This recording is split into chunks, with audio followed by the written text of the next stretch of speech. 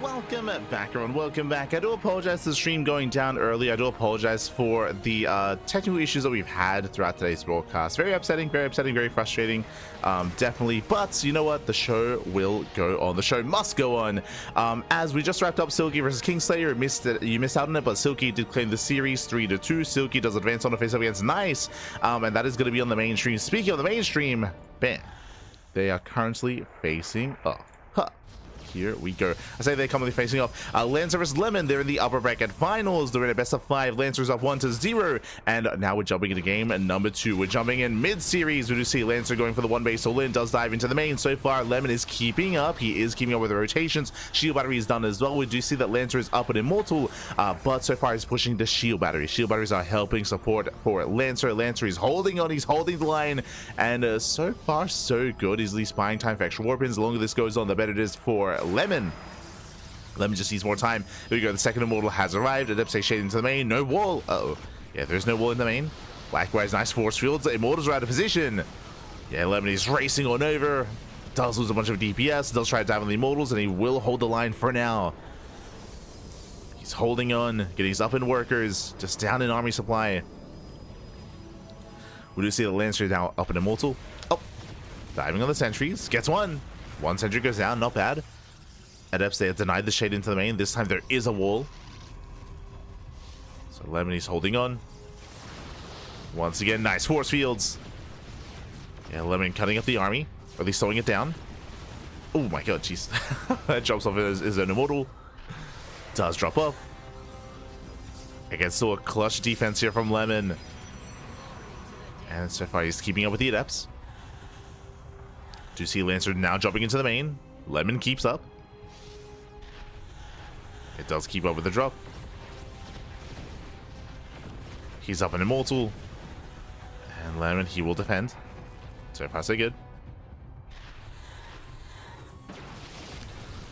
Likewise, Lancer does rotate. Oh! Shield batteries are running out of energy. But the immortal count is getting higher and higher here for Lemon. And likewise, he does have the greater concave.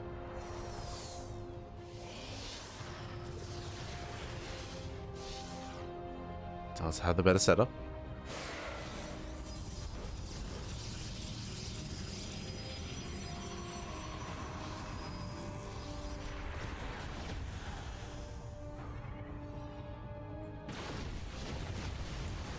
Yeah, so far it does have in. Once again, good control here by Lemon. Saves the immortal. It barely does. Juggling is hard out here. Another immortal has arrived, but it's still going to be a clutch hold. Do you see Lancer forcing his way forward? Getting up to 5 immortals. Yes, goes 5 immortals left over. He has too much. He has too much. Jieshi gets called. The immortal count will overwhelm. And Lemon, he does take... sorry, Lancer does take a 2-0 lead in the series. Whew. GG, well played. Does take a lead here. And as a reminder... this is a best of 5. This is a best of 5 here, and the first of 3 will claim the series to make it on and advance on into the into the grand finals. Into the grand finals here. Yo, shout out to Pig, shout out to State as well, as they are of course casting over on the mainstream, and we are in a sense co-streaming. We're co-streaming here over on our own channel. Again, we when it comes to the matches that we were covering, if you recall, we were going to be casting Silky's match. We were going to be casting Silky into Nice, but they're being held. They're being held for the mainstream. So we are going to be co-streaming here, in a sense. We do have access to the clean feed. We have the clean feedback.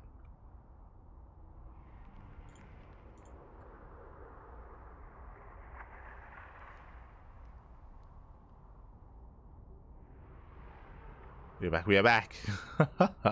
We lost all of our viewers. We had 130 viewers for the downloading stream. We'll catch back up. We'll catch back up. Smudge. But again, I do apologize for the chaotic nature of the stream today. Just a lot of things going wrong, unfortunately, which is really frustrating. Really frustrating. Because of that, no one casted the Korean qualifier. Literally no one. Like, it's very upsetting. But you know, we'll do what we can. We'll do what we can.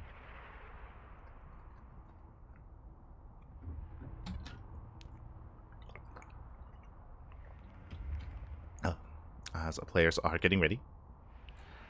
Game 3 is going to be on Incorporeal. Okay. Incorporeal is going to be coming up next. State, he's got the Korean plushies. Let's go. So those are curious, the Reaver. Oh, that's what jumping in. Jesus. As we are jumping into our next game, and in the loading in the bottom right hand corner here of Incorporeal, we have our Chinese Protoss player leading the series 2-0. It is Lancer.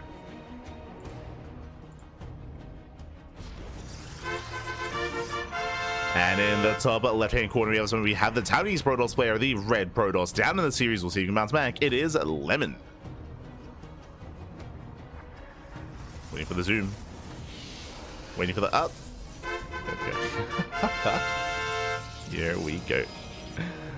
As we are getting into our third game.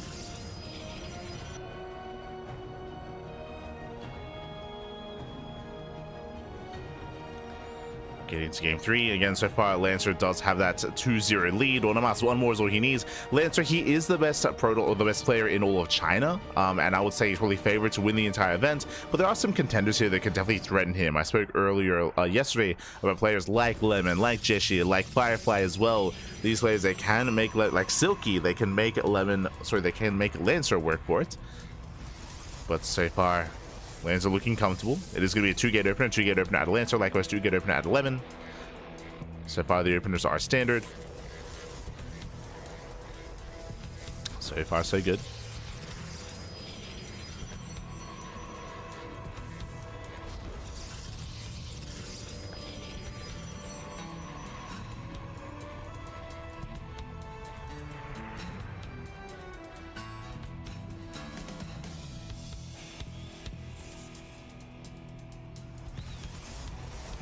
We are setting up. This time no proxy. Now we missed out on game 1. I don't really know what happened in game 1, but game 2, of course, Lancer did go for the 1-base all-in. As we are loading into Incorporeal, though, the rush distance by ground and by air is a lot longer, so I would imagine more standard play. Speaking of standard play, Lancer does go for a Stargate before expansion. So Stargate has been thrown down. Expansion is going to be delayed. As both players are blocking each other, bearing in mind that this is affecting Lancer less because he did choose to throw down tech first. So he wasn't rushing into that Nexus to begin with. So Lancer, he's more than happy about this kind of game state. Lemon trying to deal with that pylon. Again, Lemon looking to expand. And there is that Nexus. Nexus on the way for our red Protoss player. Now, a Stargate opener is done all in. This is a way to get economic damage. Hallucination goes in, and the hallucination does confirm the Stargate. So Lemon is now aware that the Oracle's on the way. He should be getting ready. Stalker's in position. Shield battery as well. Question becomes, is Lancer going to commit into a second Oracle?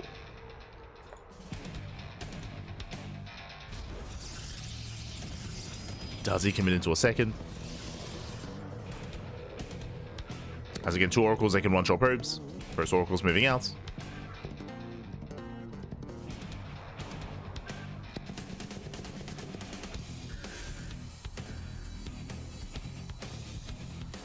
And the pylon has been placed. See, Lemon's getting ready for the proxy. He is set up for it. He's set up for the proxy. Likewise, Lemon pushing towards that natural.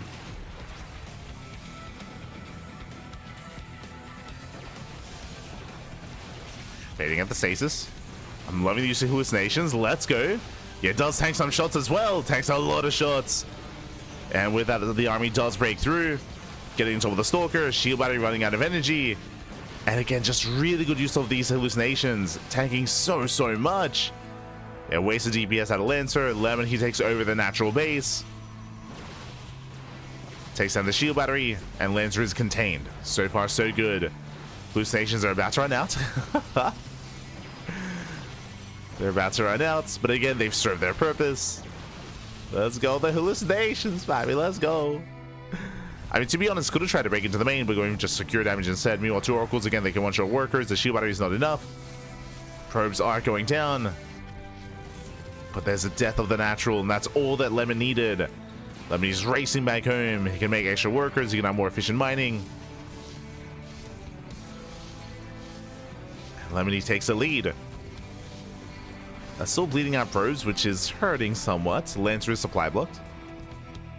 But all Lemon has to do is contain. Just contain the Protoss. Warp in Stalkers back at him to defend against the Oracles. And then we're good to go. And we are good to go.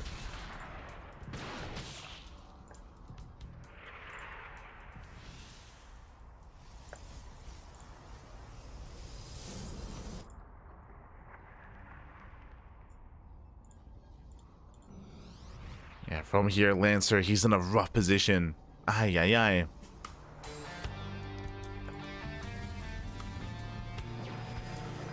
From here, what can he do? Robo's on the way. From the side of Lemon, getting into Blink, of course.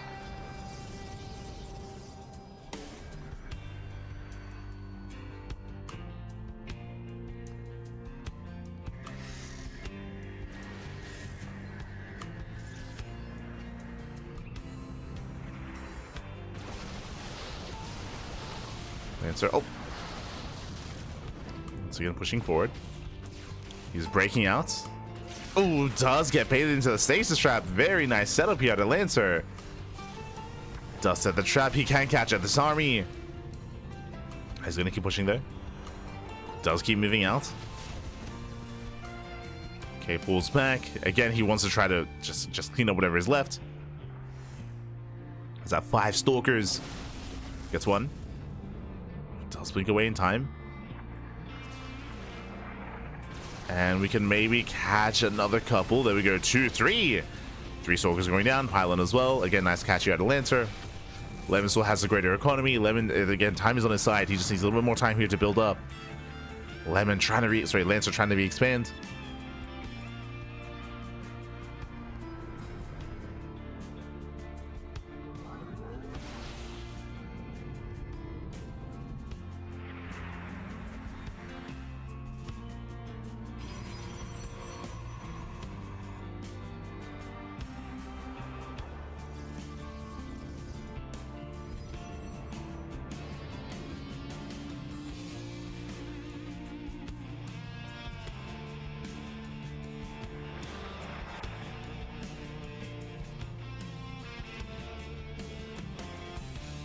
Lancer is being active. It's being active, is rotating.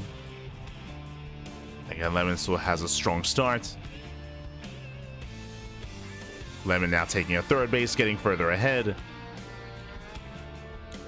Now, Lemon doesn't have to push into the bases, but at the same time, he also doesn't want to allow Lancer to just freely expand.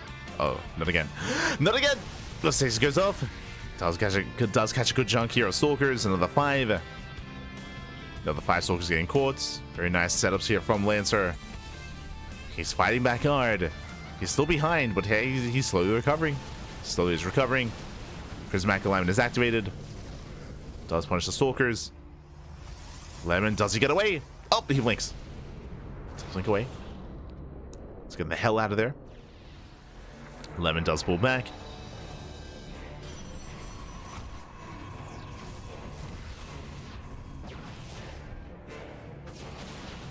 Does pull back, does pull away.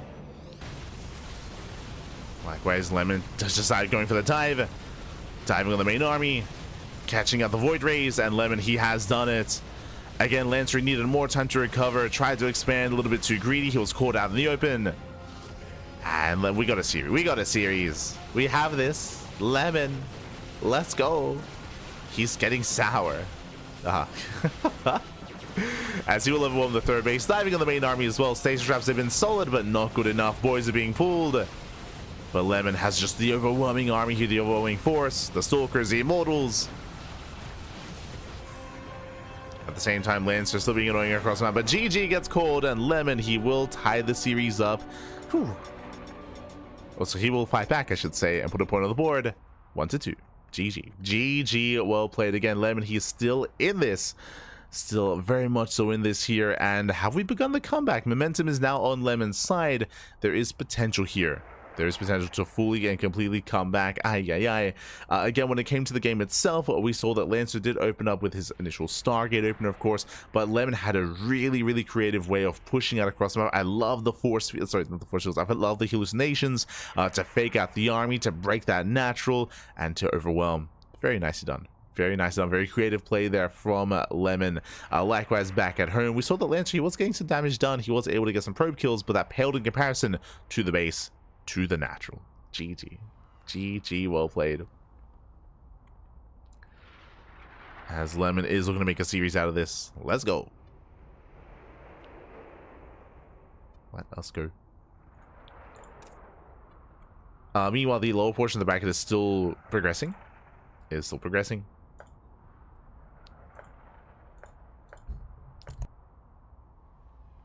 Again, originally we were going to be jumping into Nice versus Silky, but it looks like that is potentially being held for the mainstream. So we'll get there. We're now just focusing our attention on Lancer versus Lemon. Likewise, Firefly versus Jieshi is also mid-series. I believe that's being covered by Rotterdam. I believe Roddy does have that. It's got you covered.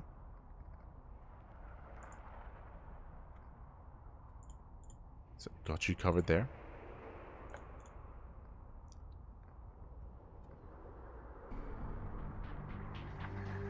So here we go.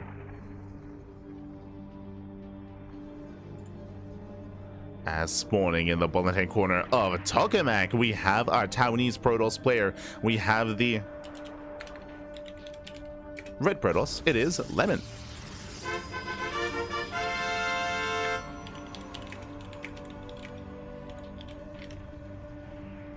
And in the top right-hand corner, we have the Chinese Protoss player. They have the blue Protoss. It is Lancer. Here we go. We are diving into our next game. And again, Lemon, the comeback has begun. Oh no! Speaking of technical issues that we had previously, looks like there are some for Lancer as well. Hopefully everything is okay. Hopefully things can be resolved. Just some latency issues. Yo, we even have a little thingy. We have a little overlay for that. Let's go. Oh. Okay. Jump me back in. Whew. We're okay. We're okay.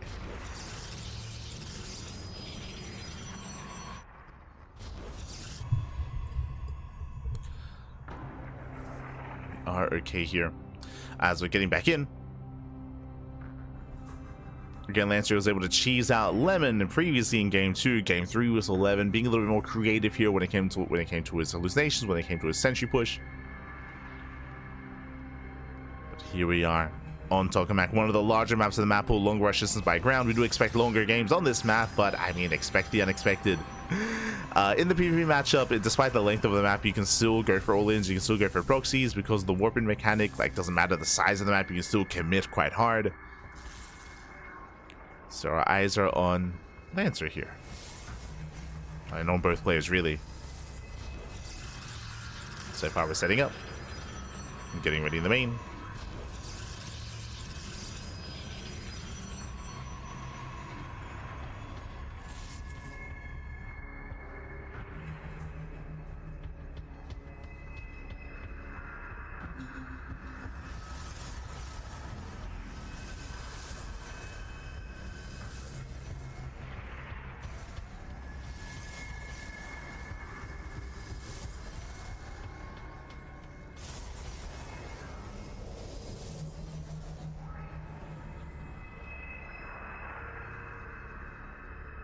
Beautiful. Okay.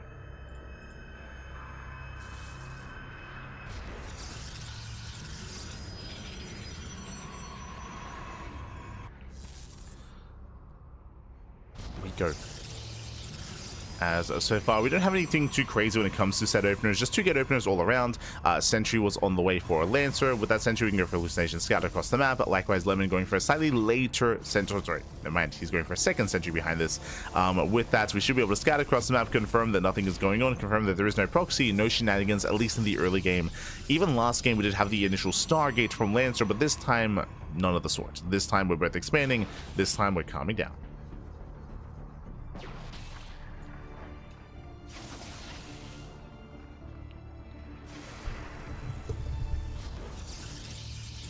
And we have our take-up choice, going to be a Robo Opener out of Lancer. Likewise, Twilight Council from Lemon. Okay. Our tech has been decided upon.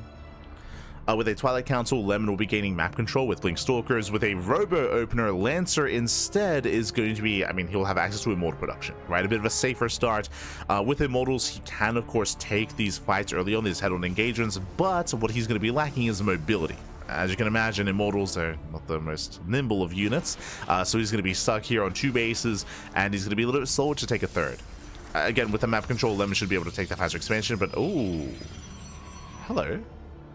Lancer going for a Ninja Twilight Council, a proxy Twilight Council out of Lancer. Are we going into Dark Templar? There's a high chance that that proxy is for a Dark Shrine. Otherwise, why proxy, right? Like, why proxy the Twilight Council unless you plan on taking up in such a way? The other option this could be is proxy Glaives, and this could be a 2-base all-in Glaive Adepts with Immortals. But a really cheeky build here from Lancer. Can show us Glaives or Dark Shrine. It's got to be DT. There it is. Dark Shrine has been thrown down. And currently, 0. No, he's getting a 3rd. 0 detection.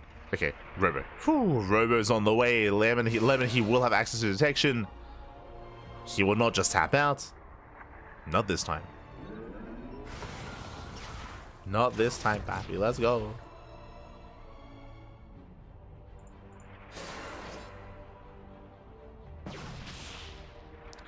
As the Dark Shrine is halfway done, Lancer does pull away.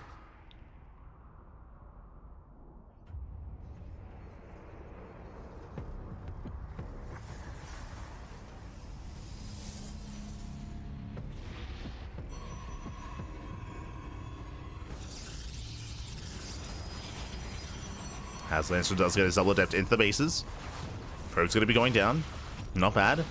Yeah, 2, 3 probe kills. Remember, 2 adepts, a 1-shot probes. And with that, Lancer does take a lead. Lancer is ahead economically. Glaives are on that. Hey, he's going for Glaives. If you remember earlier, I was like, proxy Twilight Council. This could be DTs or Glaives. It's both. Glaives entails an all-in as well. So this is hyper aggression from Lancer. We have one Dark Shrine in the main, the other towards the 3rd base. Observers are getting in position. 1 observer so far. Again, Lemon Heel is not cutting corners. He is somewhat in position.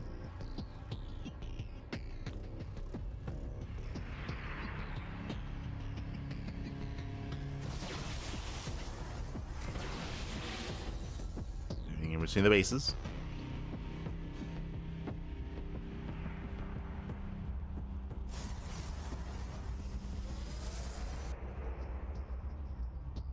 Does move in between. Charge is on the way for Lemon. So the way that Glaive Adepts work, I should have gotten into that as well, the reason why this is hyper aggressive. Glaive Adepts, they don't really scale too well into a longer game state, but they do an amazing job at tanking, and also they're an alternate way to deal with Zealots. Like, as you can imagine, Glaive Adepts, they do quite a substantial amount of damage to charge lots. And they're designed to go for one strong timing attack from the side of Lancer, with Immortals and Adepts.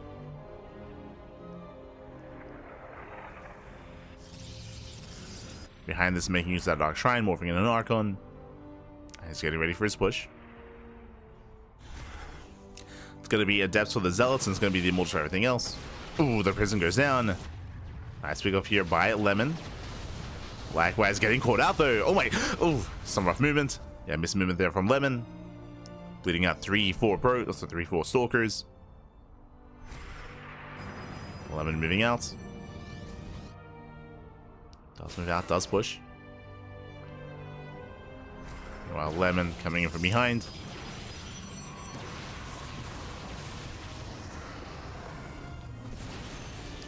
Ooh, and does even force a recall.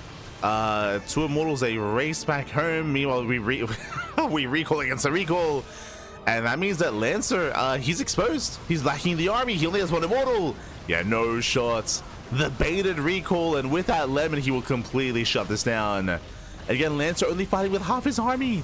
But Adepts are getting to the mineral lines. Okay, Adepts are busting in. Probes are going down. Lemon, he doesn't care. He moves out across the map. He's committed. He's sending it. Adepts are wreaking havoc. Getting incoming damage. So far, 8 workers going down. Getting up to 10, 11, 12. And he's not done, jeez. Getting everything. And Lemon, it took him so long to get across the map. Finally, he's there, and he's got to see, he's got to go. Ah, it's too late. There's 4 immortals. No shot. Yeah, it's too little too late. Does try to blink in.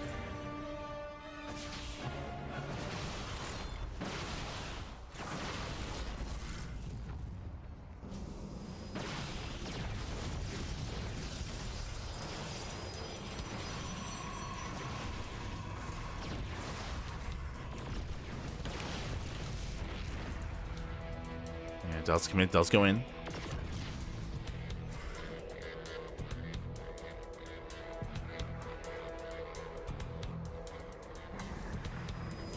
Likewise, immortals are building up.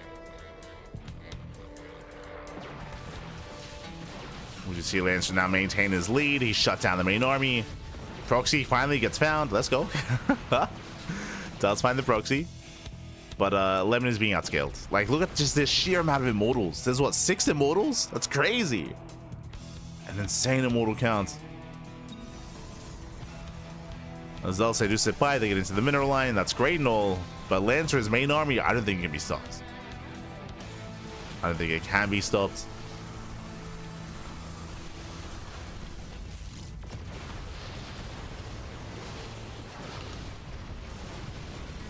Yes, here we go. Does start to step in. Pushing into the bases.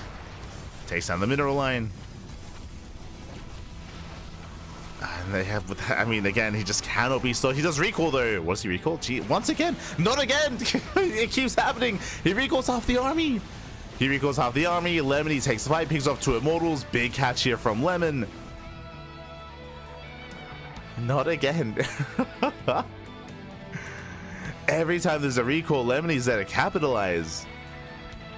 He's there to punish. Despite that, there's still, what, 5 immortals? There would have been 7. It would have been 7. As Epps, they get into the mineral line. Ooh. Lemon, he still cannot fight head on. He's still stuck with purely Stalkers, and Stalkers are just so vulnerable, so fragile.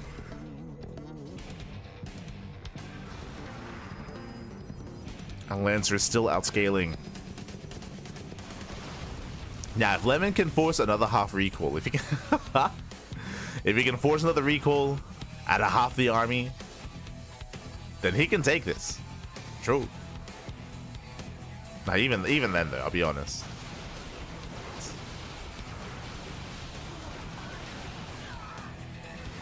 It's gonna be difficult for Lemon to deal with half that army.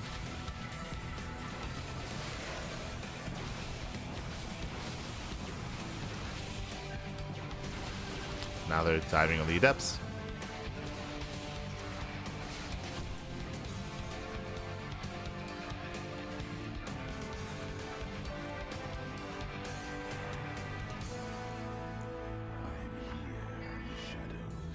Does dive.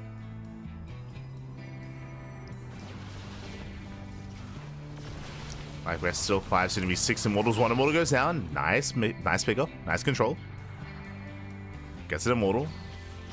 Likewise, Lemon, oh, doesn't quite push into the natural.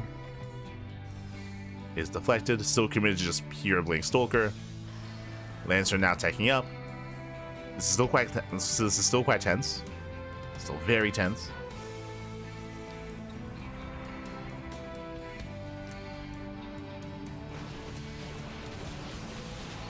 Oh, that was never dealt with.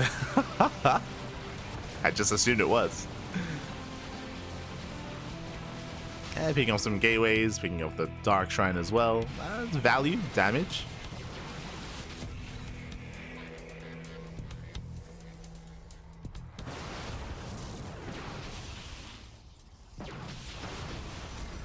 Damage is being done.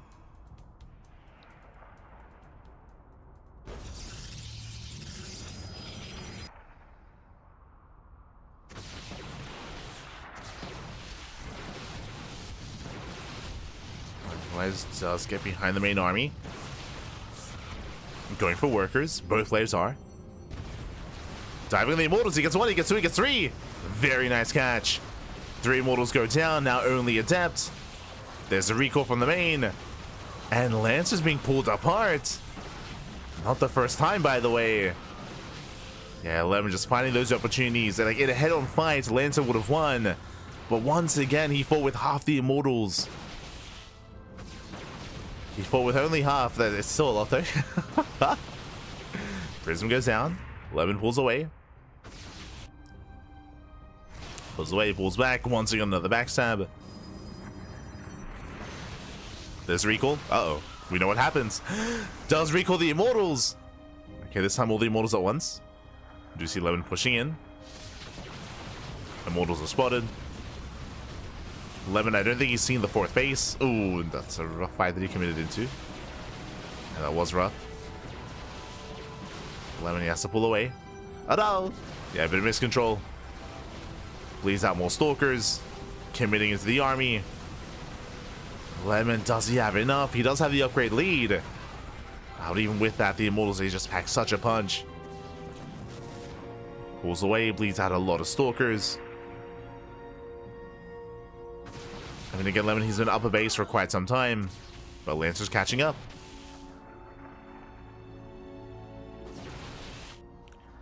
He's catching up. Behind the stalkers, they bust into the natural.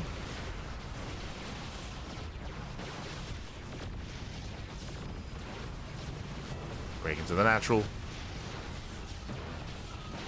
Pulling further back.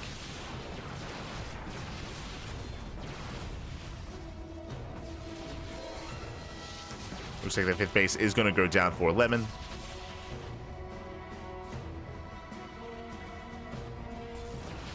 Still no Zealots, by the way. Still just purely Stalker. Getting into +3. Just maintaining that upgrade lead. Once again, goes to the dive. He gets 1, he gets 2. There's 1 immortal left. Has to respect it. But again, Lemon just keeping a handle on that immortal count. Down to 1 immortal.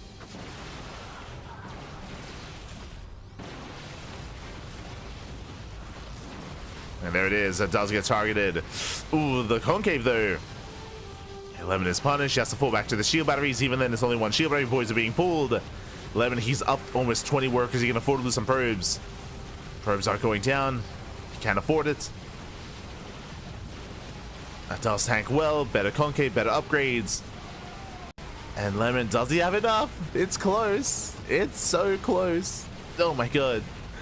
So blink control, but again, the stalkers of the Lancer, they're so low. They're so low on HP. And Lemon, he's done it. He's done it. He will chase back. Catches out more of these stalkers. There's what, a handful of stalkers remaining. Just a handful. Well, 1, 2, and there it is. GG gets called. Lancer, he will be overwhelmed. And Lemon, he will tie up the series at 2-2. We are going to the ace match. Whew, GG. We are going to that ace match. Get a very intense back and forth here between Lancer and Lemon. In the end, Lemon does barely tie things up again. Just really solid movement and army positioning out of Lemon here was very impressive time and time again. We pointed it out, but the recalls, he was forcing out recalls from his opponent left and right, and he was just capitalizing time and time again. Whenever there was a recall, bam, he would dive in, he would go for the dive, he would go for the blink, he would snipe 1, 2, 3 immortals, keep the immortal count low. We spoke about it in a head-on fight. Lemon was dead. In a head-on engagement, Lemon, he was dead. He was out of it, but no, he was able to force these more opportune moments. He was able to force mistakes out of Lancer. And GG, well played. Lemon does tie things up. We are going to game 5. Let's go, Bobby, let's go. We're going into game 5. And we'll see how this story ends. We'll see how this story ends here.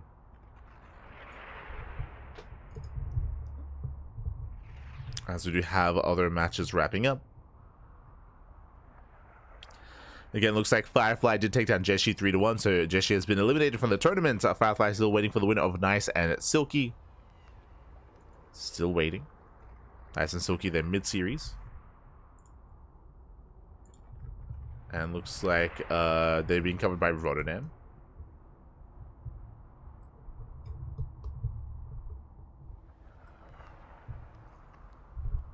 Looks like they are being covered. And we're just getting ready for the ace match. Getting ready here for the ace match. Let's go.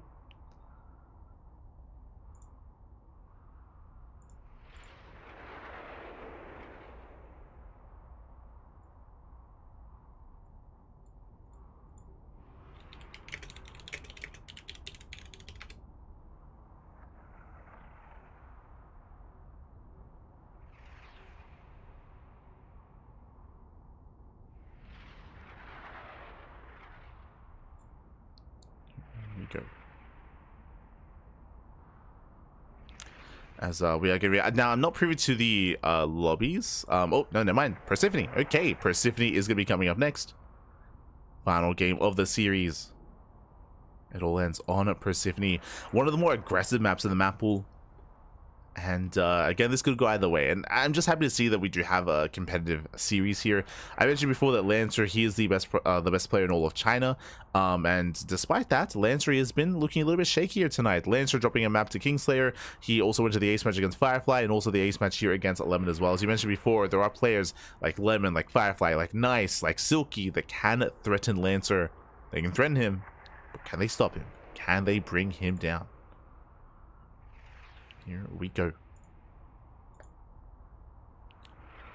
As we are getting ready for that.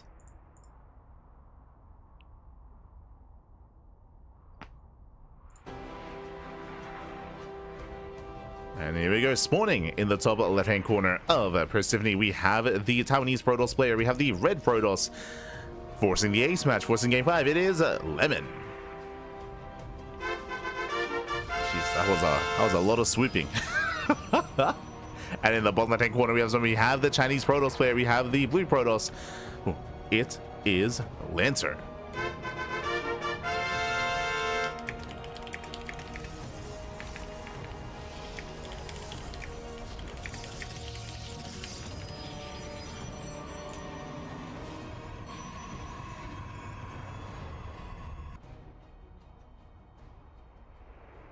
Here we go.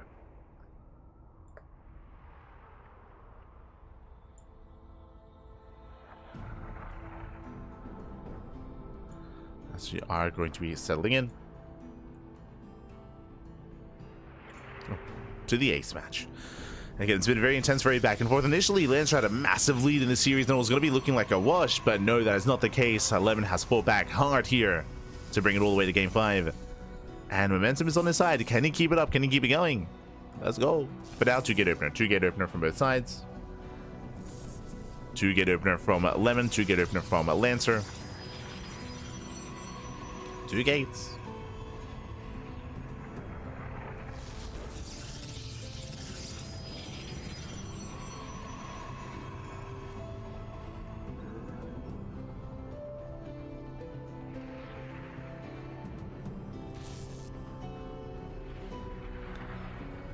And we'll see if we go for any tech first before expansion. There's no proxy. There's no proxy.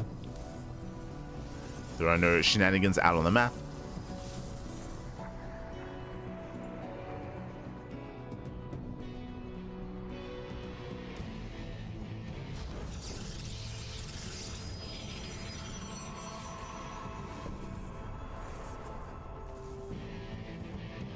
So with this, we're just calming down.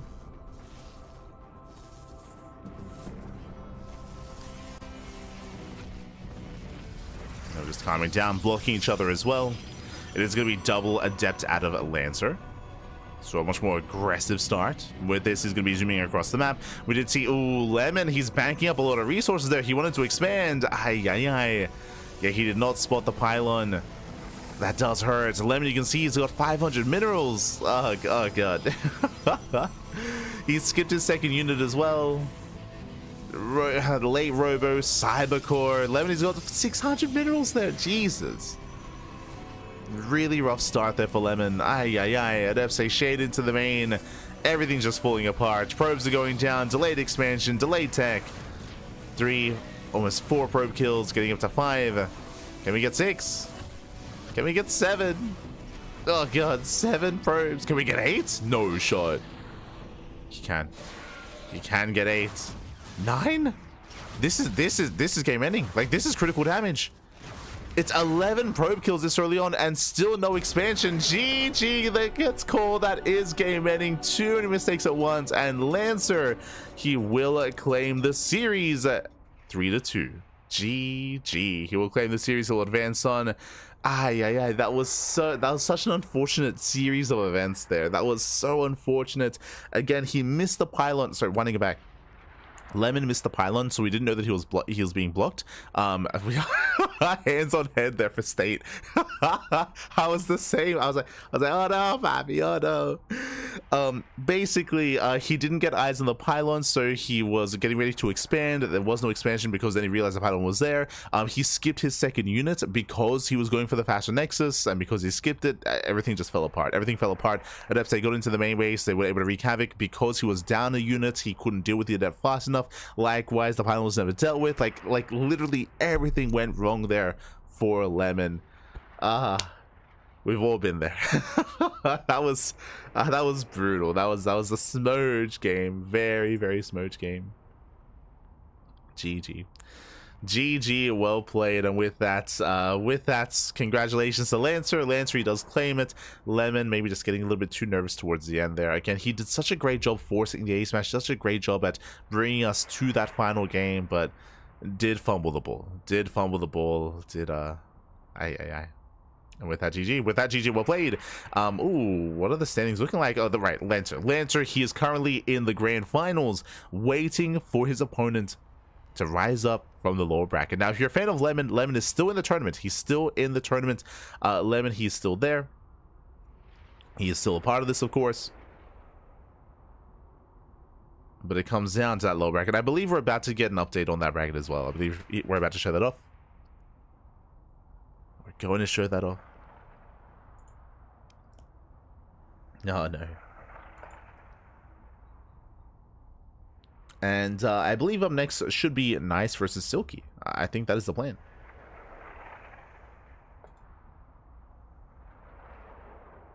I believe that is the plan. Once we get that graphical update. I'm waiting for the chat to catch up. I'm waiting for the reactions. Oh, no. Not like this. Not like this. No.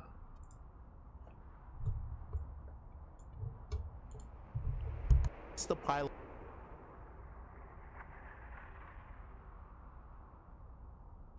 And there it is. There is that lower bracket. Oh, zoom in.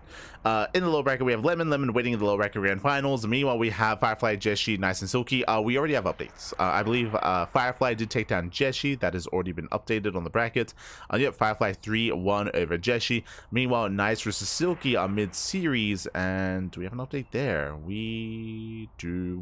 Nice up 1-0. Okay, Nice is up 1-0. They're jumping into game number 2 of Nice versus Silky. So we are going to be a part of that. We do need a couple of moments here to get into said game. Bam. We'll get there. We will get there.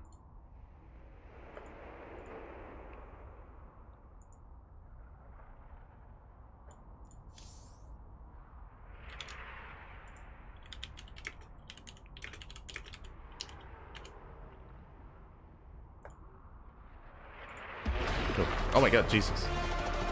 So, I guess they're cutting to a break. But soon we should be jumping into our next game, into our next series. We'll see you soon after said break. Oh, see you soon.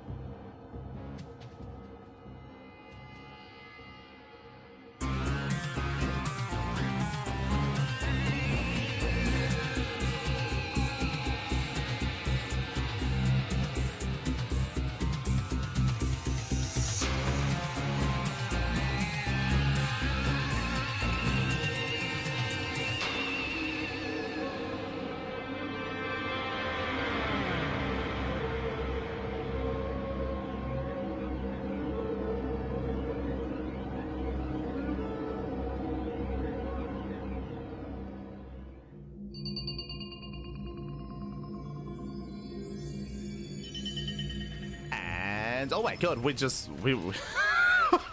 jumping in mid game. Were they just okay?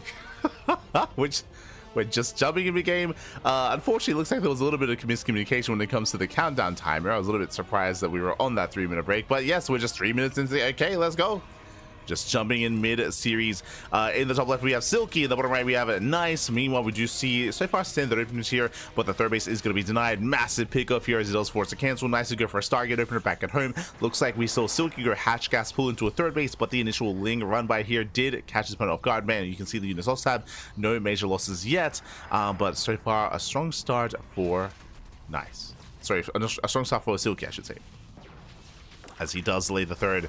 Behind the Silky is droning. Eva Chambers on the way. That should be for +1 melee. That should be for Ling Hydra. Ling Hydra on the horizon here, at least for the time being, from the side of our Zerg player.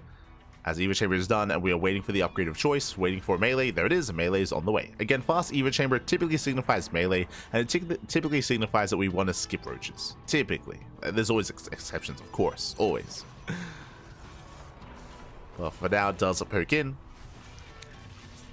Alright, if you're in the chat, the Gamba time predictions, I believe, should have been closed by now, but predictions are available. Here. Actually, can I fix up the in-game name for them? Can I do that? Silky is blue. I can fix... Oh, yeah, okay. I can fix their name.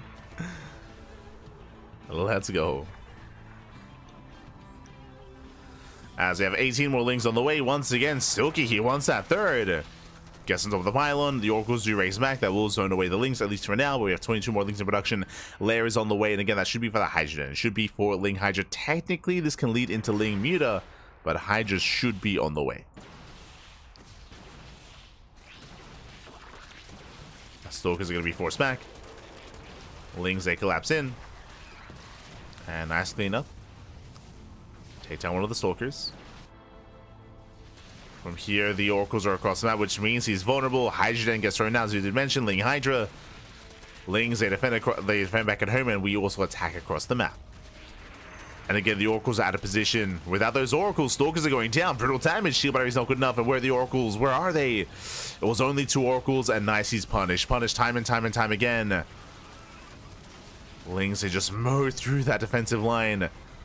Now they race back. Again, Lings, they have to respect the Oracles, but if they're not in position, then they do nothing. Then they mean nothing. Lings, they didn't quite get the mineral line, but they did kill so many Stalkers. Efficient trades here from Silky. Behind the Silky, he is now transferring. He's on a decent drone count here, 64. It's okay. 3 base saturation. Taking up into Hydras behind this. Does bait out the stasis. From here, pulling away.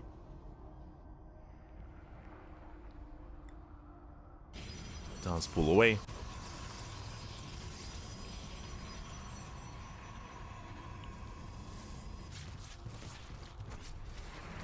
Getting into charge, getting into a Temple Archives.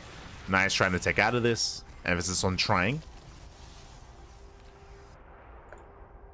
As from here, I believe we're all headed in the same direction.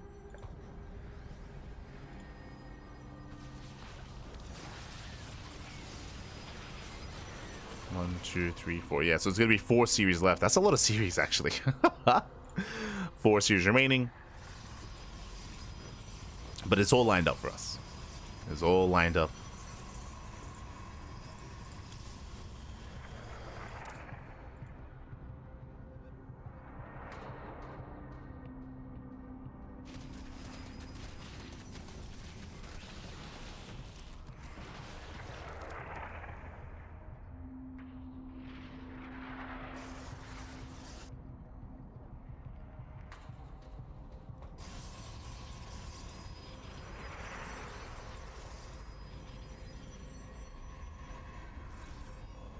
You're not going to be settling in. Again, Ling's looking to find another way forward. And storms are going to be brutal. They do shut down the Lings at least. Silky, are we overextending? He does still trade well.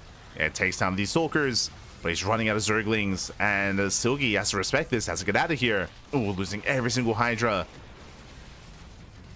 Yeah, again, the storms were good enough. Nice does hold. Silky has to pull away. Does have to pull back.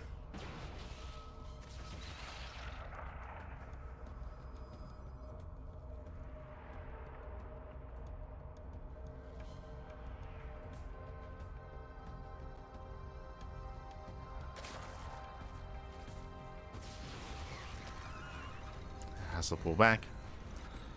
Ling Hydra still amassing. I mean, the economy here for Silky has been untouched, so he can still trade well for himself. A lot of this comes down to the high tempo, comes down to the storms. Oh, nice storm. Nice storm with the Lings. Silky being forced back. Now, even though on the one hand Silky has been trading very efficiently, that is true, but I mean, storms can supersede that. Like, storms are ideal against Lings and Hydras. Lancer. Nice, he still can take better fights. Still can take better trades.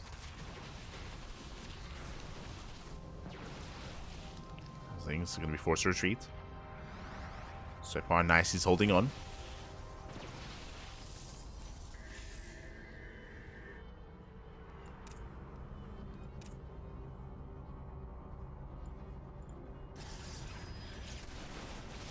He's holding on. Storms once again mainly zoning.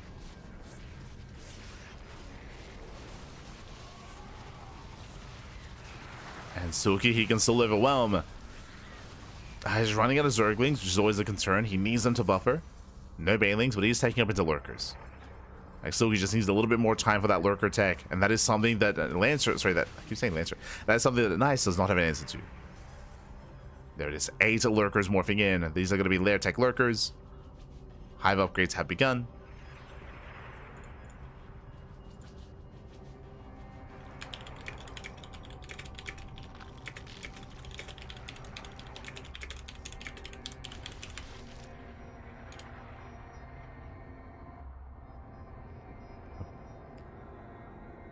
As the Lurkers are morphing in.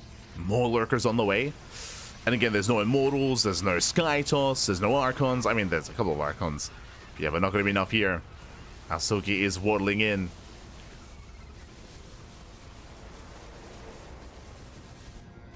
Does waddle in.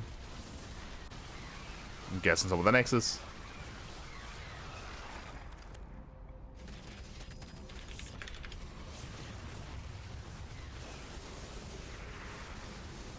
Yeah, the Nexus is going to go down, and Nice, he just cannot quite keep up.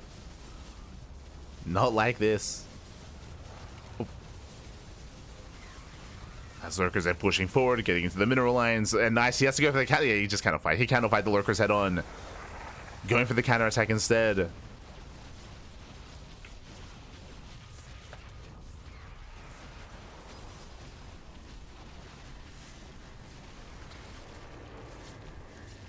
Does go for the counter attack. Does go. Wicked just committed to the base trade. The Lunkers are popping up.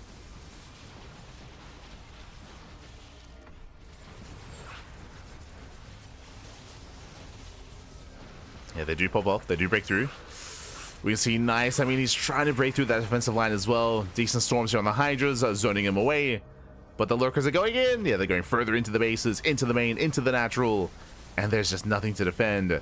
GG gets called, and Silky, he will take game number 2, tying up the series 1-1. Whew. GG. Does tie up the series. Whew. And we are getting ready for game 3.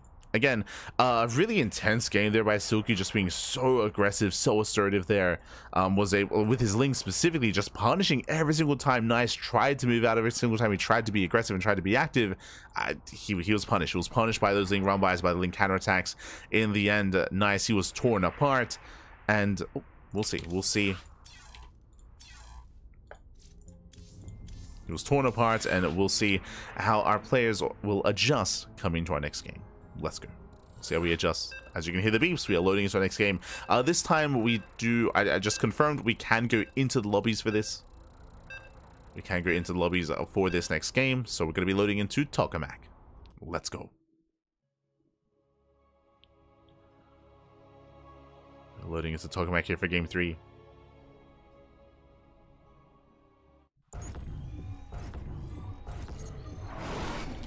As spawning in the bottom left hand corner of Tokamak, we have the... Oh, God, they switched places. God damn it. We have the Chinese Zerg player. We have the blue Zerg representing Team Super Kitty, as I just set up his player name in game. It is Silky. Also adjust certain things, as I am now observing.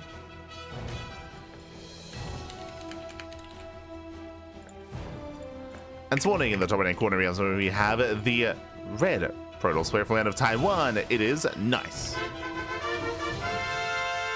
Nice. Here we are. We have freedom. We can move around. It's crazy. But yes, we are going to be in game for this series, but after that, we will be casting from the clean feed. So clean feed after this series onwards.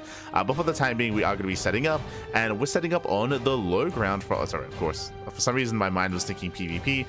So far, standard openers, we do have our hatch gas pool, standard opener out of Silky, likewise gate expand out of Nice.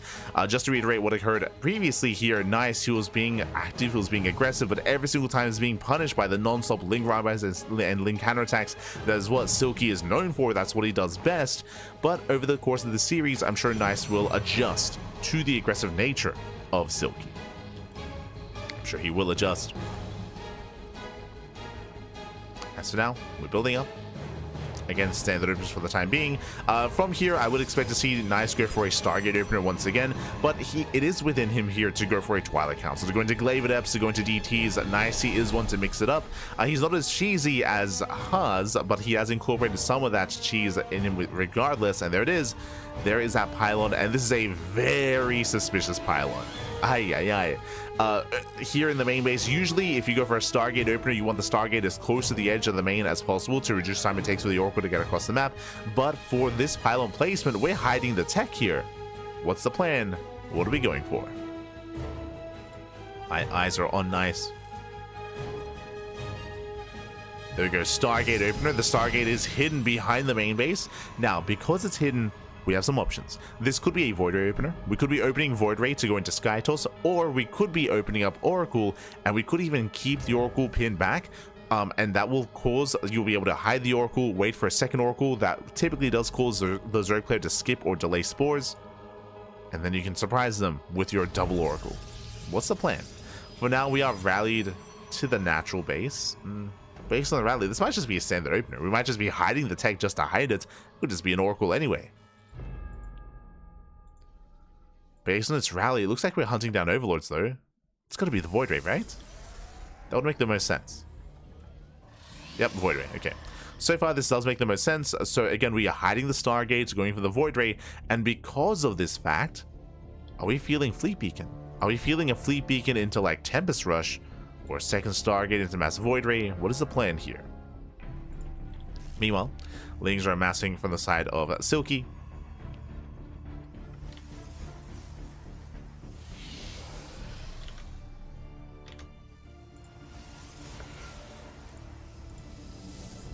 There we go, Void Ray does move out. The Void Ray will find the initial Overlord. And will deny the scout. There's an Oracle behind this, so Void Ray into Oracle. Lings, oh, they will delay. Yeah, Lings in position. They go for the Adept. And they get a kill. They kill the Probe, they kill the Adept. They delay the third. Behind this, yep, Twilight Council. Twilight Council follow-up. So it is going to be Stargate and Void Ray into Twilight Council into what? So this does scream Glaive Adepts.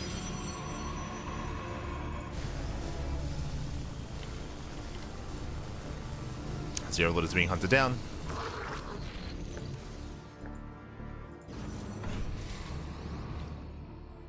Overlord is being hunted down. Gateways have been thrown down as well. Now, thankfully, Silky's playing safe. Roach Warren follow up here. So Silky, he is going to be ready for those Adepts. Assuming they do move out. There it is. Glaives are on the way. As we mentioned, the early Twilight Council did scream Glaive Adepts. It's on Silky to be safe against this. To be safe, to be ready. Lings are deflected. We have a 5-gate setup here, I believe. 5? No, 6. 6 gateways. Jeez, this is committed. More so than usual. Typically, this is only 4-gate glaives. We're going up to 6. Nice, looking for even more damage. even more Adepts. Roach production has begun. Roach speed likewise has begun as well.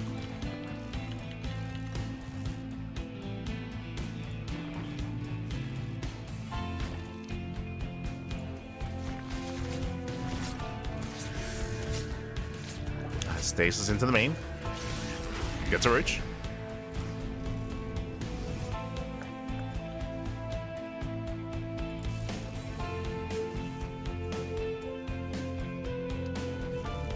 Let's get a Roach Warren. Silky still being active. Roaches are building up. Silky cutting workers here at 62, 3-base saturation. And we're still waiting for the Adepts to move out. There we go. That's a lot of Adepts. That's how many? 17. 17 Adepts. They do move out across the map. They do shade. And it is going to be on Silky to get ready for this. As that is just so many Adepts. Shading in towards the third. They do commit. Roaches are keeping up. Adepts are overwhelming. I mean, that's still a lot. The Roaches are going to be going down. The Roach count is just not high enough. Shades into the natural. Does shade in. Shades in. Workers, they get away in time. More Roaches are getting picked up. But, I mean, we can afford to lose Roaches. That's fine. They're tanking for the drones. Shades into the main. Shades into the main base. Once again, gets a handful of workers. Still not enough, though. See, does shade over. Once again, towards that third. Shades into third. Finally, drone's going to be going down. Getting up to 4, 5, 6 drone kills. Still needs to get more done. Shades back across. Getting up to 8. 8, 9. Oof. Yeah, 9 workers. I mean, that's okay damage. Throughout all this, Nice has been expanding, but Nice, he's switching to Mass Void Ray. Oh, wait, no. Yeah, Stargate. Wait, second Stargate. Second Stargate's on the way. He's got 3 Void Rays out on the map. The base is going to fall. And he is making more Void Rays. Yeah, he's going Void Ray charge. Void Rays, a recall back home. Getting up to 4 Void Rays. +1 air attack is on the way. Roaches move in. Void Rays out of position. Oh. They're still close by. Yeah, they respond. They respond in time. Void Rays, they chase down the Roaches. Behind this, it's going to be Roach Hydra out of Silky. He has a Spire as well, but Corruptors, they can struggle against Void Rays. And again, it is, for all intents and purposes, Mass Void Ray. Fleet Beacons on the way, so from Void Ray, we can go into Flux Veins and commit into Void Rays, or we can start working towards Tempest or Carriers. Nice has options. Does have options.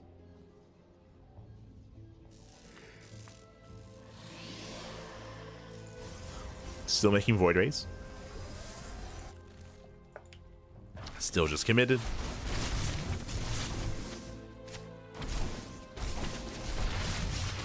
So I'll say break in. Oh. Shaving off a couple of Zealots.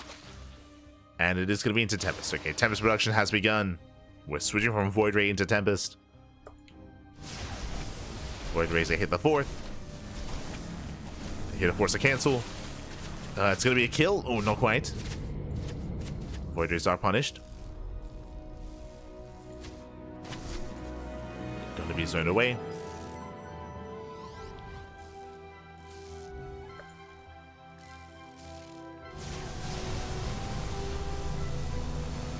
Expansion is going to go down. Nice pickup.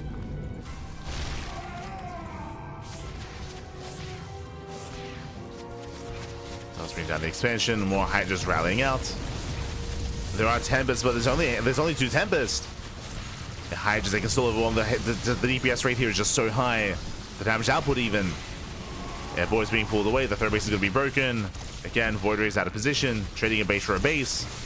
But this basically means that much more for Nice, and he will lose it.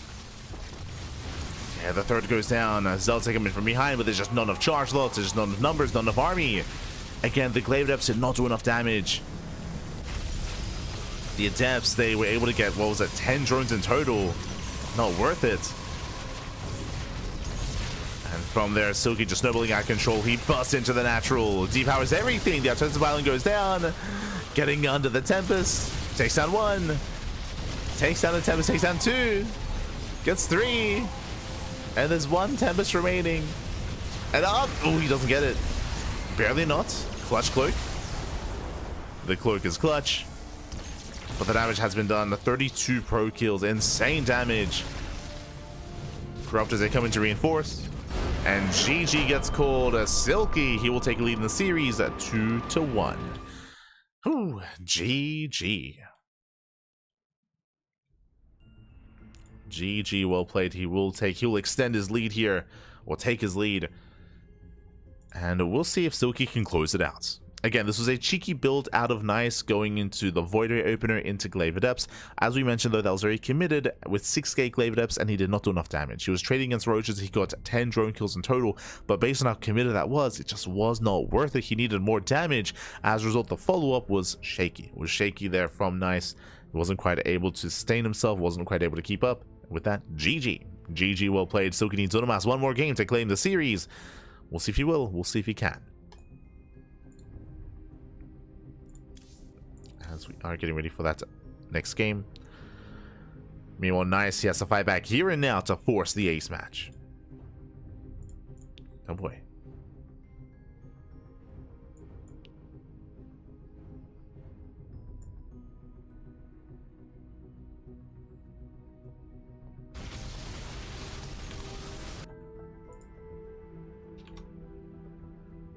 And again, we'll see if he can.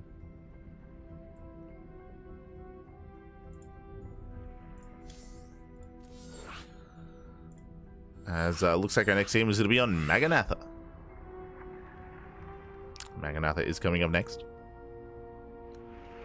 I'm hoping that we don't stutter in game. Fingers crossed. we're testing right now. We're testing.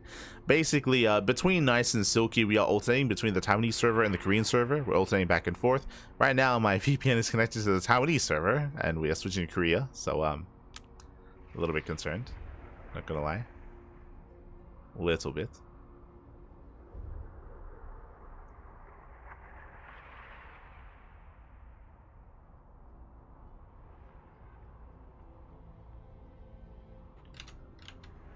So I'm getting ready for that next game.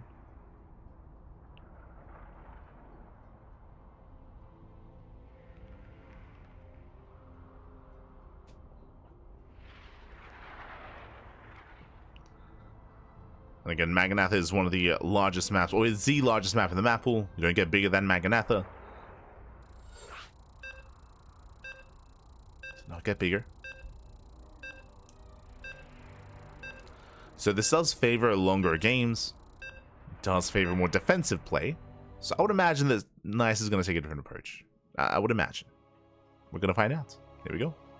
Here we go.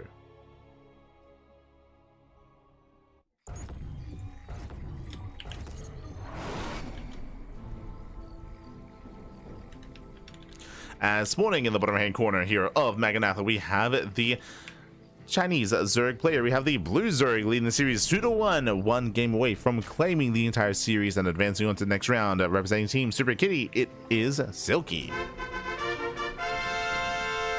And spawning in the top left hand corner, we have the Taiwanese Protoss player, the red Protoss. Representing himself, currently teamless. Down in the series, we'll see if he can force the ace match. It is Nice. Nice.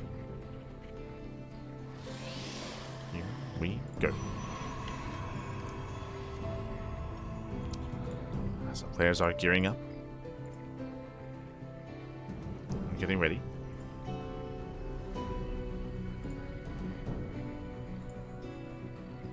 Getting ready here. So far. Hatch gas pool, standard open out of our Zerg player. Likewise, gate expand out of Nice. Nothing crazy, nothing wild. Not yet.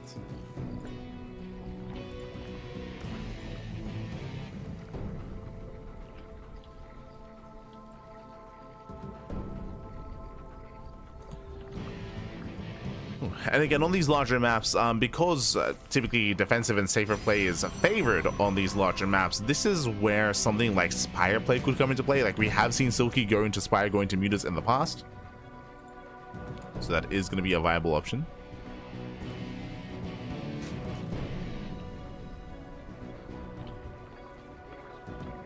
It's going to be a viable option here.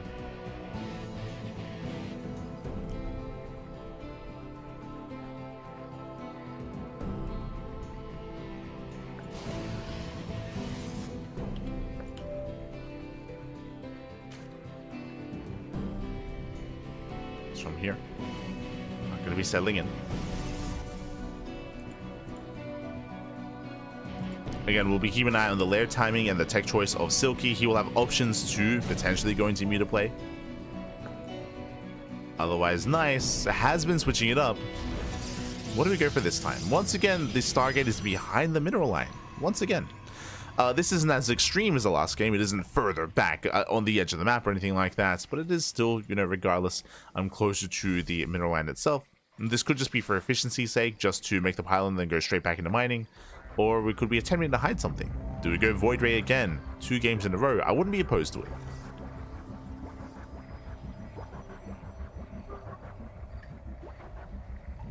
Here we go.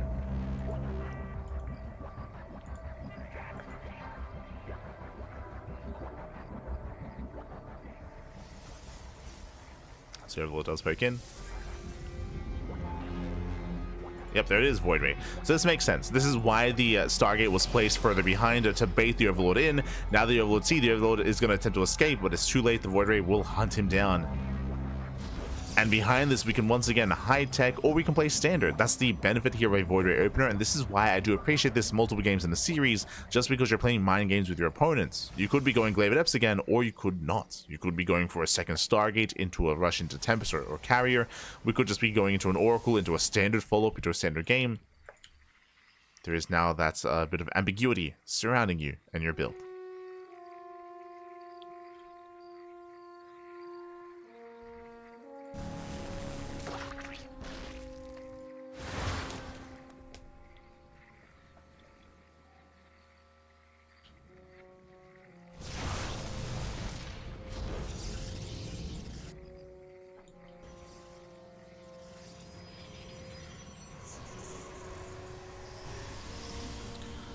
From here, could be settling in.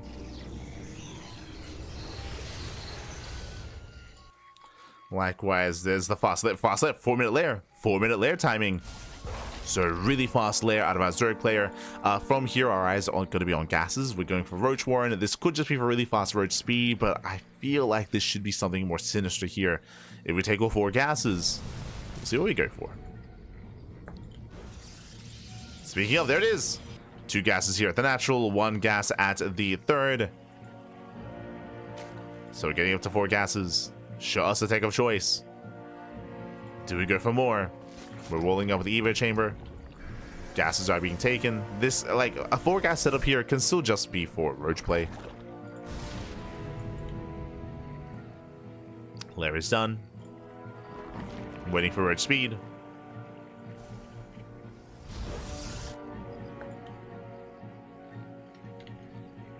Zerglings are still moving out.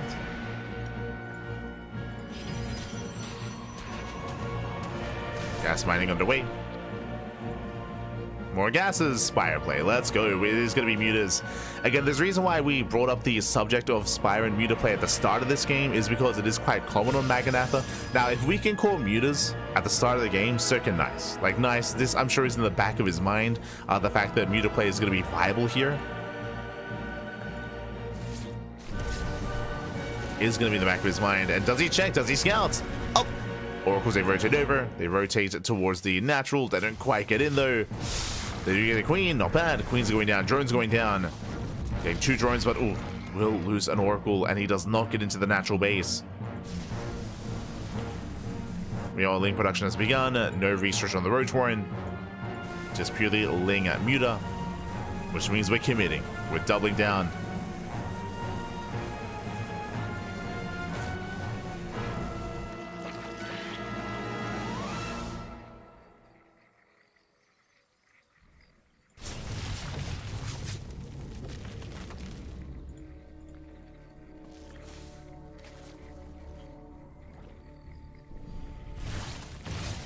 So of course they poke in between the bases.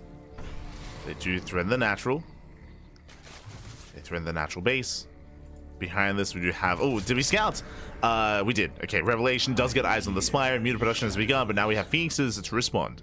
Blink is on the way, +1. Phoenix production as well. No second Stargate, not yet, but we have a wall of stack defense. Cannon, shield batteries on the way as well. So far, good response by Nice. So far, it is a good response.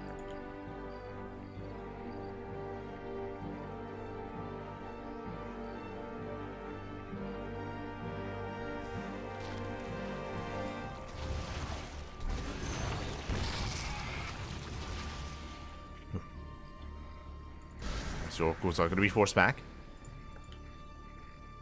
Silky moving out. Does rotate towards the left hand side. But again, at least Nice, he has full confirmation, so he's ready for it. Building up Phoenixes. Mutas to hit the expansion. Nice Revelation. Catching out one Muta already. What are the Lings? That's a lot of Lings moving out. Couple of Ravagers morphed in and going for the fourth base. Fourth base is going to be denied. Again, because the Spire got scattered, we actually made minimal mutas. Only 4. Sorry, only 5. Only 5 mutas.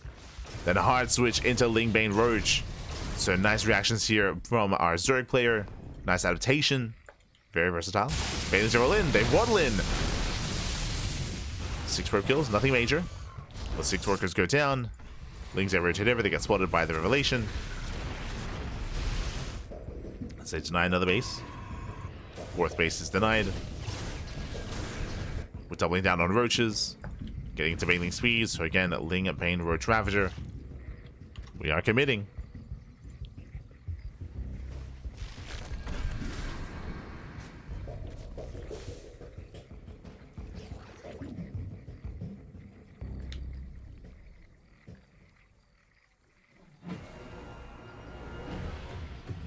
We are moving out. We are moving out on the right hand side. Likewise, more cannons, more shield batteries on the way. Looking Bane towards the left.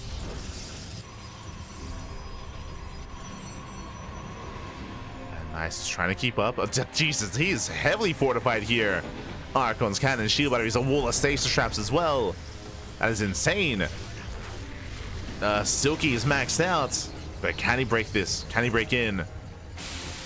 The army's on the other side. Banelings they crash into Stalkers. Cannon is going to be piled down. Another stasis. Oh, another massive connection. And Silky just cannot quite break through. Breaks through 3 cannons in total. 3 cannons go down. Lings they push it towards the left hand side, but Nice is holding. So far, solid defense here by Nice. Doing his best Showtime impression. He's the wall. It's the Mao.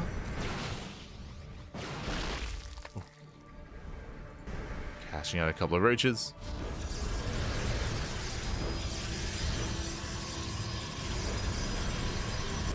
Meanwhile, we do see a Hive is done. Ultra Caverns on the way. So Silky working towards Ultra Tech. But he still needs more time. Until then, he's already remaxed. He's already remaxed and he has to try to break through. Once again, rebuilding all the stack defense. Cannon, shield battery, stasis traps. No storm. Not with the main army, I should say. Mutas into the main. 0 High Templar. So currently 0 storms. You can see Silky looking for another way in.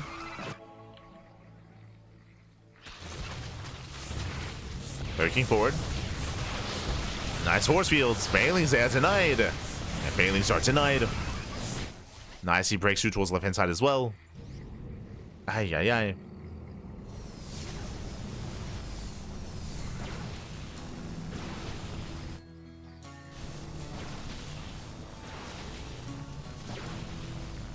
As the tower is being knocked down. Knocks down the tower. So army pushing through. Banelings, they don't quite make it.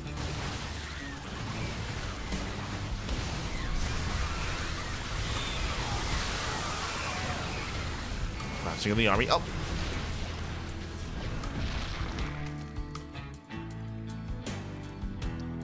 far, nice he's holding, nice he does defend. Bailey's rolling in for a second time. So far, nice he's weathering the storm. And he's maxed out. There was a time where he was down 70 supply, by the way. And nice he has held, he has defended.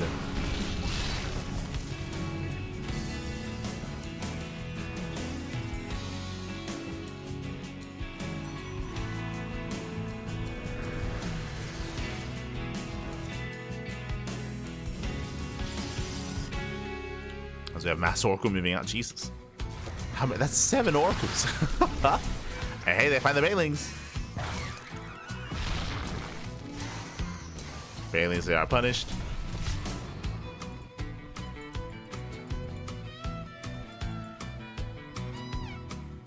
Are going to be punished here. Likewise, Ultra's ready for that dive.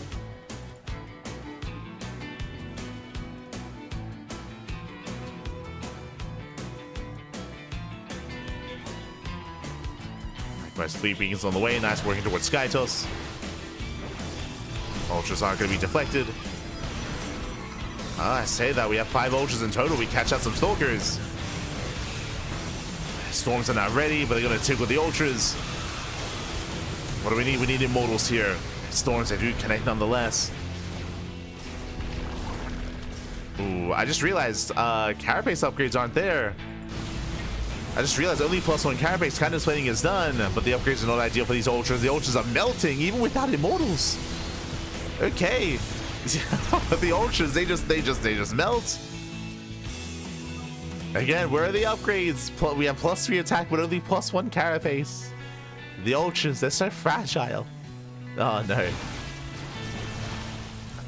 Like, typically, the benefit of these Ultras are those upgrades. Once all the Carapace upgrades are done. But that's not the case. They're made out of paper, Pappy. Good. They're oversized Zerglings with the same HP. But again, Ultras, they hit their stride once. We're able to embrace all those upgrades, but that isn't quite the case here, not for Silky. Which means even with a lower Immortal count, or even without any Immortals, these Ultras, they're getting picked up. Okay, 1, 2, 3 Ultras going down. Getting up to 4. Soon to be 5. And potentially all 6. Does he blink in? Does he go? No, it doesn't. Okay. Doesn't go for the blink. Doesn't chase. We're still making more Ultras, by the way. Do we only have 1 Evo Chamber? Is that was yeah, there's only 1. Aye. These are so expensive. Expensive trades.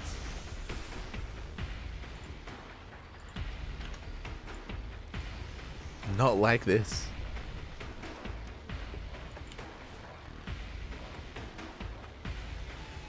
The Ultras, they do nothing. And what's scary here, one, we're still not making any Immortals, by the way. I feel like we should, just to be safe once the upgrades do complete. But Tempest production has begun. Ultras, they commit in.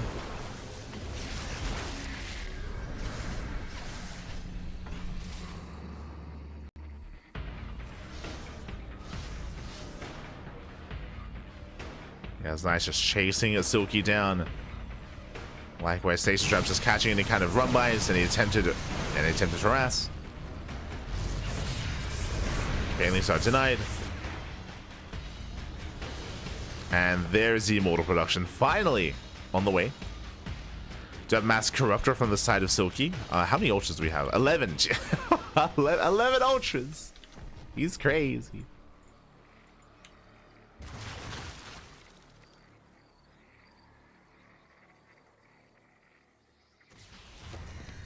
Yes, here we go.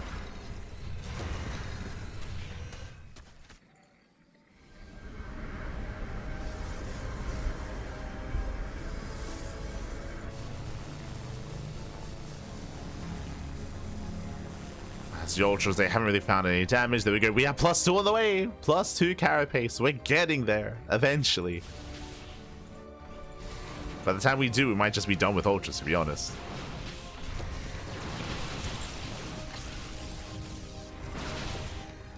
You know, Ultra on the right hand side. Army's out of position. I appreciate the split push of ultras.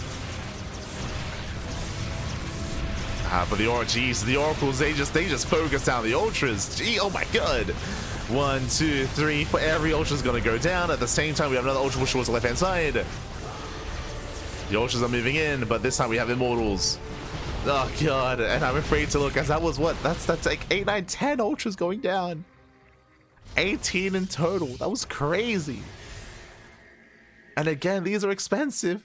They're expensive, papi. Oh no, the corruptors are getting caught out. Oh my god.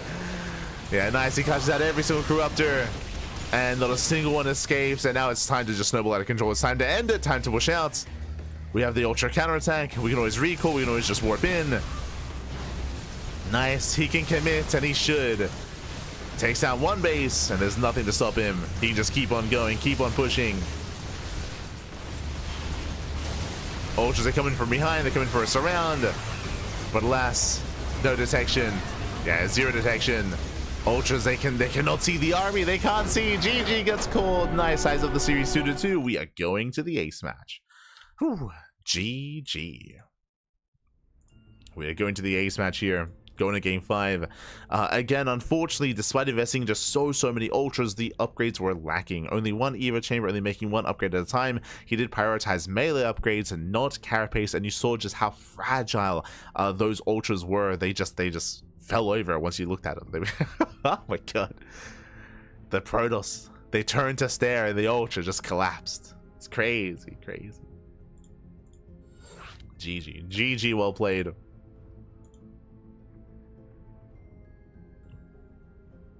Here we go. So we're getting into the ace match. Let's find out how this series does unfold.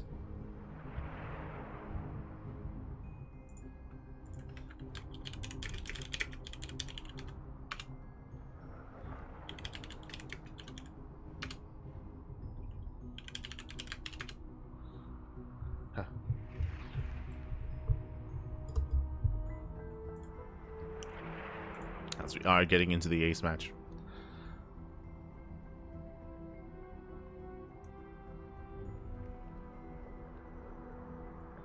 And the ace match is going to be on Ultra Love. Let's go.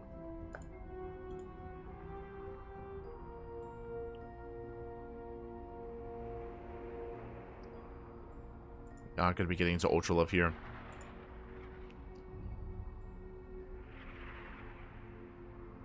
And we'll see how our players do adjust coming into this. Again, the map itself, the previous map, Magnatha, as we did emphasize at the start, that was favored towards a longer macro play, does favor defensive play as well. So that was a bit of an easier time for Nice to actually get into that kind of late game state and defend and survive and break out and just turtle on up. Here, loading into Ultra Love is a much more aggressive map. It's a much smaller map, a much more smaller, shorter rushes, spike ground. All-ins are favored on Ultra Love. So we'll see how aggressive Silky plans on being as we step into the ace match and spawning in the bottom left hand corner here of Ultra Love. We have our Taiwanese Protoss player. We have our red Protoss. It is Noise. And spawning in the top right hand corner, we have his opponent. We have the Chinese Zerg player, the best Zerg player in all of China, representing Team Super Kitty. It is Silky. We go.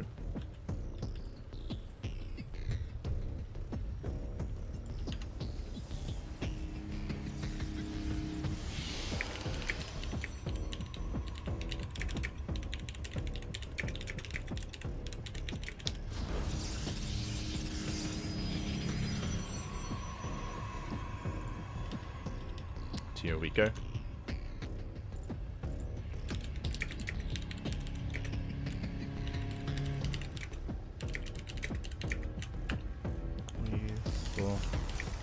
Stream back outside of the playoffs. Okay, beautiful. Beautiful.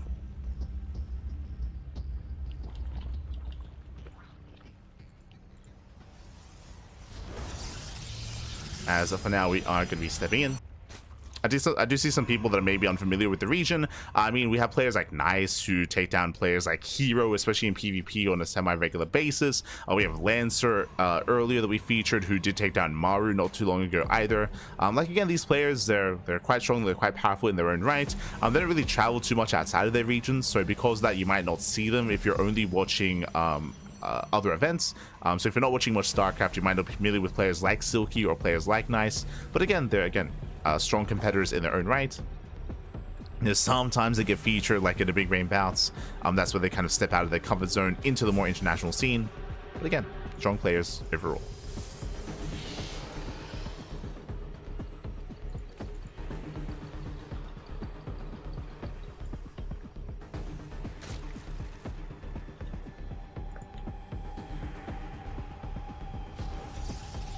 So we have our Stargate opener here by Nice. Once again, Stargate behind the mineral line.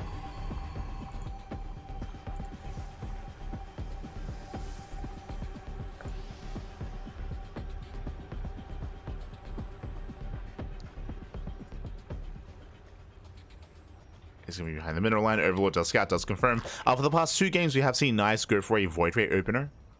Has gone for Void Ray play. And we'll see if that trend continues here as well, coming into the ace match. As I mentioned before, all-ins are favorite here, and it can be a little bit risky going for a Void Ray because that means you're lacking Oracles, and that means that you're going to be lacking Scouting. There we go, Oracle opener out of Nice. I like this a lot more.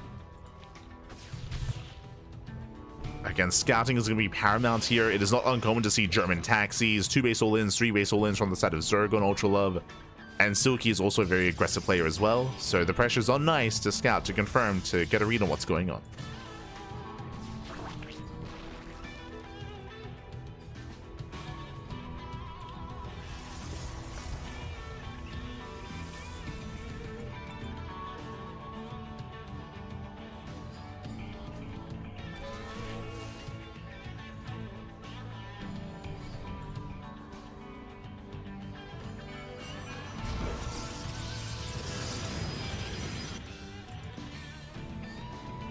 So now we are going to be joining up, going to be saturating our bases.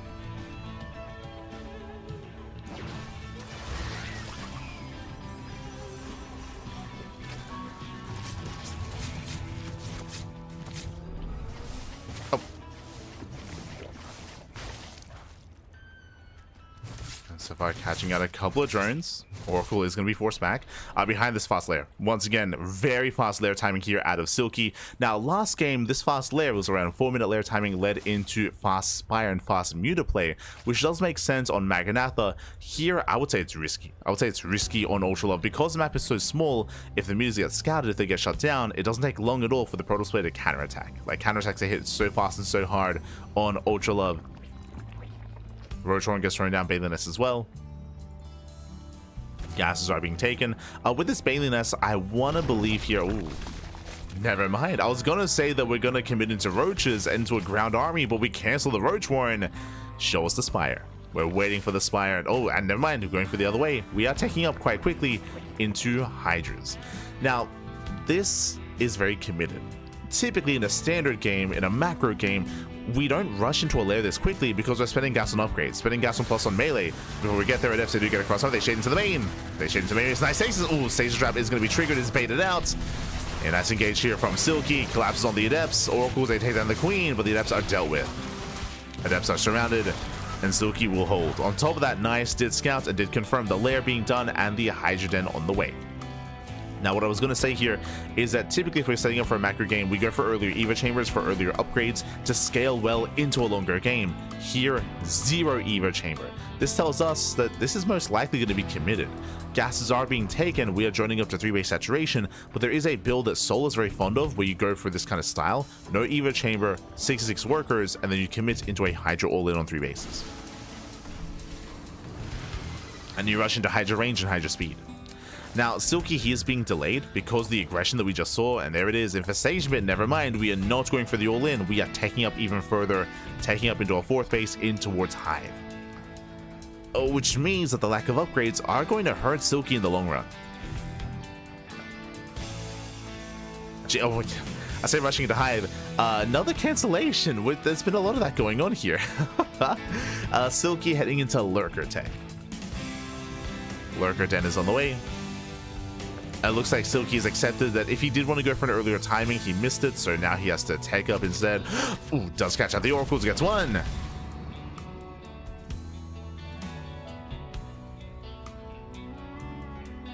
Takes down one of the Oracles. Nice, does pull away.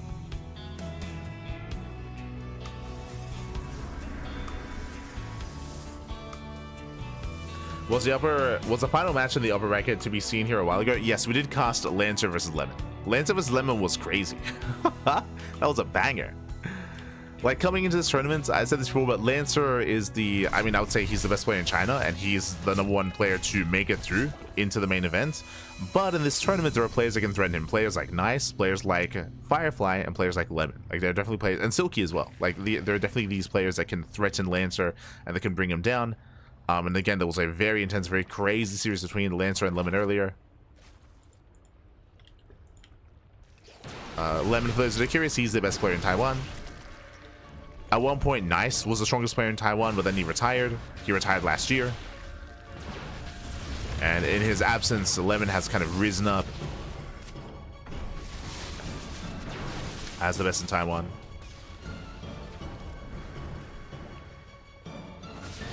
Nice, rotating over. So far, Lurkers are revealed. Lurkers, they slow the game down. Wings, they come in from behind. Catching out some of the Stalkers. 1, 2, 3 Stalkers going down. Getting up to 4. Getting up to 4 Stalkers. Nice pickoffs. Nice, he pulls away.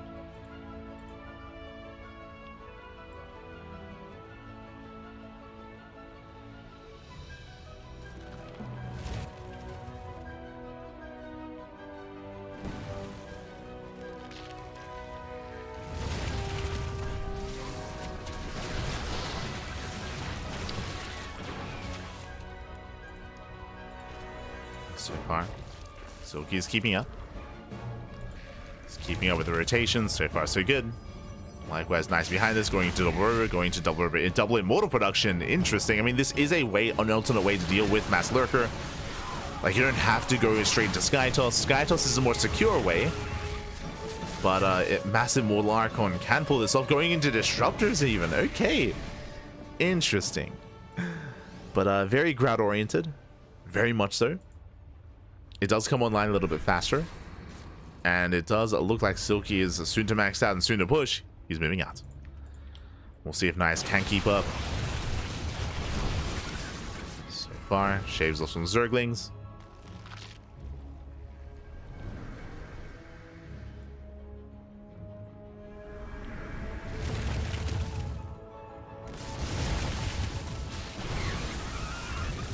First Nova goes off. Nice connection. Does take 2 Novas though. Ooh, taking out 2 Lurkers. Oh, he blinks in. Oh, that is not the play. Not the play. He blinks in. Takes a lot of spine shots to the face. It wasn't expecting that many Lurkers. And Nice is being zoned away. He's being zoned away from his own natural. We can see Silky trying to force his way in. He starts stepping forward. Does set up. Lurkers in position. We do see Nice coming in from behind. The Lurkers are exposed. And Lurkers are exposed. Nice Nova. But still not enough. Silky, it looks like he has Zada. He does catch the reinforcements, does catch at the main army. Immortals are surrounded. And Silky, he may have just done it. Nice, his tournament life is on the line. We're here in the lower bracket. This is an elimination match. The loser is out of the qualifier. And Silky is doing it. He's stopping the non-stop PvPs. Again, this is a very Protoss-heavy region. I mean, most regions are. So can he stop the PvP? He's here for it. Reminder, winner of this series goes up against Firefly, then against Lemon, then against Lancer. There's a wall of Protoss waiting for whoever takes this, but GG gets called, and Silky, he will take the series 3-2, eliminating Nice and advancing on in the brackets. GG. Whew. GG, well played. GG, well played here, as we do see Silky does claim the series, does advance on into the next round. GG, well played. And with that, Silky will advance on. He will make it through. Again, a very clutch, very intense series. Silky, he was down initially in this series, but he clawed his way back in. We had a back and forth, but in the end, it did overwhelm. Again, a unique style here out of Silky in the final game to skip upgrades and to prioritize teching. He teched quite quickly into Hydras, then into Lurkers, then into that Lurker push, and we saw that Nice just barely wasn't ready for it. Whether it was a Sky Toss or with a ground army, he just wasn't quite ready, wasn't quite in position. He was caught out, and with that, GG. GG, well played.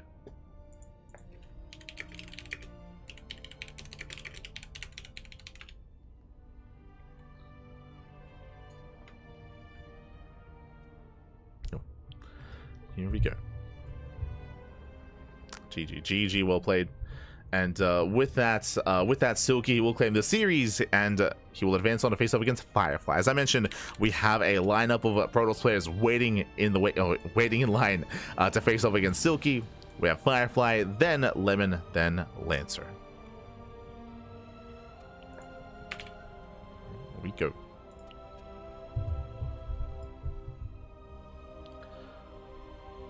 So vetoes are underway. We're going to be going on a short break. When we return, we will have Silky versus Firefly. Then again, we have three series left. 3 best of 5s remaining. I say 3 best of 5s. I believe the finals is a best of 7. It's going to be an intense finals, or grand finals even. Yes, best of 7. Jesus. So it's going to be intense. For now, though, we're going to be going on a short break, and when we come back, again, we'll have our next series. Take this time to get some snacks, get some food, get some water, drain your disruptors, massage your marines, and we'll see you soon for the next match. See you soon. Bye. See you soon. Bye.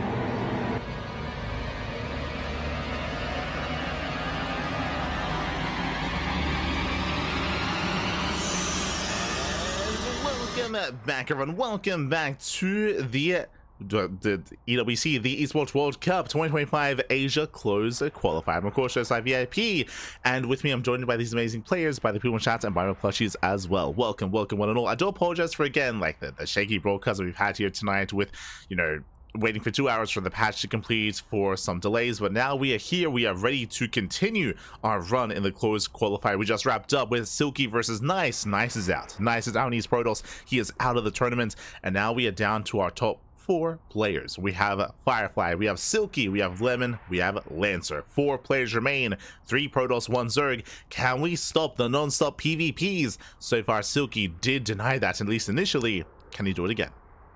We're here to find out. We're here to find out.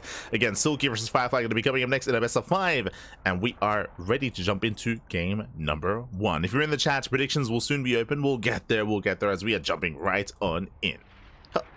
And in the bottom left-hand corner of ley lines, we have our Chinese Protoss player. We have the red Protoss. It is Firefly.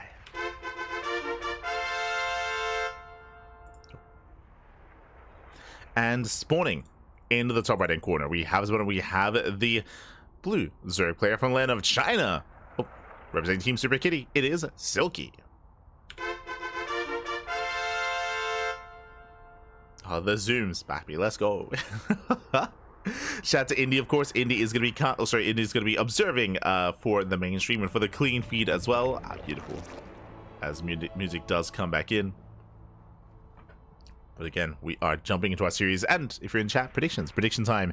Get your gambler going while you can, as we do step into our best of 5. Now, coming into this, Firefly is the favorite player. That is true. Firefly, he is a beast. He has been rising through the ranks of the Chinese scene. He was, I would say, at one point, the best player in China. I say that. I mean, to be fair, Oliveira was active, you know, when Firefly was committing to StarCraft, so I would have said that Firefly was maybe top 3, maybe top 2. But Firefly did take a very long break from the game. He recently came back for EWC, and he's still kind of shaking the rust off. He's still shaking off all the rust. We'll see how he compares to Silky. Silky is a very aggressive player, as you saw in the last series. We saw a lot of Ling aggression. We saw a lot of fast tech as well out of Silky, rushing into mutas, rushing into Hydras, for example. Silky is very, very high pace, very aggressive, and again, it comes down to Firefly to keep up with the pace of Silky. We'll see if he can. We'll see if he can.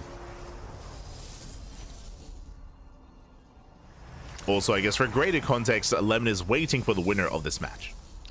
And these are going to be purely best of 5s. There it is, Stargate opener out of Firefly. So far, so good. So far, a standard opener from our Protoss player. Stargate into Oracle, I would imagine. If you remember, Nice, he was very often going for hidden Stargates behind his bases, behind his mineral line, and going for Void Ray openers instead. You can see here, based on the pylon placement, the chances of this being Void Ray is a lot lower. A much lower chance of this being Void Ray, a much higher chance of it just being standard into Oracle, as the Stargate is closer to the main base of Silky, closer to the edge of the main of Firefly. Silky going for his third base, still just droning. We are going to be keeping our eyes open here at around the 4-minute mark. If you recall, standard lair timings are around 4:30, but Silky has been going for a lot of 4-minute Roach 1 timings instead. 4-minute lair timings instead, 30 seconds faster than normal to go into fast tech. We saw in one game that led into Spire, we saw the other game led into Hydras. Here we go. So again, our eyes are going to be on Silky. Overlord is poking in.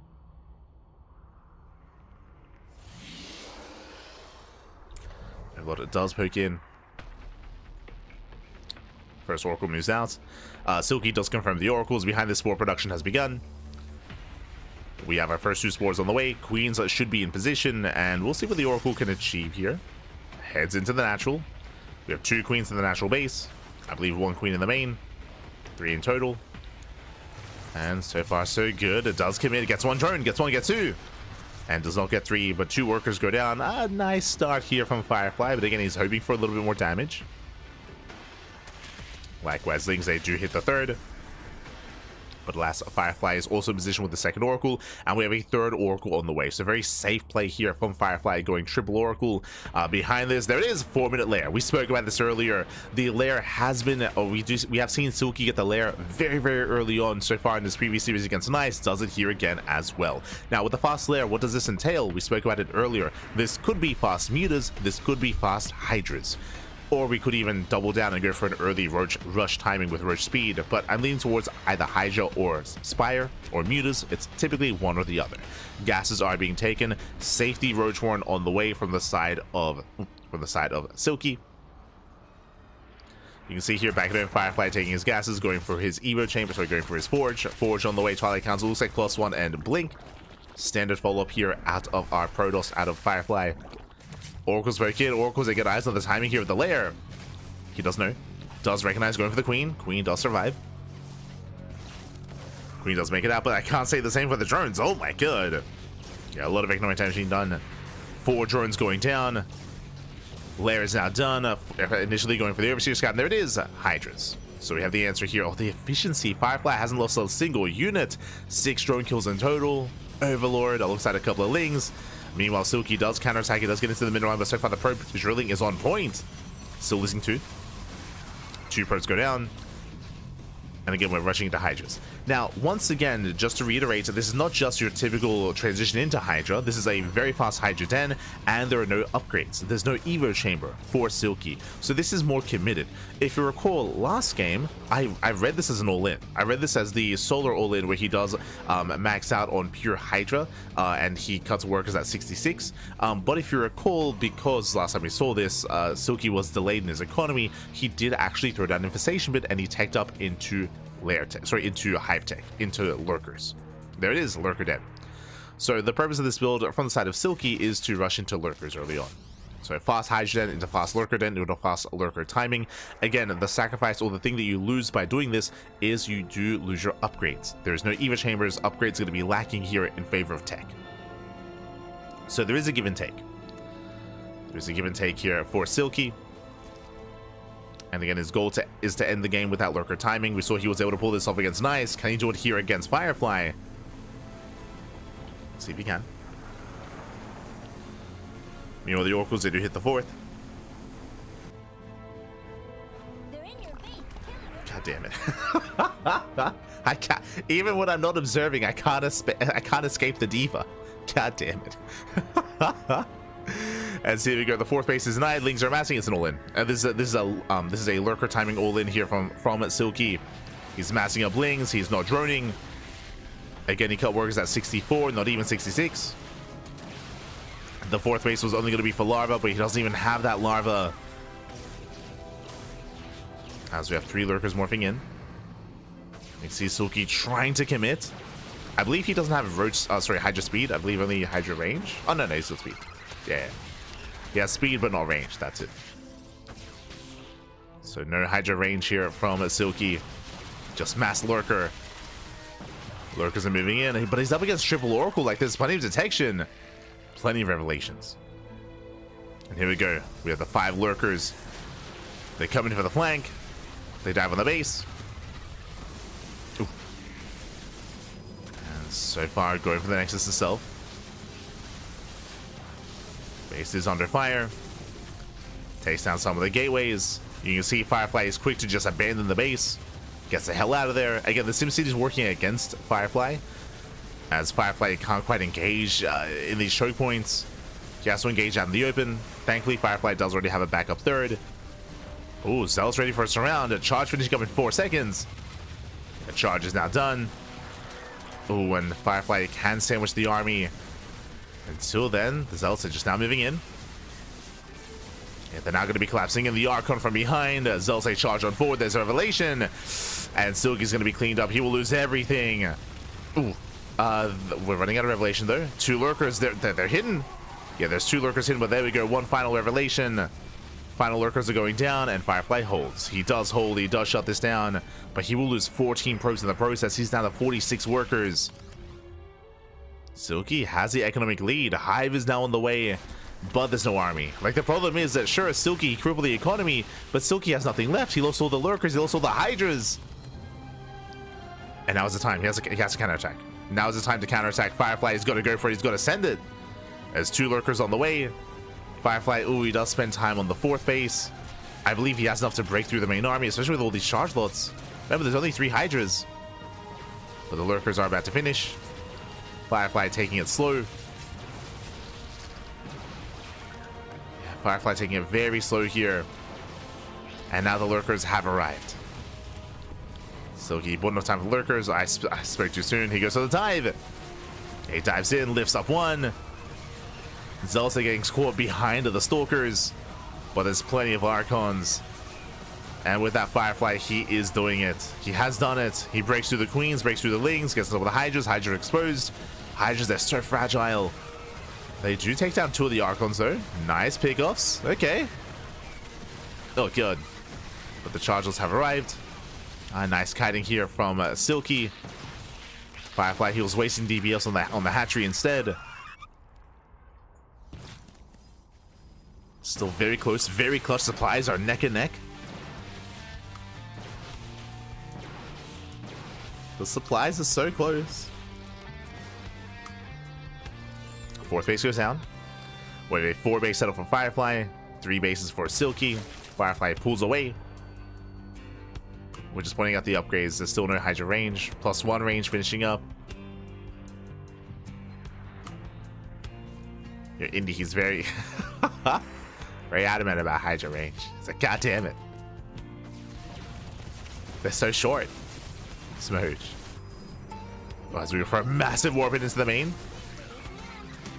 And Firefly into the main base. Does get into the mineral lines. Drone's going to be going down. Dealing so much economic damage. 8 workers do fall. Hive is revealed. And what tech do we go for? Okay, we're going to be pulling back. Meanwhile, all the lurkers are on their own. And you can see how quickly they fall. Lurkers, they do a great amount of damage, but they cannot tank. As every lurker gets cleaned up, at least at the 3rd base. 21, 23 drone kills. And with that, Firefly has done it. He has done it. He has broken the back of Silky. Snowballing out of control. Takes down the 3rd. Still active in the main, still keeping Silky pinned.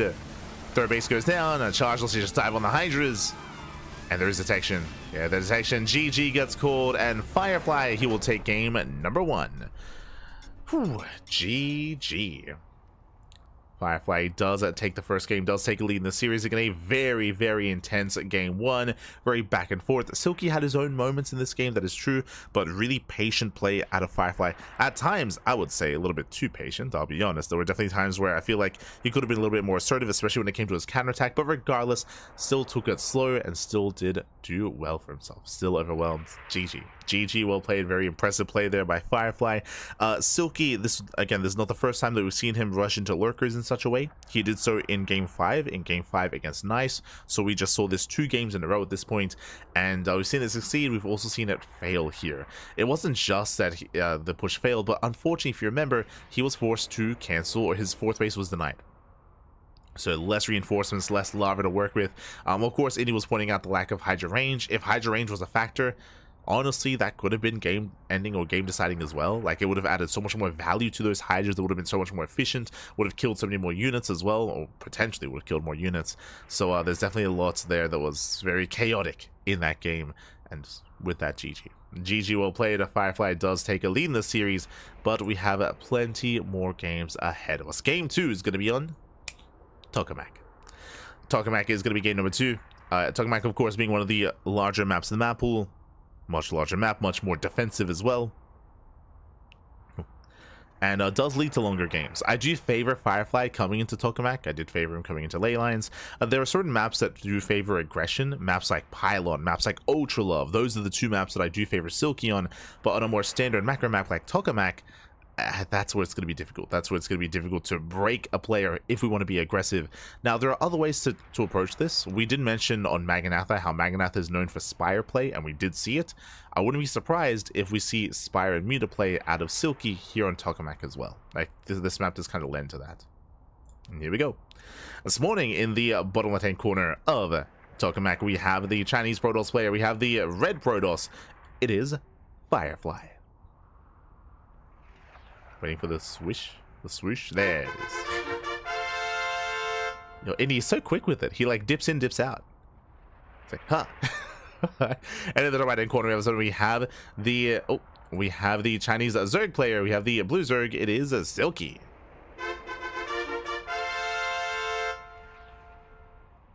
That one he held a little bit longer. And everyone, well, the observer, they have their own styles. They have their own tendencies.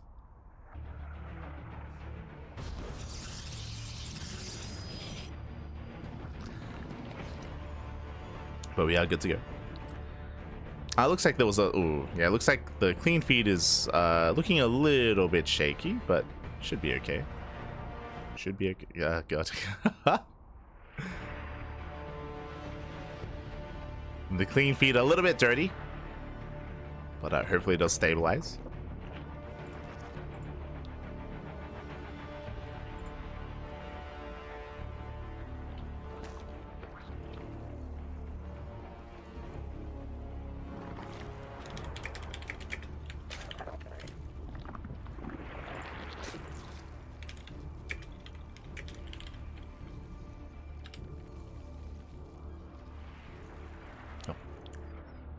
Here we go, as we are settling in. So far it is going to be a standard opener here out of Silky, going hatch gas pool. Likewise, Firefly going for a gate expand into a cyber core, so everything's looking as it should.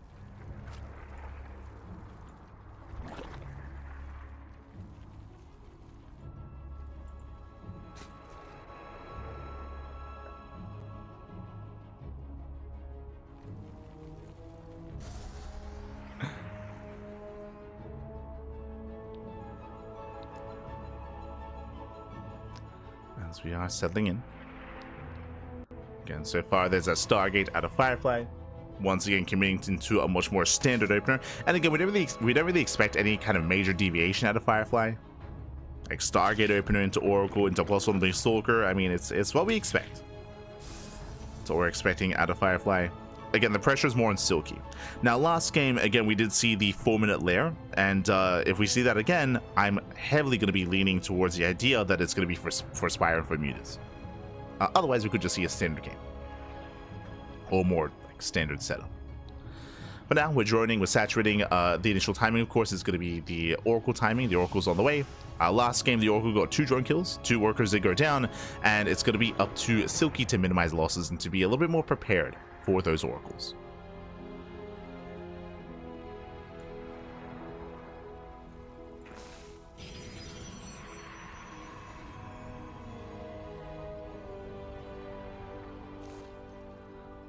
Yeah, a little bit better prepared here. So now we do have the initial oracle on the way. Does zoom across the map. The queens are going to be amassing here for Silky. The queens are on the way. Spore as well.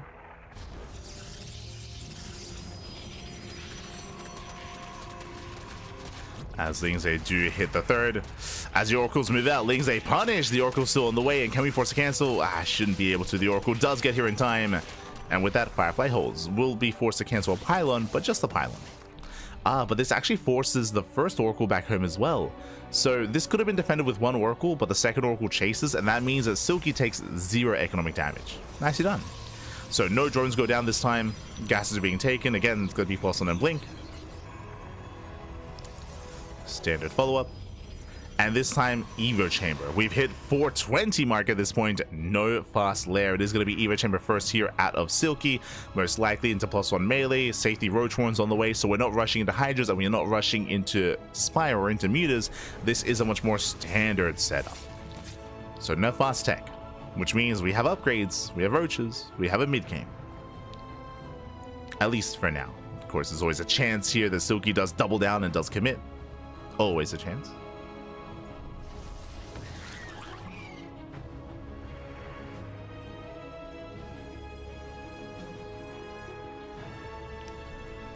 As if there it is, +1 melee, as we did expect. Because melee is on the way, this does typically mean that we will not be going into a heavy commitment to roaches. Usually it's a safety roach one here, and from here we can go into Ling Hydra, into proper Hydra upgrades. The lair has begun. Lair has begun. Lings, they will hit the third. Once again, Oracle's in position. Looks like we are commencing some roach production.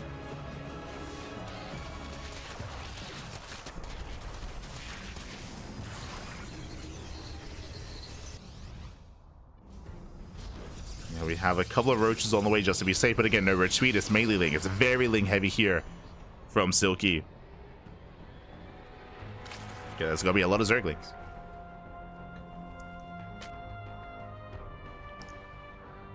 The goal should be to break the third, or at least get economic damage.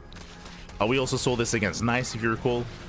I think it was game 2. I think game 2 between Silky and Nice, if I recall correctly. On it was on Incorporeal, I believe.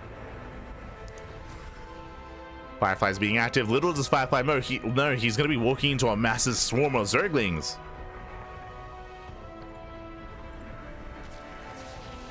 The Zerglings have been building up. And they try to engage. Meanwhile, it's going to be, I assume it was going to be Ling into Hydra, if you recall, but no, this time Ling into Mutas. Spire is on the way. Bold move here by Silky, very bold move. Ling's going to try to engage. So far, Firefly does kite back.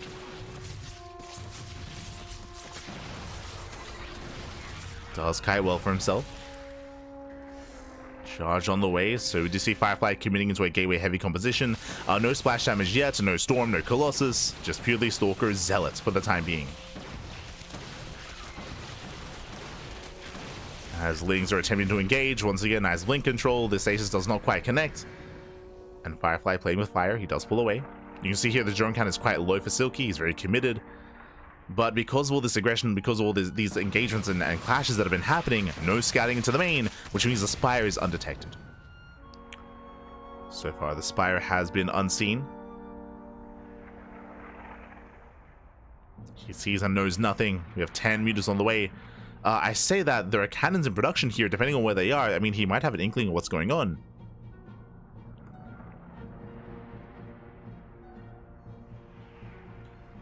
As we are committing here. +1 air attack. Likewise, we have +2 melee as well. That means that we don't want to waste any gas elsewhere. It is mass muta.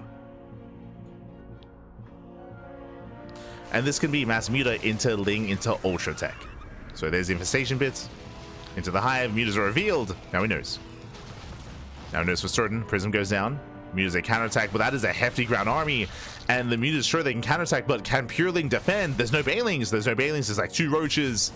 And no, we might just walk in. He recalls. He does recall back home. We could have forced the base trade, but he does recall back home. He defends, he deflects the Mutas. Lings, they hit the third base. But I want to say this is better for Silky because I do not favor him in a base trade. I was not favoring him in a base trade. In the end, Firefly does race back home. He still gets 13 drones. Look how much damage these elves are doing. Again, there was nothing at home to defend. 16 drones. The economy gets crippled, and now Firefly pushes. Now, bear this in mind. Now recall's on cooldown. Recall is now on cooldown. That might factor into this. But again, like, I don't see an answer to this army. Like, there is nothing. The Lings and Mutas, what are they going to do? They're going to die. They cannot engage into these Archons. The base is going to fall. Zealots get into the mineral lines.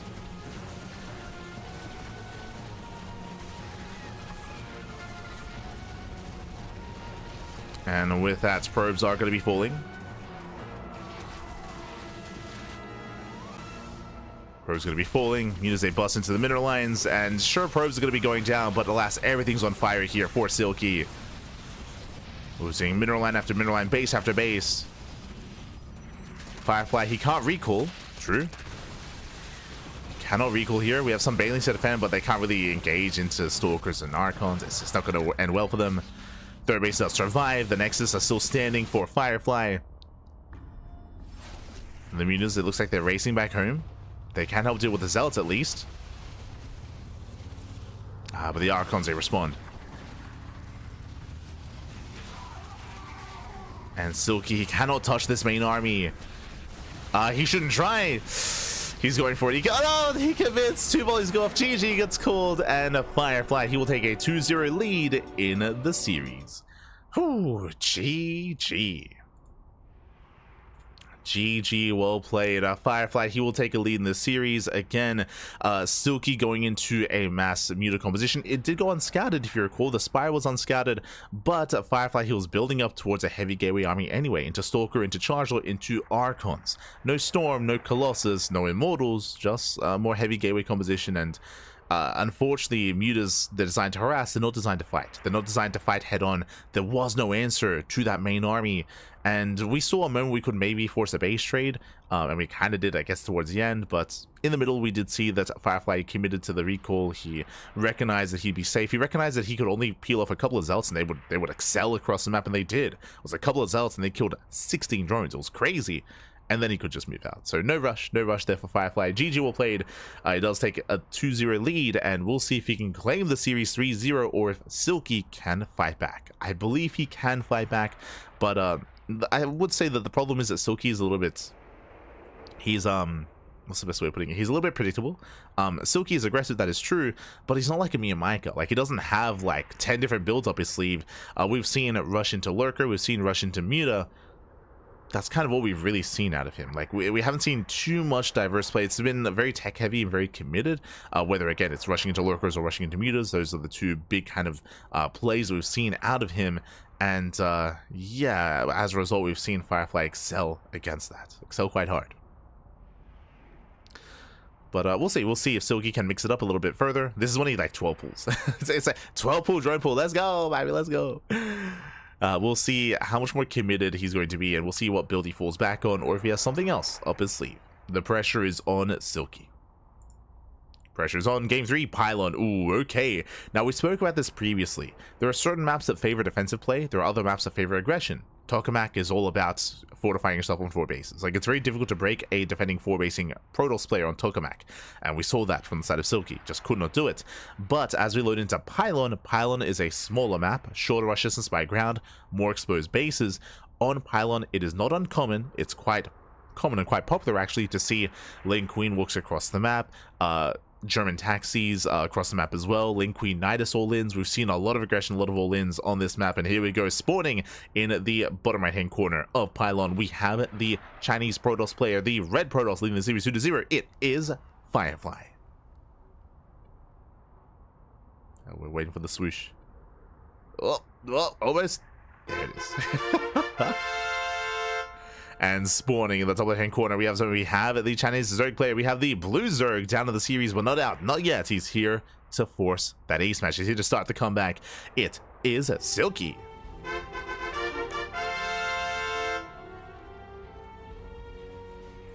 Again, Indy, he pokes in, like he he dips in, dips out.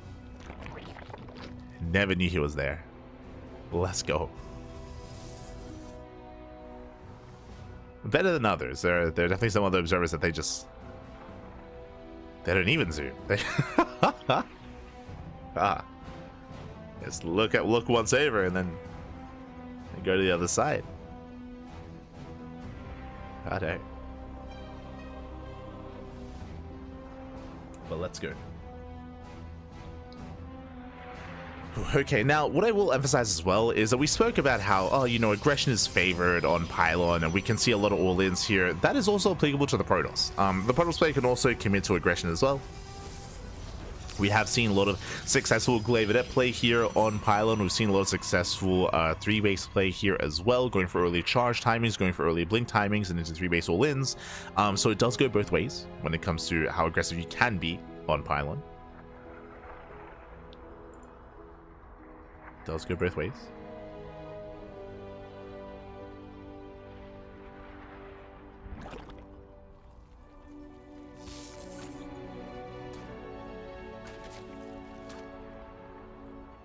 Here we go.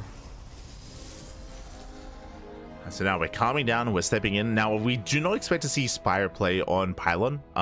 We saw how Firefly snowball out of control on Tokamak. On Pylon, a counterattack will take even less time, so it is even more risky to go into Mutas and go into Spire here.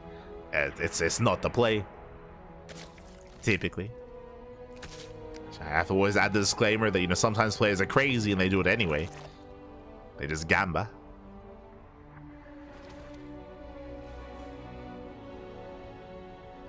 if it's least expected, then commit and catch them off guard. True. Catch them with their pants down. Meanwhile, yep, there it is. So if you recall, we just spoke about how aggression is favored on Pylon, but it goes both ways, and here it's going both ways. Stargate opener into a very fast Twilight Council. Now, we'll keep an eye on the gateways here. This could be Stargate into... Oh, I was going to say Stargate into Glaive Adepts. Technically, if we stay on a low gas count, this could be Stargate into Charge. That is also a viable option, but I'm leaning more towards Glaives. The Overlord Scout comes in, the Phoenix is on the way, and the Overlord will see everything. 3 gateways alongside the 4th gate that's already done, alongside the Twilight Council. This should be Glaives. This is Glaive Adepts, as you can see here. And again, Silky sees everything. He confirms at this timing, there shouldn't be tech here. It's already done. He knows what's coming. What do we need? Roaches. We should be seeing a Roach Warren as a response here. Technically, you can respond with Banelings, with a Baneling Nest, but it is so risky trying to defend against this kind of build with Banelings. So we should soon be seeing a Roach Warren at around 4 minutes. If we go any later than that, then I'm going to be very concerned. Oh, okay, he's crazy. Baneling Nest response. Again, as you just mentioned, it is possible. It is viable. You can do this. But it is so much more risky here. The reason for this is because you need your Banelings to be in position. They need to be able to keep up with the shade, keep up with the shades of the Adepts, deny the shades, and then you can surround and lock down the army. But again, this is a much more fragile response. It's a lot more risky. It is still possible, but takes a lot more. It takes a lot more skill, I should say, to pull off. God damn it, Eva. Let's go.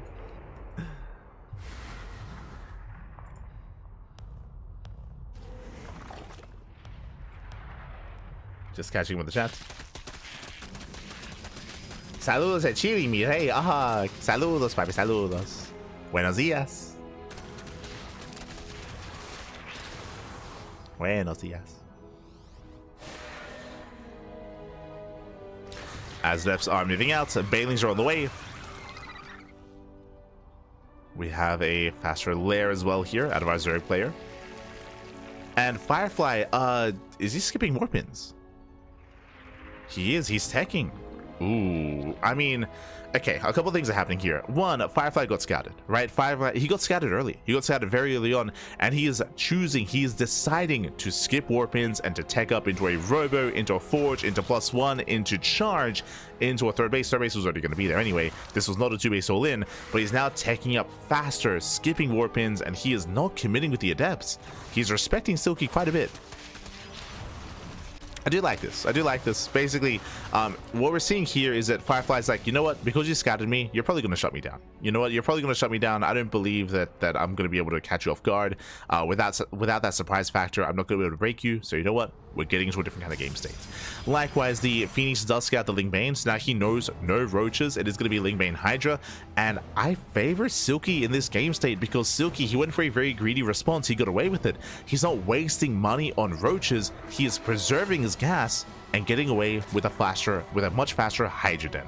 So a very efficient setup here from Silky. And he's going to excel here against Charge, against Immortals, against all things Protoss. Assuming that he can actually build up his army, of course.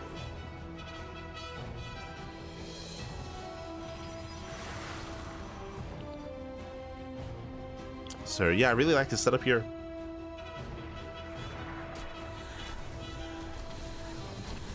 As I'll say, get across the map to delay expansions. We can see that Silky, he's actually not droning. Ooh, he's going for 3-base all-in. Okay. Very decisive move here by Silky. He's going for a 3-base all-in. He will deny the 4th at least, but he needs more than that. Denying the 4th base is nice, but he needs more damage. Oh my god, the Banelings, they crash in. They shut down. Yeah, there's nothing. Banelings, they shut down the Gateway Army, as we did mention. These Banelings, they clean through everything. The Adepts and the Charge lots. No Archons. No Stalkers, no nothing. Banelings, they waddle in. They shut down the Mineral Light. And Silky, he is here to make a series out of this game. He's here to make a series out of this. He's not going to go down 3-0. No shot. He's here to bring it to game 4 and potentially the ace match as well. As I say that, Zealots are wreaking havoc across the map. It's getting chaotic. It is getting quite chaotic here. Oh, as Banelings, they crash into the mineral line, they shut down the natural, now pushing in towards the main. At the same time, Zealots are also wreaking havoc across the map as well. Ooh, where's the hold position micro though? Nice hold position micro out of Silky. Firefly, he's stuck on A move. There we go. Does hold position as well, as all the probes are going down. Now, my concern here, we are spending, okay, decent connections. I was going to say that we're spending a lot of Banelings across the map to kill probes. They're not being spent to kill Zealots. So with limited income here, and Silky is running out of money because he's losing everything, now there are no Banelings to deal with this army. This is getting a little bit scary. There are no Banelings left. There's still some mining going on, still some extra warpins. Firefly, can he win a head-on fight with pure Zealot? He's going for the bait. I like this. He's going for the bait in the nest. Yeah, he does get us around. Ooh, he has to recall. He has to recall back home. And can he fight this army? Zealots take collapse in. Nice kiting here from Silky. He kites well. Lings are falling. And there are more Lings. Yeah, there are more. Yeah, he's fine. Yeah, there are more Zerglings. Nice kiting here from Silky. Silky takes down the main army, and Silky, he has done it. He's done it, Pappy. Let's go. Again, just barely not enough Zealots there for Firefly. Barely not. The base goes down. No Nexus left. Just a handful of Zealots. Let's go. GG gets called, and Silky, he takes game number 3. He will make a series out of this. We have a back and forth. We're going to game 4. Let's go. Whew. Let's go, Pappy. Let's go. GG, well played. Again, so much did happen there as well. Silky, his response to the Glaive Adepts with Banelings was a really risky decision, but the correct one. Clearly the correct one here. As we were mentioning, he was cutting corners. He was cutting corners. He was not spending and wasting gas on roaches. He went for the Ling Bane response. Firefly, because he got scouted, he just assumed, you're gonna have roaches, you'll be fine against me, you'll defend, you'll shut me down. Let me transition out of this into charge of all things. And Ling Bane is ideal against units like Adepts, like Chargelots as well. And we saw that Silky went for the kill. Remember, he cut workers at 60. It was like 60, maybe 63 at most, but around like 60 to 63 workers did cut worker production. He got a 4th base just for Larva, and he just doubled down. He just committed into the all-in, and we saw that there was nothing to defend. There was only Zealots, and the Zealots, they melted against those charge lots. They did nothing, Pappy. They did nothing. They did kill some workers across the map, which did cause like a base trade scenario, which was the best case scenario there for Firefly. It was probably the best case scenario that he had, but in the end, alas, even though he was killing all the drones, he could not deal with the Ling Hydra, Ling Bane Hydra of Silky. GG, well played. Whew. With that, we're now getting into game number 4, and we'll see, is this the beginning of the comeback? Can we go to the ace match? Game 4 is going to be on Ultra Love. Now, if you remember, I did mention how I was favoring Silky on some of these smaller maps, less so on the larger ones, because you can be hyper aggressive, and that is what Silky is. He is aggressive, right? This 3-base all-in follow-up would be less effective on Tokamak, on Maganatha, on ley lines. It will not hit as hard, it will not hit as fast, it will not hit as quickly. But here, Ultra Love is up next. Also, smaller map, known for all-ins. Ultra Love is known for all-ins, so once again, if Silky is given an opportunity, he will take it. He will take it here. So again, we'll see if Silky can break Firefly once again and force that ace match. We'll see what build he goes for. We'll see what build he does decide to go for. The pressure is on. It's on both players, but likewise, momentum now stripped away from Firefly. It's being stripped away.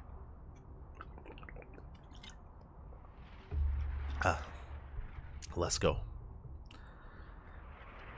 Alright, let's go. Just got back home, dying from heat. Oh, look after yourself. Hydrate. Make sure to hydrate. Drink plenty of water. Cuidado, papi, cuidado. Take care of yourself. Take care, papi. Whew. But again, here we go. We're getting into game number 4, and spawning in the top right-hand corner here of Ultra Love, we have the Chinese Zerg player, the Blue Zerg, representing Team Super Kitty and putting a point on the board. It is Silky.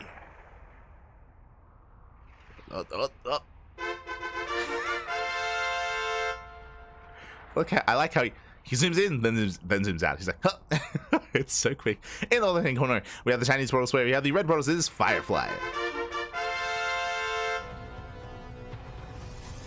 Like, you blink and you miss it, Patty. Oh, no. He's playing with me. He's like, he's gonna mistime the fanfare. And I am mistiming it. Ay. Calm down, buddy. Calm down.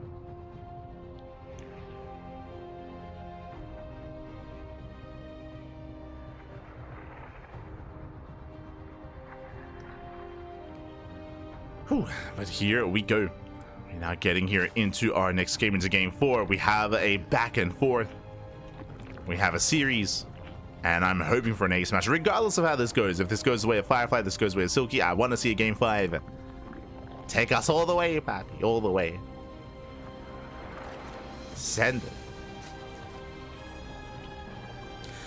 So as we're loading into a smaller map, I don't expect to see a fast lair. I say that. Now, the last time we saw Silky on Ultra Love was actually the ace match against Nice, if you recall. And what did he do on Ultra Love against Nice in the ace match in game 5? He did go for the 4-minute lair into fast hydrogen, into fast lurkers. He went into a lurker rush, and it was successful. He was able to wedge himself in between the bases and overwhelm Nice. Did happen, did occur. So because of that, that is now something that's in the back of my mind at least. But I don't know, I'm not too fond of the idea of rushing into faster tech against Firefly. I feel like he is one to punish that sort of play. We'll see. Based on what we saw in that Muta game, of course.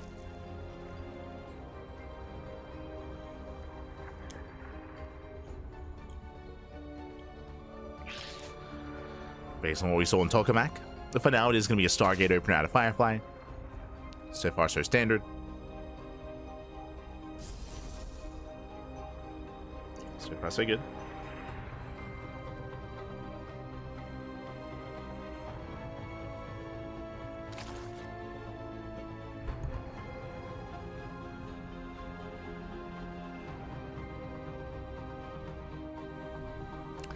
As we have our initial Overlord poking in. Does poke in, does confirm the Stargate. Now that's Silky is now aware.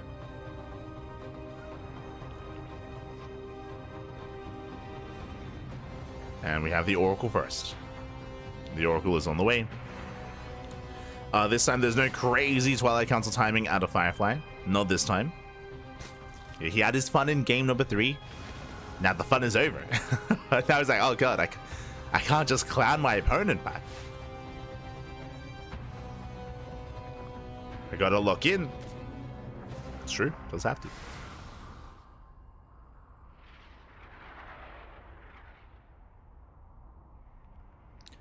As Lings, they move out to get eyes on the third.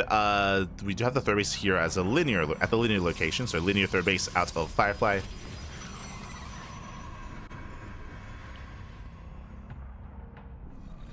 Silky is aware. Behind this, massing up more Lings. And the Firefly opened up double Oracle. We should soon be seeing a third Oracle. There we go. Third Oracle's on the way. It's a really safe play there by Firefly. There it is, early lair. That is a 4:12-ish lair timing out of our Zerg player. We mentioned earlier, what did we see out of Silky the last time we saw him on this map? We saw a rush into Hydras and rush into Lurkers. So this is looking like the same build so far. It's looking the same. Rush into Hydras. So our eyes are on Silky. Oracle's a poke in. If you remember, this build specifically skips Evo Chambers. Does skip Evo Chambers. And so far, I don't see any chambers. So far, we're droning, making more Lings. The Lings, their purpose is to keep the Protoss player at home, keep him busy. Keep them pinned. As yet, more gases are being taken, getting up to 6 gases. What's the tech going to be? Sorry, getting up to 5 gases. Not 6 yet. Is it going to be the Spire? Is it going to be the Hydrogen? Again, typically with the Spire, you do still want an Eva Chamber. Yeah, there it is, Hydras. So this is the same build. So as we called at the start of the game, this is the same build that we saw previously. A Hydrogen, Baneling Nest. This should lead into fast Lurkers. It doesn't have to. Like, technically, this could still be a 3-base Ling Bane Hydra all-in. That's what this still could be. But we are taking 6. That's a lot of gas. 6 gases here. Oof. Stasis goes off, but I believe, yeah, that still blocks the expansion. Ay, ay, ay. Still does block. There's that lurker den, yep, as we mentioned. So this is the same build. Rushing into lurkers. Now, the downside is lack of upgrades, but the upside, of course, as we're about to see, is that lurker timing, which can be brutal. So it's going to be all or nothing here for Silky. It's basically an all-in. Just rush into lurkers and try to end the game with that lurker timing. Oh boy. We'll see if he can pull it off. We can see, oh, Silky forced to expand on the left-hand side. A very isolated expansion. It's going to be difficult to maintain.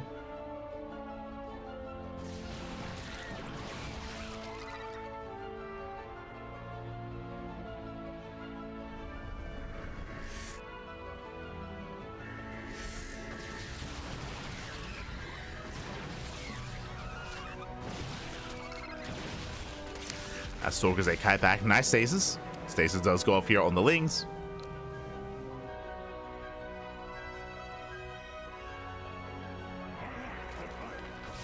Oh. Likewise, trading with the Hydras. Hydras are revealed. First wave of lurkers on the way. Ooh, they're exposed. Firefly, he wants them. Nice revelation. Now he's aware. He didn't scout earlier. He wasn't aware of the lurker, but now he's aware of the lurkers. Firefly does know. Back at home, Temple Archives on the way. He's getting it and taking in towards Storm, towards Archons. He needs immortal production as well. Otherwise, it's going to be a tough hold. As lurkers, they zone the army away. They zone back the army. Silky moving in. Does burrow. And we can see here Firefly just buying time. God damn it. Every time. The stasis though. Stasis goes off. Nice connection. Ooh, one lurker does not go down. But it is exposed. Yeah, it's going to be exposed here. Likewise, lurkers, they do move in. And again, the win condition here is to get in between the bases. Weakened lurker pulls away. I love the attention to detail there from Silky. Charge is done in a couple of seconds. Banelings have finished morphing. They hit to punish those charge lots. And here comes the surround. Yeah, here comes around. Nice connections. Banelings, they crash into Zealots initially, but more Zealots are coming in. There's just so many Zealots. And the surround is brutal. The surround is brutal. Not enough Banelings. And with that Firefly, he cleans up every single lurker. The 360 surround. Ay, ay, ay. Despite the Banelings, not good enough. And that's gonna be it. So remember, this was an all-in. This was a lurker timing. The game had to end. And technically, the game is going to end, but not the way that Silky was hoping. As that had to kill a Firefly. In the end, it was completely shut down. Dives on the final lurkers. They're not going to finish. They're not going to morph in. And with that Firefly, he has done it. We had a series. We had it back and forth. But GG gets called. And Firefly, he will take the series 3-2. Sorry, 3-1. 3-1. And advance on to the lower bracket finals. GG. Ooh, GG, well played. Congratulations here. Congratulations to Firefly. Again, Silky did make a series out of it. He did have some unique builds. It was great to see Silky whip out the lurker rushes and the spire rushes as well. He was able to flex them both against Firefly and against Nice as well. But alas, in the end, GG. Firefly, he was very well set up for it. He had a beautiful surround set up as well. Despite the Banelings being there, we saw the staggered Zealots, so they didn't all come in at the same time. The Baneling connections were not ideal. And again, that surround was insane. Lurker shots wasted being spent or being shot in every which direction. GG, well played. A beautiful setup there by Firefly, and with that, we are getting ready for our next set of matches. Firefly, he will advance on into the next round. Who is waiting for him? Lemon, the Taiwanese Protoss player, is waiting in the next round. Have these two already faced off? They have not. They've so far avoided each other in the tournament, but they both share a commonality, I should say. Firefly went down to Lancer 3-2. Lemon went down to Lancer 3-2 as well. They both went down to Lancer. They both share that in common. And how do they compare to each other? I'll be honest, I wouldn't be surprised if we get another ace match. Another ace match here between Lemon and Firefly. That is, I mean, in my mind, that would make sense. For now, though, we are going to be going on a break. We're going to be going on a short break here waiting, I say short break, waiting for the vetoes to complete, waiting for the vetoes to finalize before getting into our second last series of the broadcast. Up next, I mean, we tried to do our best to avoid those PvPs for as long as possible, but we can only avoid them for so long. It is going to be a PvP matchup between Firefly and Lemon, then another PvP against Lancer in the grand finals. Remember, the top player here, one player will qualify for the Esports World Cup. Which player? Yet to be determined. Yet to be determined here. So for now, we're going to be going on that break, and when we return, when we come back, we will have that lower bracket finals. Take this time to get some snacks, get some food, get some water, drain your disruptors, massage your marines, and hydrate every one of your hydras. We'll be back soon with that PvP. We'll be back soon with Firefly and Lemon. See you soon. See you soon, Pappy. See you soon.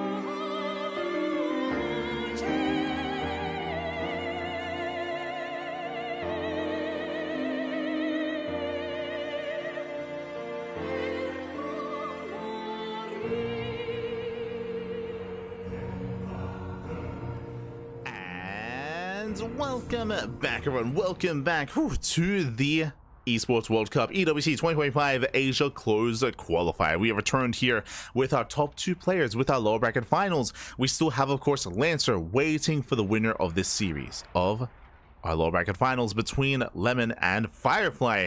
Again, we have nothing but Protoss from here on forward, but we have the best of the best here in the region. Lemon and Firefly are going to be facing off, and again, they have yet to compete, yet to play against each other in this qualifier. They have missed each other, but they both share that commonality of both falling to Lancer. Lancer took down Firefly 3-2, and he took down Lemon 3-2 as well. But he went all the way to the ace match. Went all the way to the ace match. Was very close, very clutch between Lemon and Firefly. And we'll see how they compare to each other. We'll see how they do compare. We'll see how they do compete. It's going to be a close one. I'm hoping for another ace match. I'm hoping for a back and forth here. I'm hoping for a lot of intensity, a lot of aggression, a lot of all-ins, and some more intentional play. We'll see. We'll see. But now we are getting ready here, and the players are conducting their vetoes. They are now done, of course, and we are soon jumping into our next match. Here we go. There we go. Again, Firefly and Lemon.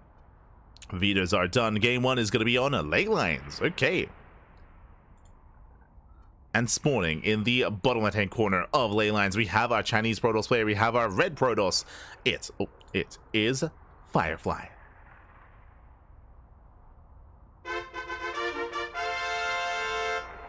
And spawning in the right-hand corner, we have the Taiwanese Protoss player. We have the blue Protoss.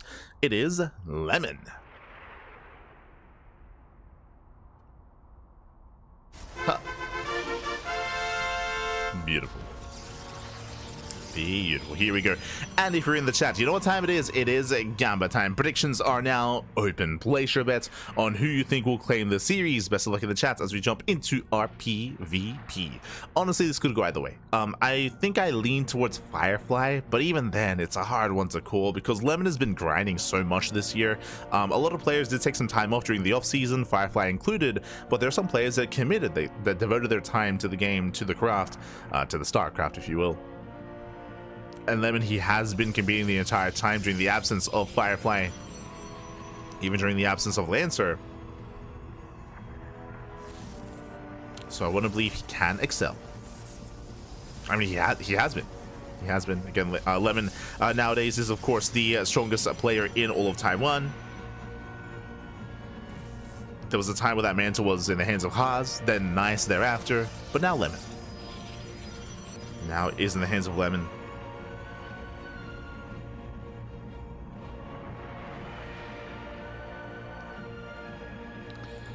So we are going to be settling in and calming down. For now, we have our 2 gate openers, 2 gate opener out of Lemon, 2 gate opener out of Firefly. No one is going for the gate cyber expand. Not yet. No one is embracing that more greedy or economic style. Likewise, there's no pro battle on the map, so there is no proxy. There is no proxy setup, but both players are looking to block each other. Both players are looking for that pylon block to delay the expansions, to disrupt each other's opener. And so far, yep, there's the pylon block. There is the initial block from both players, forcing out our initial units. We have our sentries, we have our stalkers, and Firefly does throw down his tech. He is going robo first. Interesting. So robo first here out of Firefly. Meanwhile, Lemon, he gets the faster expansion. Okay. So we do have a bit of a divergence here. We have Lemon with the faster Nexus, with the faster economy. Meanwhile, Firefly with the faster robo. Hallucination does confirm. So Lemon, he's aware that now he's going to be behind when it comes to immortal production or even a war prism as well. This can be quite a diverse kind of setup here from Firefly. When it comes to a robo, typically it's a safer way to play. It gives you early immortal production. True. So you can build up your immortal count early on. But you could also go for a faster war prism and look to harass across the map early on as well. You can juggle your units, you can reinforce across the map, you can commit, and you can find a surprising amount of damage. Again, we'll see which one Firefly does go for. There it is, prism first. So war prism first. Now with the war prism, you can warp into depths. You can bypass the wall. You can bypass the ramp at the natural and go straight into the main, straight into the mineral line. It's going to be up to Lemon to confirm what's going on. So the pressure is on Lemon here. There we go, he does scout, it does get eyes on the robo. I think he may have just barely missed the prism. It's going to be Robo into Twilight Council. From here, we can go into Immortal Production. We can go into Charge or Glaives. We'll see if we commit into Blink Stalkers. Firefly doesn't have to. He has a choice to make. For now, it's supply blocked. Now he breaks out. And there we go, warping in Sentries. Oh my god, he's going for the wall. I assumed it was going to be Adepts, but no, he warps in Sentries. He's gonna try to force field. Now, there is a way to counter this. That is with a recall. Ooh, as third base is being taken. Prism into the main. Blink is, of course, not yet done. But the Sentries is going for the mineral line. Okay, he's going for the mineral line. I thought it was going for the ramp and going for the wall off with the force fields. And he does knock down the probes. There's that recall. Does recall to save them. That's going to be 6 probe kills so far. And remember, without Blink, the Prism is not punished. The Prism does slip away. Whew, okay. Jesus. But a very nice drop here nonetheless. 6 probes, not bad. So very tricky style here. Very tricky harassment option from Firefly. Does get damage done. Meanwhile, we follow up with Adepts, with Glaives. As we mentioned, we assumed that this was going to be Glaives or Charge. The reason for this is because of the commitment to Immortal Production, and it's going to be a 2-base all-in. We have a 6-gateway explosion. That's going to be 8 gates in total. 8 gate all-in out of Firefly. He's rallying across the map. Adepts said, okay, well, he scouts, he sees everything. That's a massive amount of gateways. Lemon now aware how much danger he's in. The third base is not going to help. Unfortunately, Lemon, he expanded to go to third. Right now, he needs as many warpins as possible. He needs gateways. He needs shield batteries. He needs an army. He needs that army. As we have Firefly in position to expand. But alas, he moves out. Not quite ready, though. Does have the Immortal. Does have the Immortal set. And here come the warp-ins. There we go, warping in 6 Adepts at a time. And we'll soon be seeing more than that. It does shade across. At the same time, Lemon going for a counterattack. I like this. Lemon, he knows he cannot fight head-on, so why fight head-on? Does counterattack instead. It gets 2 probe kills, does force back the army. He delays the all-in. But he's trapped. He did just blink. Oh no, he's trapped. He just blinked, and with that, he's gonna lose everything. Yeah, that was not the blink he was looking for, and he will lose so many stalkers. GG gets called, and Firefly, he will overwhelm. He will snowball out of control with the 2-base all-in, and Firefly will take game number 1. Whew, GG. GG, well played. Firefly does take a lead. Again, Lemon, I did like how he counterattacked. I enjoyed that he went for the backstab. He delayed the push. But if you remember, what did he do? He blinked from the mineral line behind the mineral line instead of blinking out of the natural base. So Blink was on cooldown. Because it was on cooldown, he was trapped. There was no way out of that. I was expecting maybe a blink behind the mineral line into a recall, but we didn't have a recall either. So there was no recall, and there was no blink out of the natural either, so he lost everything. He lost the army, and that's an army he could not afford to lose. Not in that kind of position, not in that kind of game state. GG, well played. With that, Firefly does take a lead in the series. Again, a very, very interesting style here, going for the initial sentry drop, which obviously had a lot of potential. It was really cool to see. Just popping off in the mirror line, catching up probes. Something that I'm sure Lemon is less familiar with, and Lemon doesn't have much experience with either. But we'll see. We'll see how we do adjust as we get into game number 2. Game 2 is going to be on Pylon. Let's go. Game 2 is going to be on Pylon here. Pylon, a much smaller map of the map pool. Aggression can be favored, but I mean, I think despite the size of the map, aggression is always going to be an option in PvP, of course. There are certain maps that allow for more economic builds, true. There are certain maps that have ramps coming into the natural that we do see more often than not. Cybercore openers, like Gate into Cybercore into Nexus. Maps like Torches, for example. It's the only one that comes to mind initially. I guess Ultra Love as well. So Torches and Ultra Love. But outside of that, we should be seeing 2 gate openers. And here we go. We're getting into game 2. And spawning in the top left-hand corner of Pylon, we have our Chinese Protoss player. We have the red Protoss leading the series 1-0. It is Firefly. And spawning in the bottom right-hand corner, we have the Chinese Protoss player, we have the blue Protoss himself down in the series. We'll see if he can bounce back. It is Lemon. God, this is so quick with the zooms.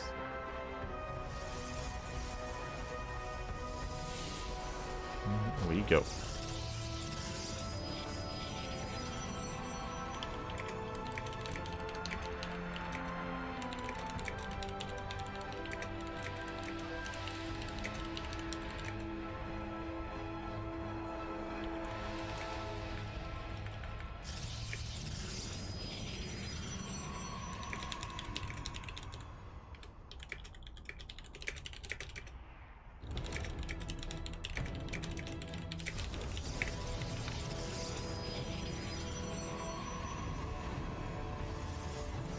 Here we go. As we're getting in, someone's asking about the delay. Yes, there is a 2-minute delay, and we are required to have a 2-minute delay when covering games that are not on the mainstream. And if you remember, that's how we started. We did start the day off by covering Silky versus Kingslayer, which was not on the mainstream, so we did require the delay. And yeah, because of that, I mean, now we don't need the delay, but we'd have to turn the stream off to turn it off. So, so we're just continue with the delay, unfortunately. But here we go. We're getting into the next game. So far, 2 gate openers all around. Nothing crazy. Not yet.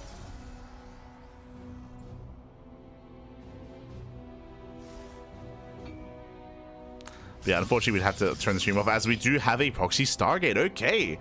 So 2 gate openers all around, but we have a proxy Stargate here on the right-hand side from Firefly. Lemon, I'm sure he's aware that the pylon is missing, as I'm sure he did probe scouts. But still trying to piece together what's going on. He does go for the Nexus, does go for the more economic start.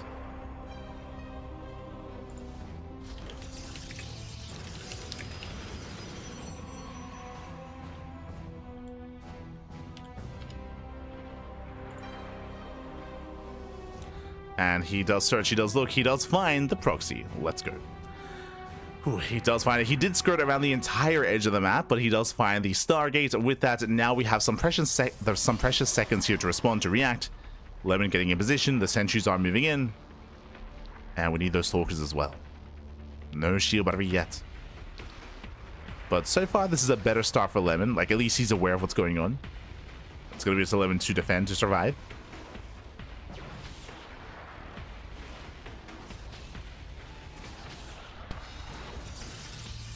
As Lemon, he even does follow with a proxy pylon. Okay, let's go. He's getting ready for the counterattack. Oracle perks in. And gets 1 probe so far, even going for the pylon. Interesting. I mean, considering that he got scouted, he knows that the army's going to be in position. Now suddenly out of position, but the shield battery does finish up just in time. And with that, no economic damage. The pylon barely survives, and Lemon holds. Whew. Lemon, he does hold. He does defend. Very nicely done. With that, Lemon, he will enjoy himself a better economy, a faster expansion, and now he breaks out. And remember, he has that proxy pylon. He can reinforce across the map. He can warp in 2 stalkers as we speak. He's going for it. He's going for the backside. Going for the counterattack. Going for the punish. As he does move out. Again, he's up 5. He's got 5 stalkers. He's up 2 stalkers. He's up 2 sentries, and he mass hallucinates. Oh my god! We've seen this before. We saw this against Lancer. Yeah, the mass hallucination. Stalkers, they start to step in, and we have wasted shots here on those hallucinations. But the shield battery's almost done. This also means no force field. We could have force fielded the ramp and locked down the army. Speaking of, there it is. There's that force field. He gets 1 stalker. Takes down 1. Oracle taking a lot of hits. The pylon is very low. And I'm a little bit afraid that we wasted those hallucinations in a sense. Yeah, the shield batteries, they hold the line, and Firefly does defend. Firefly, he's holding that. He's holding on. Boys are being pulled. Lemon, he's still up in stalkers, and he can still break through these. Oh no, the misclick! No, he misclicks! Wasted volley. He does take down 2 stalkers, but he just doesn't have enough. And Firefly, he holds, he defends, but he is still down in workers. 29 against 38. Lemon still is enjoying the better economy behind this, working towards Blink, but Blink is delayed because of all those warp-ins. I mean, that's the downside here of how aggressive he was. He was committed, and he had to end the game then and there. Now he responds. He responds with Blink. He responds with a Robo. Extra gateways on the way, but this is all delayed here from Lemon. But he still enjoys a better economy. True. Still has that economy. Going for a 3rd. Just doubling down, looking to just double down and lean into that economic lead. He is committed. As we said, Lince is a big shout to Scafley in the chat. Baby God. Thank you so much. Thank you so much for resubscribing for 3 months. Thank you, Baby. Thank you. Hope you enjoy the content. Hope you enjoy the casting. Hope you enjoy the StarCraft as we do get the stages into the main. Ooh, catching out 4 probes. Yeah, nice connection here from Firefly. He will delay the economy. Lemon still has that worker lead, but Firefly is catching up. Now, bearing in mind, because of that worker lead, Lemony has the faster third base, so he's trying to maintain that advantage. Now catching up on Blink. Firefly will have the immortal advantage over his opponents. True. Does have those immortals.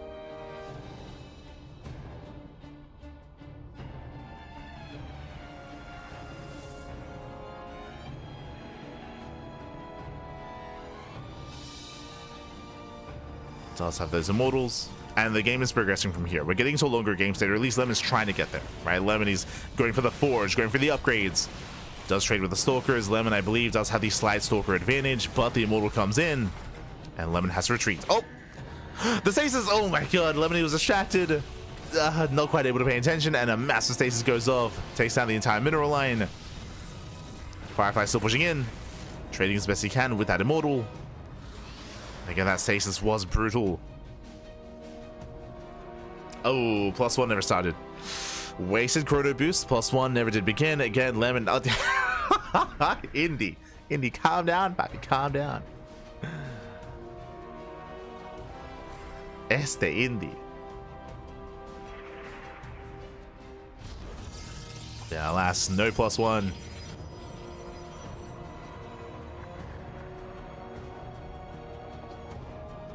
As he is pushing.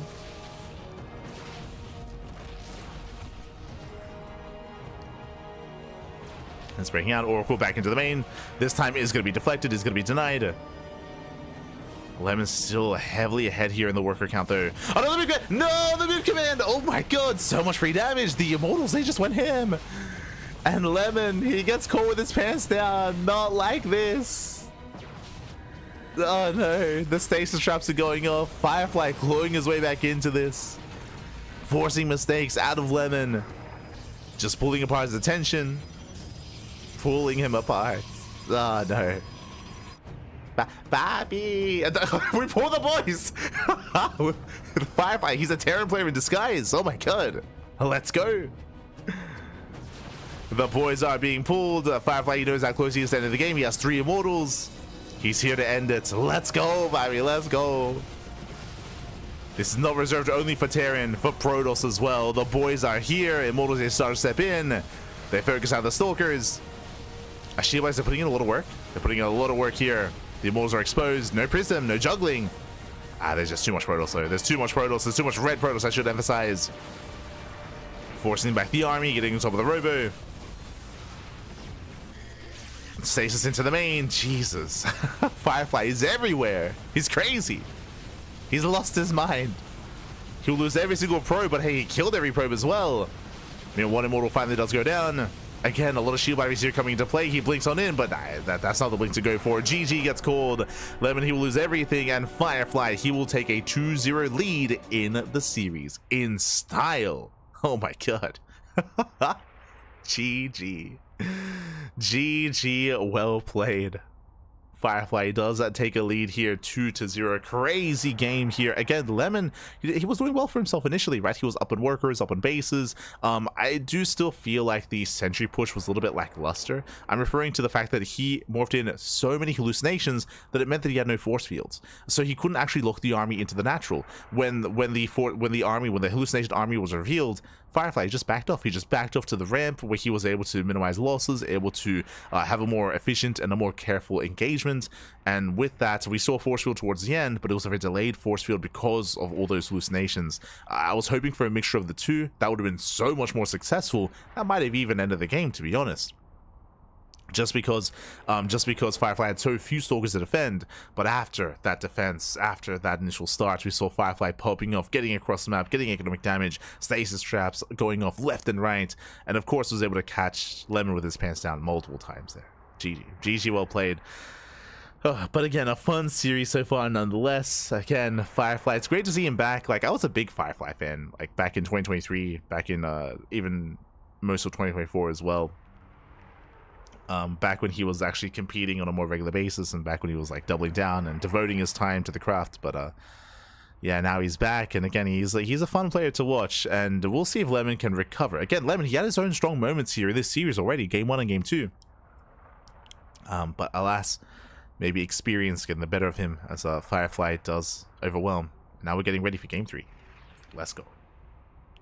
Getting ready for that 3rd game, and I'm hoping we get more out of them. I'm hoping this is not where it ends. I'm hoping we can get a back and forth, and we can get a game 4 and an ace match, right? That's what I would want out of this series, but it's not up to me. It's up to our players here. I say up to our players. It is now falling on the shoulders of Lemon. As our next game is going to be on Tokamak. Okay, Tokamak is coming up next. Tokamak, one of the larger maps of the map pool. Because it's so large, we could even see attempted proxies here, even more committed proxies than normal. There are more places to hide, more places to keep things hidden. Let's go. Let us go. Probes to war. Battle probes. OP, yeah. The boys, papi. The boys. They're cracked. They're cracked. Oh my god.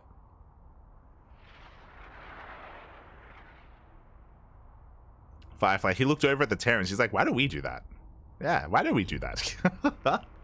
True. Just send it.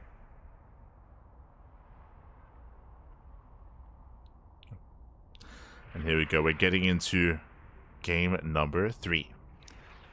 And spawning in the top right-hand corner of Tokamak, we have the Taiwanese Protoss player. We have the blue Protoss down heavily in the series. The pressure is on. He has to fight back here right now to make a series out of this. We'll see if he can. It is Lemon.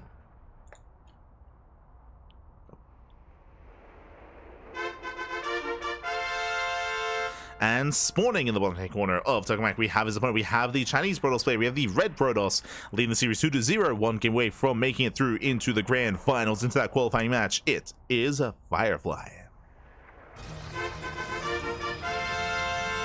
Let's go.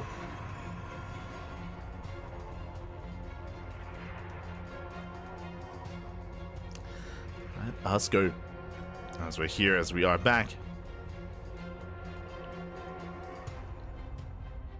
And again, it's been a very, very intense series already.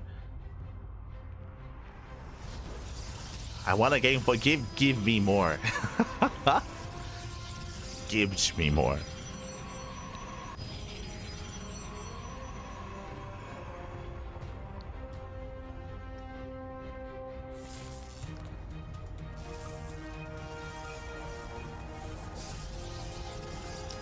So now we're settling in.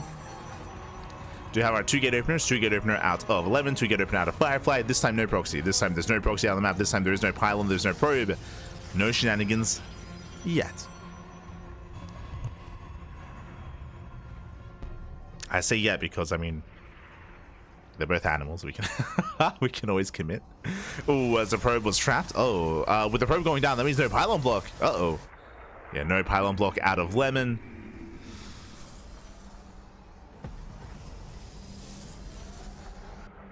And with that, that does mean that Firefly, he can commit into an all-in without being scattered, or he can expand and go for a faster Nexus. Firefly has options. Yeah, there it is, fast Nexus. So fast Nexus by Firefly, he's going to enjoy a better economy, and he can pylon block 11, and even cyber block as well. This is a big lead here for Firefly. Like, losing that first probe, that should not have happened. Firefly pulls away. Lemon now looking to expand. Again, it's going to be a little bit later, forced to make additional stalkers.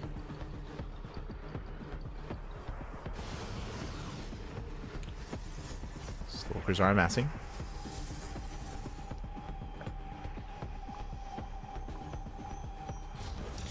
Now here comes the base. Again, was delayed.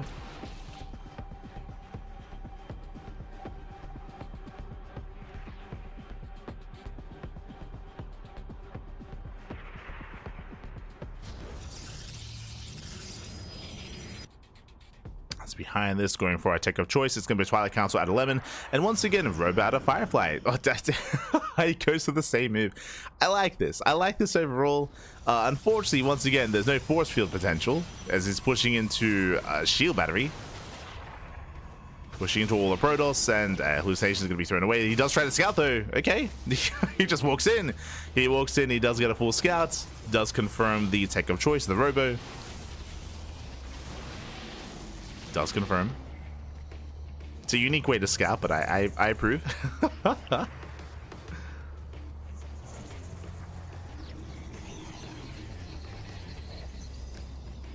He's now more aware. Once again, with a Robo opener, we can go for the earlier Immortal production. We can go for the early War Prism as well. Firefly does have options, but now going for the Observer. Now, coming into the mid game here, because Blink is so much faster for Lemon, he will have map control. He will gain map control early on.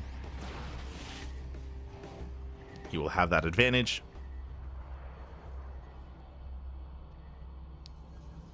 And Firefly, he rushes to a fast third. Really fast third base here out of Firefly. And again, he's going to be stuck at home. Hallucination does confirm this. Now, Lemon has the option to be aggressive, try to punish the third base. He does have the option for now. He responds with his own third. He'll be one step behind in terms of economy. He's building up his Stalkers.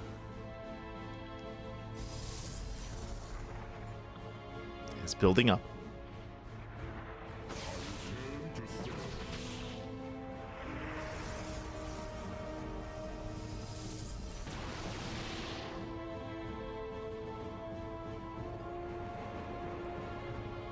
Is building up at F second into the middle line. Probe's going to be getting one shot here. Yeah, 1, 2, 3, 4 plus probes going down. Oh, this is brutal here. Boys are being pulled. So much damage being done only for 2 adepts. This is critical damage. Oh, no.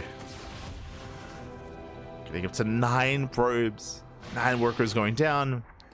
Bearing in mind the Firefly, he already had the economic advantage with the faster Nexus, with the faster natural and faster third base as well. So Firefly, he will have a boosted economy.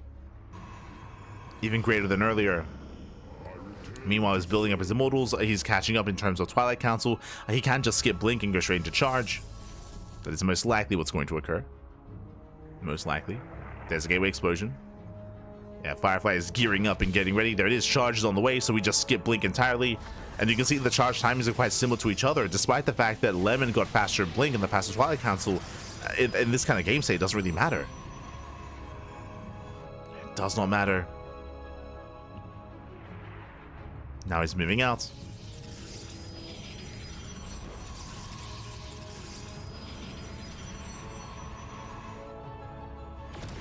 Does move out, does threaten the army, but for the most part, Firefly, he's secure.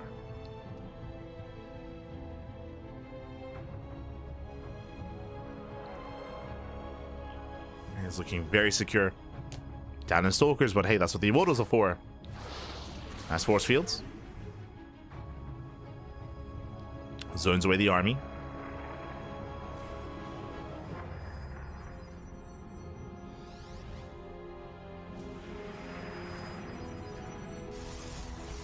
Does zone away.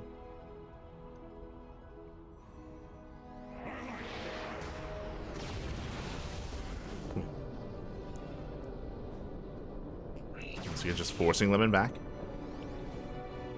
Again, there's just so much pressure on Lemon to get some damage done.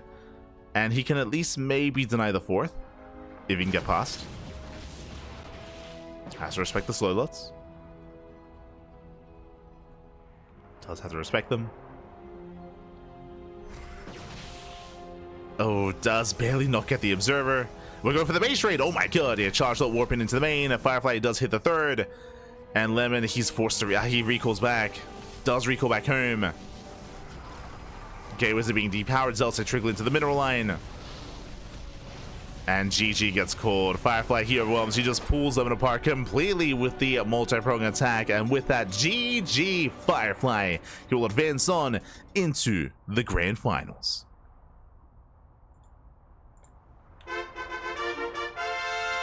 GG, well played. He will claim the series 3-0. We'll take down Lemon in a dominant showing, dominant performance here. A lot of different kind of aspects of play from Firefly. Lemon, he had some strong moments himself. Definitely had some strong moments, but alas, he just had a really hard time keeping up with Firefly. In the end, he was overwhelmed. In the end, we have our top 2 players here. It's going to be a best of 7 between Firefly and Lancer. GG, well played. And again, Firefly is so tricky to play against as well when it comes to the Adeptras, when it comes to the build itself, how quickly he would expand or tech up in a different direction, his movements, and yeah, again, Lemon just had a hard time keeping up with said movement. We saw the Adeptras early on was dealing critical damage. Likewise, Firefly took a faster third base, and we saw that again, Lemon wasn't able to punish. He wasn't able to punish the bases. He wasn't able to keep up with the aggression, and likewise was unable to find any kind of chink in the armor with his stalkers. We spoke earlier, faster blink for Lemon. That's true. He did have faster blink, but what did he achieve with it, right? What did he do with those blink stalkers? He wasn't able to do anything. He didn't get any aggression done. He wasn't able to get into any of the bases, wasn't able to get into any of the mineral lines, catch any key units, deny the Adeptras even.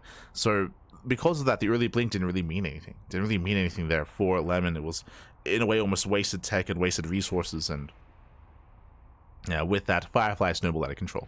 GG, well played. With that, we do have our top 2 players here of the tournament. There it is.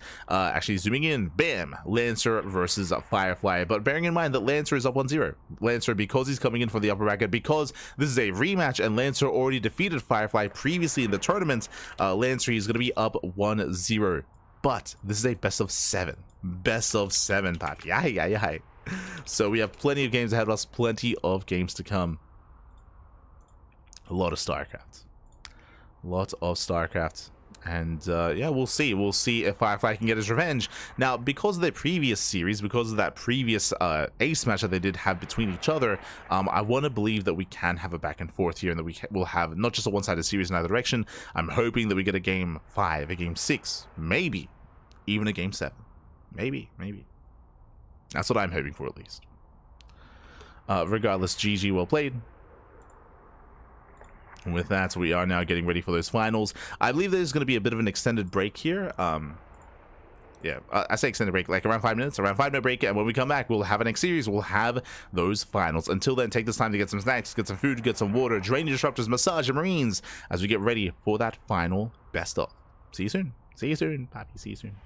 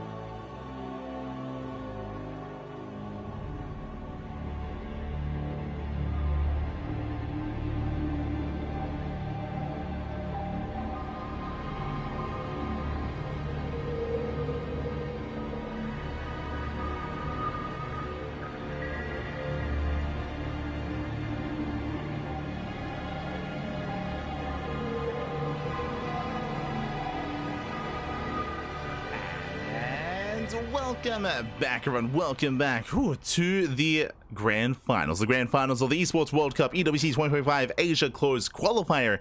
It has been an intense day of StarCraft. A little bit shaky for us technical-wise at the start of the day, which, again, I'm still a little bit upset by. But regardless, once the show got going, it did not stop. It did not stop, and now we've made it to our top two players of the region. A PvP between Lancer and Firefly. And yeah, these are the two that I would pin as the best of the best in the Asia region. I did see someone bring up Coffee earlier, and I would say that for a time, Coffee was top 2 in the region as well, but Coffee, he is missing in action. Coffee has not competed in quite some time, so in the absence of Coffee, that is where Lancer and Firefly rise to the challenge. Let's go. Let us go. We have seen both players looking very strong, very dominant here in the regional so far. Again, Lancer and Firefly, they already had a best of 5 amongst each other. We did miss out on that. We were focusing on the lower half of the bracket at the time, so I'm not too familiar with how they did compare against each other in that first series, but now we're here in the rematch. Lancer, he was already able to beat Firefly once, and as a reminder, I'll actually post this here. Lancer is up 1-0. Because Lancer's coming in without dropping a single series so far, he's coming up with a 1-0 lead. Firefly has to overcome that. It's going to be on Firefly to overcome that disadvantage, to try to make up for it, and to try to, again, exceed and overwhelm. Let's go. Let us go. If you're in the chat, Gamma time will soon be upon us. Don't you worry. We'll get there. We'll get there. Having a look here, it looks like game one. Oh, game one is going to be getting ready soon. Is going to be getting ready soon here. So we are still setting up for a game. As a reminder as well, there is no European qualifier today. It is going to be the Asia qualifier into the Americas qualifier thereafter. That is going to be, I believe, at 8 a.m. my time. That is going to be in 6 hours. Jeez, 6 hours time. This event did last quite some time here, and yeah, that means very little time to sleep in between qualifiers. Very little time, but I'll do my best to be there. I'll also do my best to prepare the client ahead of time as well, to make sure there's no issues when it comes to patching the game or anything like that. So I'll make sure that everything's running as smooth as possible, and we'll be there for that America's qualifier. Again, 6 hours. Jesus, not too long at all. So we'll be in 6 hours time. Likewise, tomorrow is going to be the European closed qualifier and the Korea Open qualifier as well. Again, if you were here earlier, we missed the first Korean qualifier just because unfortunately we were locked out of the game. We just could not. We were there, we just couldn't get in. So really unfortunate that we did miss the first Korean qualifier, but we will be there for the second Korea qualifier. Don't worry, we'll be there for the second one. We'll be all over that. Likewise, we also have the May Mayhem over the weekend as well. Like, we have a lot of content, a lot of StarCraft over the course of the week, but we'll be there for it. As we are here to determine our first player through the regional qualifiers. First one out of all the regions. Let's go. The first one, Papi, the first one. As our players are still setting up. Oh, I spoke too soon. We're jumping in. We're getting game one on. Let's go. Last fantasy. I mean, best of 7. True, it is a best of 7, so we get less vetoes. We get more maps for the first time tonight. Last fantasy is upon us. And in the bottom right hand corner, we do have a Chinese Protoss player. We have the blue Protoss. It is Lancer.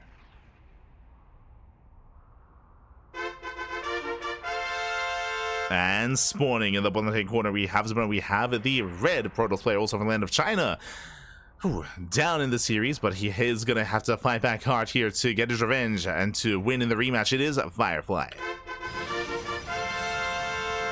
And if you're in the chat, you know what time it is. It is a Gamba time. Predictions now open. Place your bets on who you think will claim the series, who you think will qualify for EWC. Will it go the way of Lancer? Will it go the way of Firefly? Best of luck. Best of luck in the chat. It's going to be a tough one to call. Again, Lancer, he already beat Firefly once. Lancer's already up 1-0 as well. There are advantages here for Lancer, but I want to believe that maybe Firefly, he's warmed up. He's warmed up. He's ready to go. After taking down Lemon, he is ready for revenge.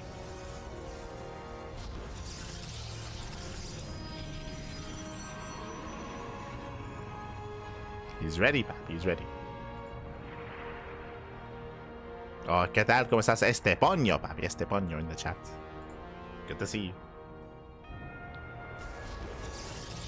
Oh.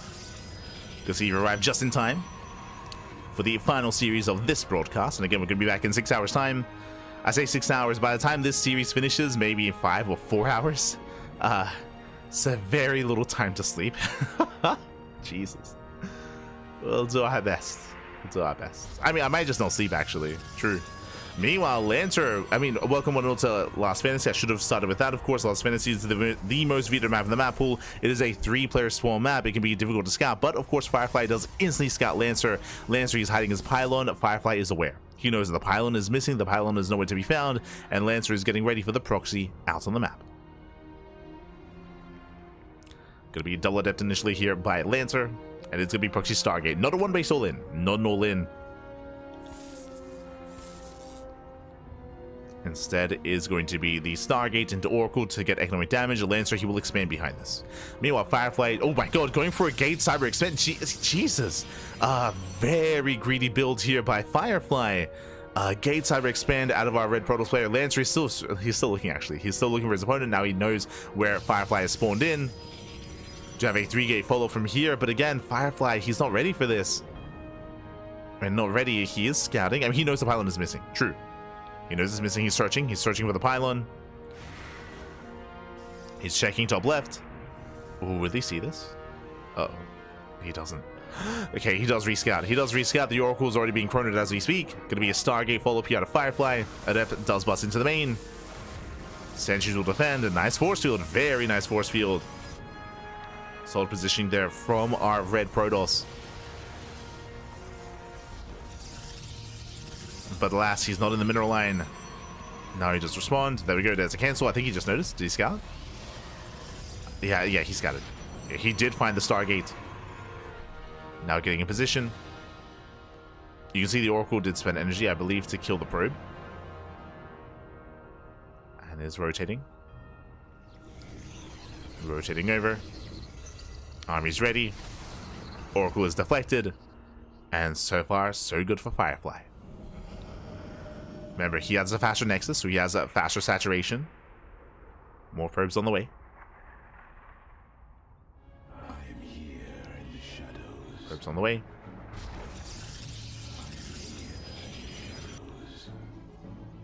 Likewise, stasis trap into the main. Catching up 3 probes, not bad.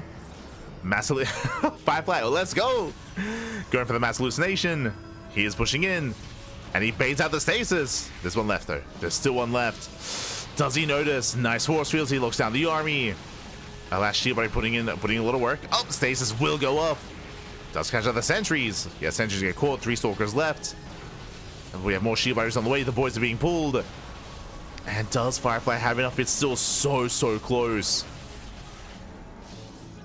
But the boys, they do a great job tanking. More stalkers on the way. Nice control out of Firefly. He pulls away the weakened stalkers. Stasis just now running out. He can't force field. He backs off. It does back off with 3 shield barriers. Just too much to break. Too much to handle. It's too much, baby. It's too much. Stasis into the main. Lancer is across the map. So far, just getting 2 probes. Does deny some of the gas mining.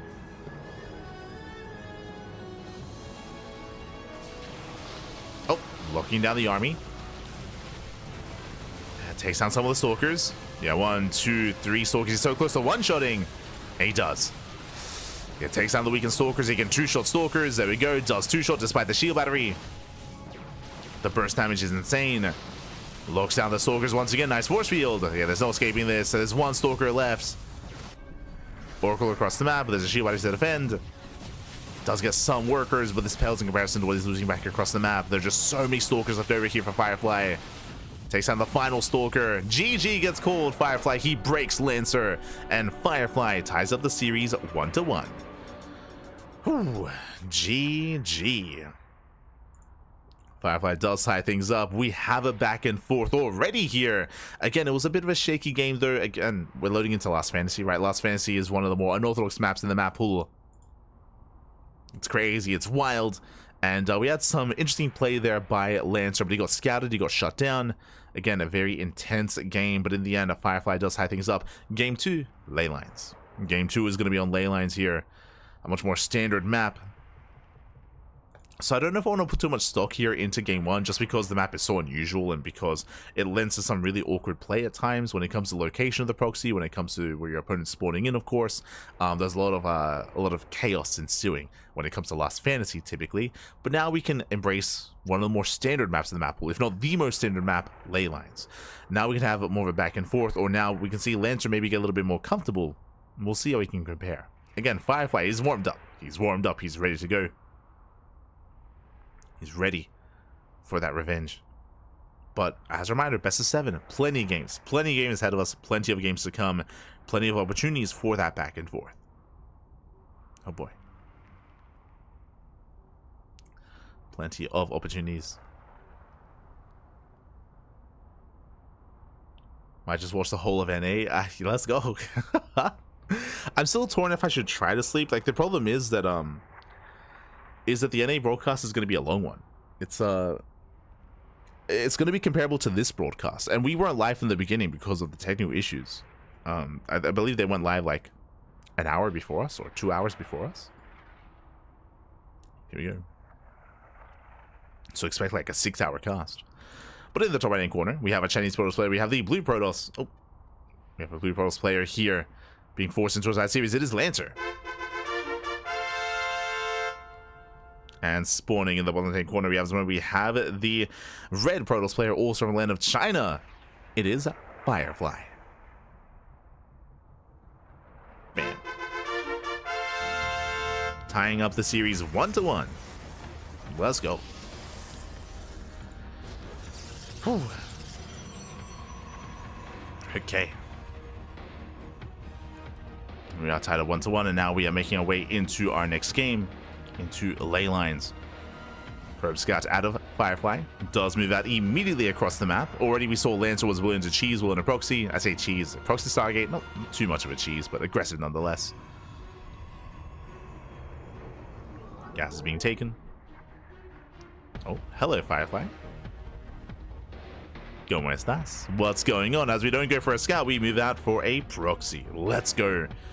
Proxy pylon, proxy stargates. I mean, this would be an ideal location for a proxy stargate. So, hey, you want to proxy stargate me? I proxy stargate you. Let's go. Assuming we throw down the pylon. For now, the probe is being kept hidden. The probe is hidden. The probe is, there we go. Pylon now being thrown down. Ideally, this is lined up with the cyber core. The reason why we assume this is a stargate is because it is close by air. It is close rush distance by air. So the Stargate, the Oracle, can just zoom straight into the main base for economic damage. Probe Scout comes in, and you can see that Lancer is looking for the pylon. He knows it's missing. He knows it's missing. He knows that it should be here. It is not. Now it's about finding exactly where his opponent is.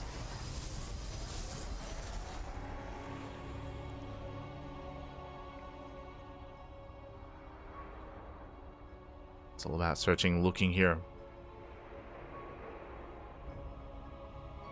for that pylon. There's the expansion for Firefly. Lancer is already out on the map. He's already searching for the proxy. Could be real, could be fake. Could be an all-in, could not. Oh, it's a fake out. Okay. So my apologies. I just assumed because of his location it was going to be a Stargate, but no, it is a fake proxy pylon instead. So basically, Firefly trying to mind game his opponents. We do see that Lancer does fan out his stalkers, and Lancer, he will find the proxy. We'll find it.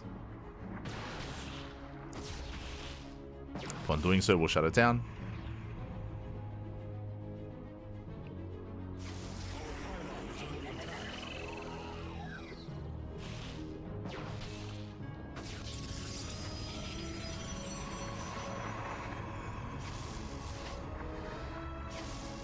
As the hallucination goes in for the scout, it is going to be a Twilight Council opener out of Lancer.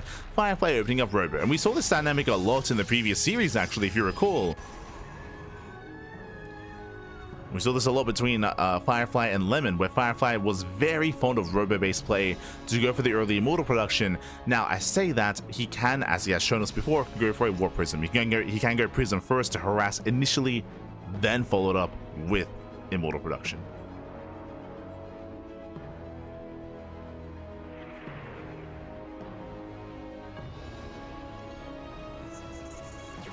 So he does have that option available to him.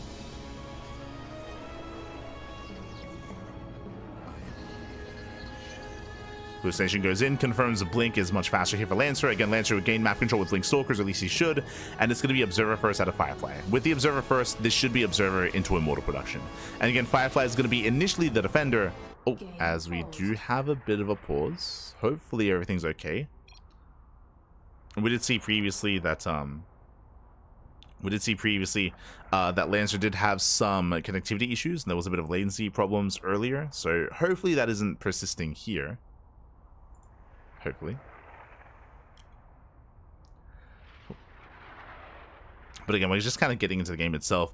So far, we have our dynamic of Blink from Lancer and Robo from Firefly. Once again, to reiterate, it means that Lancer, he should gain map control. With that control, he should be able to deny any fast third base from his opponent and take his own faster third instead. Like Lancer, he should get ahead economically. That should be the dynamic. And it should be on Firefly to just defend back at home, build up his Immortal, slowly break out, maybe skip Blink, go into early charge, maybe go into early glaives and go for something more aggressive on 2 bases. Like, there are options here for Firefly, but again, we're approaching this game in different ways, despite it being a PvP, 2 different approaches out of our Protoss players, which I always appreciate. I always appreciate when there's that kind of like a different dynamic. Look at this. What's up? What's the issue? 1 second, sorry. Bitten by a mosquito. Very itchy. Ice Scar responds with the Zerg logo. Oh no, it's Silky. Silky, he bit him. He bit Lancer. Ah, he's getting his revenge. Oh no. I don't think I've seen this before. I'll be honest. I don't think I've seen a pause because of a mosquito. I mean, it makes sense. Like, hey, if you've ever been bitten by a mosquito, like, or stung by a mosquito, that's maybe a better way of putting it. You've ever been stung, like, it can be quite bothering. It's Silky, papi. Oh no, not like this. Not like this. The shenanigans. Ah. So hopefully he's able to resolve that. Hopefully he's not scratching it. For those that are curious, ideally you don't want to scratch, you don't want to make it worse. Don't want to hurt yourself in that way.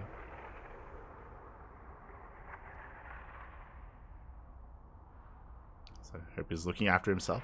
Cuídate, papi, cuídate.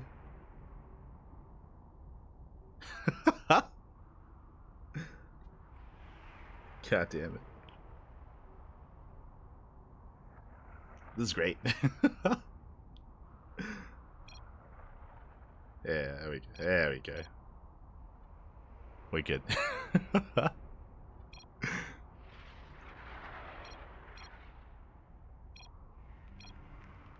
Oh, we're back. Really, Lancer, he just needed a moment to, like, hunt down the mosquito. Hunt it down. Oh, no. Feels mosquito, man. He's on fuego. For now, as I said, Lancer going for a proxy. My apologies, I did miss that, but we have a proxy here. Lancer is going for a 4-gate set up, 4-gate blink on 2 bases. Lancer is committing, and meanwhile, Firefly, he does find the proxy. He's aware. He's now aware of how much danger he's in. Firefly expanding. Oh, he's being greedy. Firefly's being greedy. Now, Immortal production has begun. The Immortals, they will help. They will help, of course. Speaking of, does lock down 2 Immortals. Oh, sorry, 2 Stalkers, not bad. 2 Stalkers get locked down. Dual Depths, they get across the map. They can one-shot probes. And probes are going down, getting 1, 2, 3 probes so far. Oh, they do shade once again, getting up to 4. Nice damage. 4 probes. Lancer, he does wall off at the ramp. And again, you can see that Lancer, his main army isn't pushing. Like, he's distracted. He is distracted. Firefly buying time. The first Immortal has arrived. Shield batteries are finishing up. Again, remember, Lancer, he's borderline 2-base all in. Like, he has to get damage done. He has to get damage done. He has to trade well. Nice force fields, locks down 2 Stalkers, locks down, yeah, 3 Stalkers even. Does lock him down. Then Immortals, they start step in. 3 Stalkers do fall. Those are big losses here for Firefly. Big losses. And Lancer is not done. Lancer is doubling down.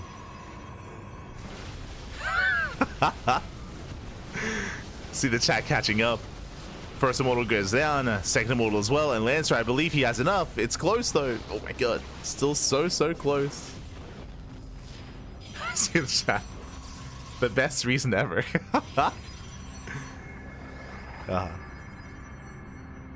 Pinche mosquitos, man.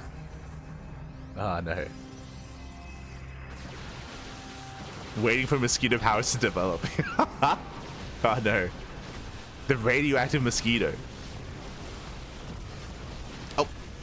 Ooh, as a shield body does kick in, the immortal survives, and with that, Firefly is holding. He holds on. Again, things were looking dicey there. Lancer was able to shut down two of those immortals. He was able to force field very nicely as well, but now we can see Firefly overwhelming. Now the third base is kicking in. Remember, this entire time, Firefly, he's been up a base. He's been up in economy, up in workers, and soon to be up in army. The longer this goes on, the better it is for Firefly. Lancer, he's in danger. He's on a timer. He needs more. He needs more. Bye.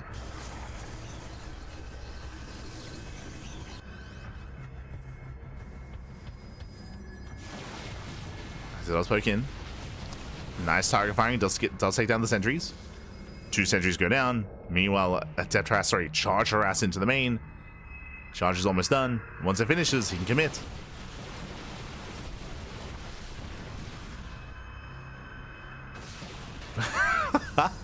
True, Lancer, he has less blood. Oh no.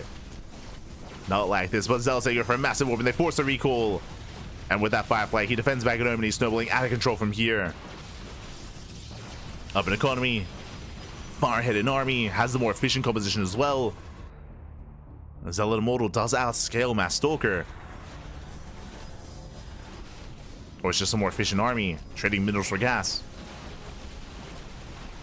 And once again, just collapsing on those Stalkers. Does collapse in. The Immortals are lacking behind a little bit. Just now waddling across the map, wasting some DPS. The Immortals are going to get in there. The Immortals are going for the pylon. Just now moving in, just now moving forward. Yeah, and they have arrived. Here we go. The entire army comes together. The Charged Lord Immortal and Stalkers, they do nothing against this. GG gets called, and Firefly, he will survive the aggression. He will defend. Here, that paying off the mosquito. It was worth it. Paid off the mosquito. GG, and Firefly takes a 2-1 lead. Whew. Oh my god. GG, well played. Okay, the mosquito coming into play. Question becomes, how long does it take for mosquito powers to manifest? How long does it take? Oh god. As with that, Firefly does take a lead. Oh, sorry, I should fix up the... There we go. Firefly does take a lead. Does take a lead in the series. And we'll see if he can extend that lead even further here. Ay. Again, ideally, we want to be able to just completely focus on our games, of course, and hopefully Lancer is able to shake off what bothers. And maybe get some ice to alleviate any kind of irritation. Focus on our games. But again, it was just a really impressive defense there by Firefly. And again, as we've seen time and time again throughout this broadcast, Firefly has been very fond of robot openers. Very fond of it. Just because it does give you that edge, it does give you that boost in the mid game with that immortal lead. With that heavy immortal counts. And I wouldn't be surprised if that trend continues. In regards to robot openers out of Firefly. Wouldn't be surprised. And here we go. We're getting to our next game. Game number 4. Kind of.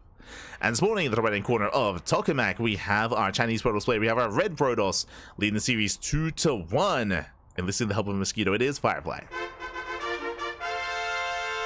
And in the bottom left-hand corner, we have the blue Protoss player. We have the Chinese Protoss down in the series. But coming from the upper bracket, it is Lancer.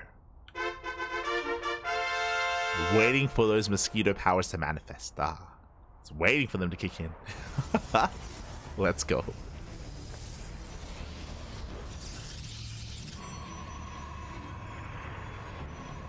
I've been grossly misinformed by Hollywood.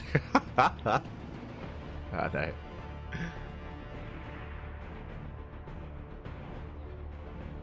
Silky.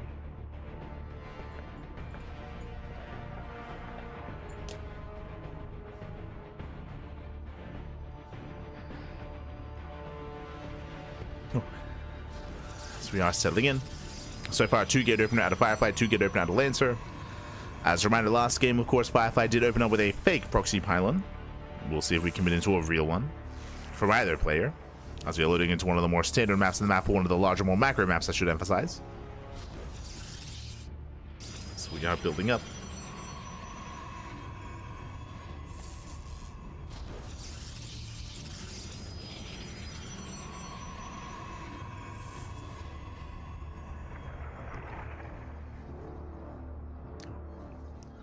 So we are settling in.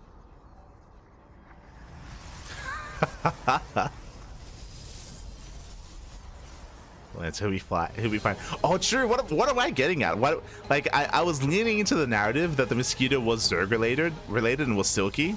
Maybe it wasn't a mosquito. Maybe it was a Firefly. Yo. oh my god, it's all coming together, Pap. It's all coming together. I don't think Fireflies can sting or anything like that, but maybe the relation is there. The dots are being connected. Someone get the board out. We'll figure it out. But there's that connection. Was it a Firefly?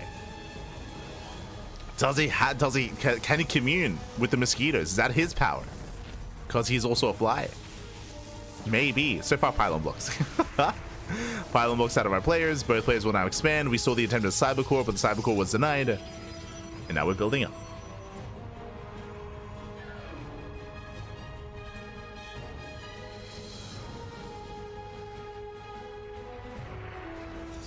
I'll change my good name to Mosquito. Este Dash. Oh no. As once again, Robo, as we mentioned, the trends have tabled. Robo opener out of Lancer, my apologies. And a Twilight Council out of Firefly, so the roles have been reversed.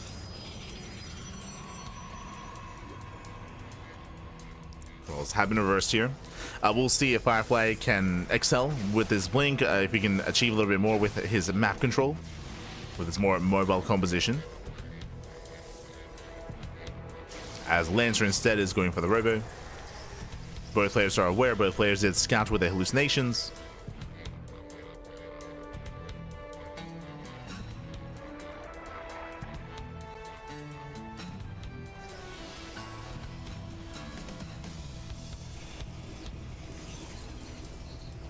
So here we go.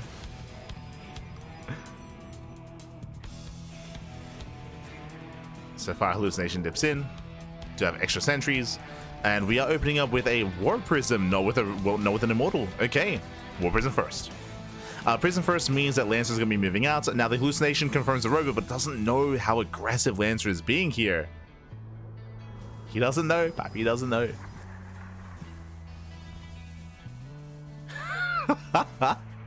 I see in the chat. Let's go. As Lancer is committing, yeah, he's committing here, he's pushing out across. He's going for the all-in. He has plenty of force fields, plenty of sentries. Fake hallucinations to the main. Let's go. Fake Prism. Prism does distract. And it does keep Firefly busy here. That's 3 Stalkers in the main, not at the natural. And Lancer is going for the kill. He does have a sentry in the Prism. He's going for the force field. He does go in. And he will force field in time. Yeah, it does. Oh, but the sentries do slip out. Sentries do slip. There's that energy overcharge. Stalkers that stuck in the back line. And there's going to be a messy fight here for Firefly. Again, Lancer going for the kill. Going for the production. Force fields are running out. Boys are being pulled. Yeah, the boys have arrived. And with the help of the boys, can Firefly hold on? Nice control here by Lancer. Nice control. He does kite back with the blink. He dives in. One more volley and he will bring down the Prism. And with that, he will shut this down. He will shut this down. He will end the all-in. He bleeds out 12 robes though. A lot of workers are going down. He does fall behind economically, down 10 workers. But Firefly holds. Firefly, he does hold, he does survive. But behind this is no third base, there's no greater economy. Again, he lost so many probes there in the defense. So many. And Firefly, he doesn't really have an overwhelming army. He's pushing, that is true, but can he find any damage? Again, I'm not sure he can.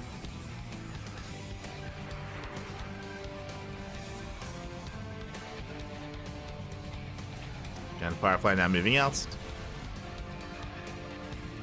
He runs into Immortals. That's what I mean. Like, Immortals are back at home. You cannot break that. EWC shade into the natural, and Lancer is here to extend that lead. Probes are getting one shot. Firefly out of position. 1, 2, 3, 4, 5 probes going to be going down. Firefly blinks into the main, but there's an Immortal. Yeah, there are Immortals waiting. Lancer, he defends. He attacks. He's all over this. He's still in the mineral line, and Firefly, he's falling apart. I say that. He's getting a decent amount of probe kills, but oh god. Oh god. He still bleeds out some Stalkers. And even though Firefly got 7 probes, he also lost 7 workers as well. Lancer still ahead.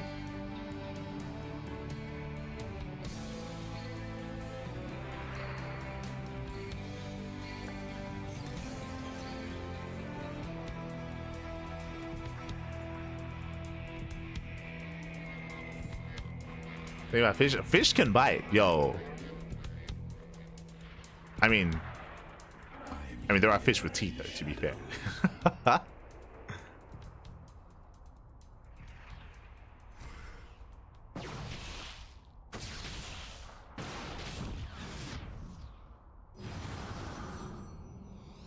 Here we go.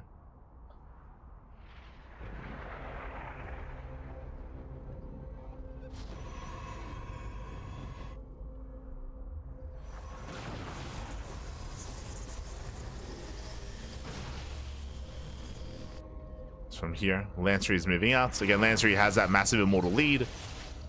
Firefly, he could try to pick away this army in chunks. Lancer is split. Like, the Immortals are exposed. They're on their own. But I don't think Firefly can win that fight. Yeah, he cannot engage. He can't engage into that. Yeah, there's just too much there. Blink is almost done for Lancer. Lancer now moving out. EWC gets spotted. And again, things are looking bleak here for Firefly. Oof. As EWC do bust into the natural. 4 probes, decent damage. Yo, we got DTs? Like, DTs are great and all, but can we defend against the main army? Oh, I'll snipe the Observer. Okay, I have faith. I believe. Oh, no, never mind. There's an Observer back at home, but there's no Observer across the map, getting free damage here on the main army. That DT is popping up. Yeah, free swipes. Dark Templar in the main as well. Damage is being done. Not insignificant. And again, we have 3 Shibars back at home. The Immortal does survive. No shot. Firefly, he's holding. He's holding. 10 probes across the map. Lancer never expanded. He made that choice. He made the choice not to expand.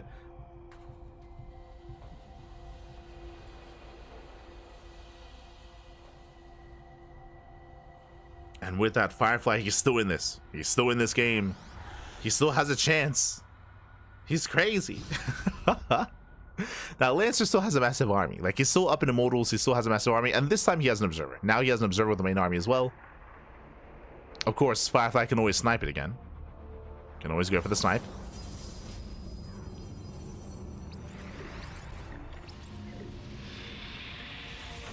You can see the Observer. Lancer does siege up behind the army. This time it's protected. Prism into the main, but there's an Observer back at home. Oh, no! There's an Observer back at home. Does unload. Yeah, but no reinforcements, no warp-ins. Zelts are cleaned up. A DT into the natural. Is getting some damage. Okay. Lancer, he turns around. Lancer, he turns around back home. 7 more probe kills. Lancer down to 29. This is getting out of hand. I assumed with the army, with the Observers in position, that this would be okay, but that's going to be another 7, down to 29. Firefly takes a economic lead, but he's still behind when it comes to the army. I should say, he's still behind when it comes to the Immortal count. That's still a factor.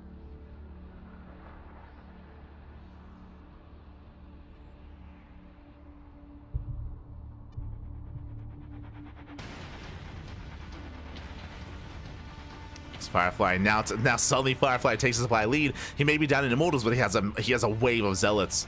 The Charge Lots, we've seen this before, they are superior here. They do a great job tanking, dishing out damage as well. He goes for the dive, he wants the Immortals. He does want them. A big micro here by Lancer, does save the Immortals, does pull him back. The Immortals are saved, a better choke point here for Lancer, nice force fields. And it looks like Firefly, he will get one Immortal, not even. Yeah, there we go, one does go down, there's two left. Two Immortals remaining, Zealots, they go back in. Pushing into shield batteries, it's still a close fight. But the Immortals are falling down to 1, down to 0. The final Immortal falls, and that's it. 0 Immortals left here for Lancer. Just Stalkers. Boys are being pulled. And Firefly, he's barely breaking through. We need another wave, though. Oh, he's got DTs. He's got Dark Templar. And no detection. Once again, the Invisible Man. The Invisible Man is just too good. It's just too much. We have 3 Dark Templar. Lancer, he wins the main fight, but what about the DTs? GG gets called, and Firefly with the Dark Templar. He defends, he attacks, he counterattacks, he wins off of the back of the Invisible Man. GG. Whew, oh my god, GG, well played.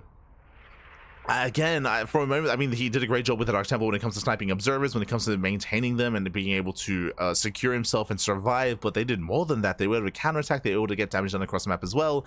Again, Lancer, he was just torn apart. He did have detection, did have observers, but unfortunately, he wasn't able to quite react in time. There was just so much chaos going on. GG. GG, well played. Again, Firefly, he's looking insane here. As we mentioned, he's warmed up. He's warmed up by Lemon. You know, he's got his squad of Fireflies out there biting, nibbling at Lancer as well, apparently. Oh, God. It's crazy. GG. GG, well played. And with that, Firefly is now one game away from becoming our champion here. Remember, Lancer, he already won a series against Firefly. He started up 1-0 as well. He had that advantage. Even in this game, wasn't looking too bad at all. But alas, in the end, everything did fall apart. Firefly, he found the one way to recover, even though he was in a rough position. To be honest, like Firefly, he was in a rough position this game. If you recall, he was down in economy. He was down in army. He was in a rough place. The DTs were one of the only ways to recover in that game. And he found a way. Firefly, he found a way. GG. Crazy. Crazy games, sorry, crazy games. And with that, we're now getting ready here for potentially the final game of the series. I mean, I'm hoping for a longer series. I want some more between these two players. I mean, I'm a little bit torn. Part of me also wants to get some sleep as well. It would be nice before the Americas region. But at the same time, well, we want some more StarCraft. True. Well, we want some more StarCraft. Let's go.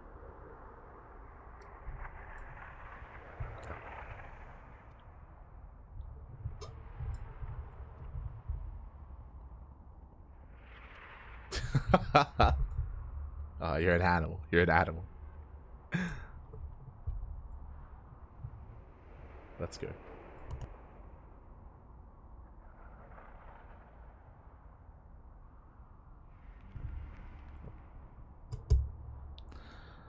And with that, we're now getting ready here for, again, our next game. I'm not too sure what map we're going to be loading into, but again, Firefly, he's so close to coming back here in this tournament. He was down in the lower bracket. He clawed his way back up for the rematch. He's so close to taking it all. Let's go. Will he be the one traveling and going to the Esports World Cup? Will Lancer begin his comeback? I want to believe he can. But even nature working against Lancer here. Oh no. Can he fight back again against Firefly, against the local flora and fauna, against it all? Let's go. As we are jumping into the next game and spawning in the bottom hand corner here of a pylon, we have the Chinese Protoss player, the Red Protoss, leading the series at 3-1, and coming back, it is a Firefly. The Invisible Man himself. It's crazy. And spawning in the top left hand corner, we have the Chinese Protoss player. We have the Blue Protoss down heavily in the series. He has to fight back here and now. It is Lancer.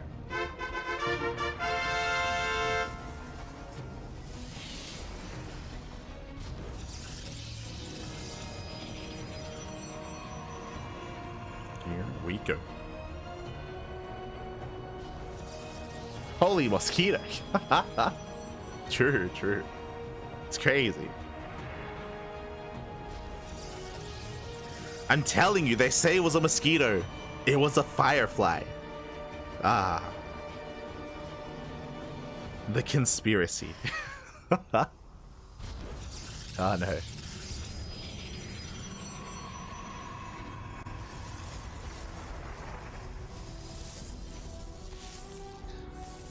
As from here, 2 gate opener, 2 gate opener, a Firefly, 2 gate opener, a Lancer. So far so good. So far standard openers initially.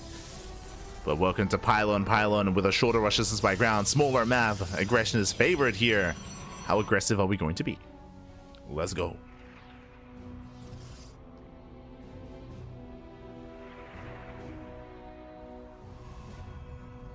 How can he lose 0-4? I mean, he can. I mean, it happens. Firefly, he's warmed up. He's on fire, Pappy. And he's flying. He's flying everywhere. It's crazy.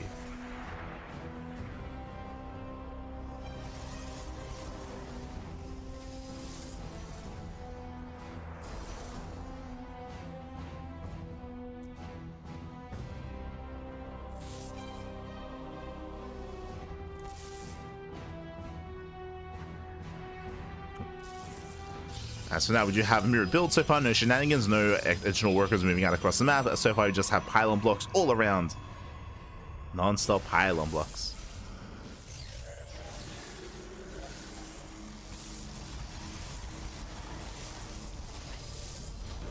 Likewise, cyber block here from Lancer, delaying the expansion even further. So an even further delayed base.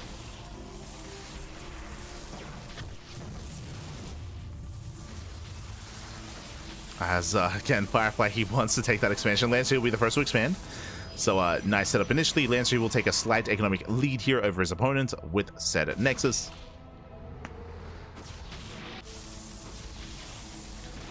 Meanwhile, there's a cancellation. Finally, Firefly can expand.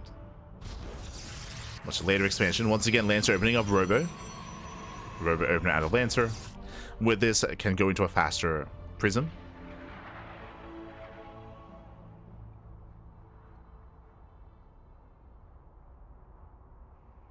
Go for set faster Prism. Twilight Council is on the way. So once again, Firefly going for Blink, Lancer going for the Prism, or going for the Robo, I should emphasize. Last game did go for the Prism into the drop into the main, where he was able to take a massive economic lead. Loving the hallucinations.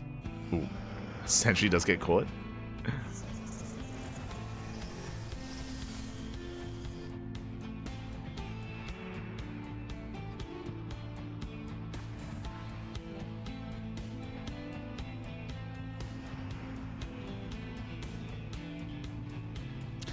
So we have Blink on the way.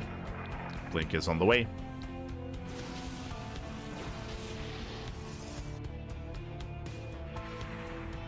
Meanwhile, yep, there it is. Prism first out of Lancer. So I misspoke earlier, but no, clearly we knew what was happening. This is the same build. So far, this looks like the same build 2 games in a row. Going for the heavy Sentry count into additional Stalkers, into Prism, into a push across the map. The goal here is to try to catch Firefly with his pants down, to get into the main base, and to potentially force field the ramp. So again, same build 2 games in a row. I don't blame Lancer for going for this. Remember, last game, Lancer came out with a lead. He was ahead. He was up heavily in the economy and in the army as well. After the opener, after the first push, it all just kind of fell apart. Once again, Hallucination does distract. Lancer gearing up at the natural. Adepts take it across the map. Ooh, probes are going down. Nice economic damage. Meanwhile, Lancer gearing up outside of the natural. He has yet to commit. So far, Lancer is distracted. And there we go. It does go for it. Sentry, sorry, the Prism is here to juggle back. Does save the sentries. And so many Stalkers here caught in the back line. They just can't quite engage. Another Stalker gets caught out. Massive pickup. Gets a Stalker. Firefly down in army. Up in workers. Now setting up once again. Force Wheels. They lock down another Stalker. And a Sentry. Sentry, oh, barely gets away. Shield Barriers out of energy. Another Sentry goes down. Firefly, he has to pull the boys. Yeah, the boys are being pulled. He dives on the Prism. Prism is going to be targeted. It just barely denies the warp in. And does he have enough? Once again, probes are falling. Doesn't want to lose too many. So far, acceptable losses, but that's still a heavy Stalker count.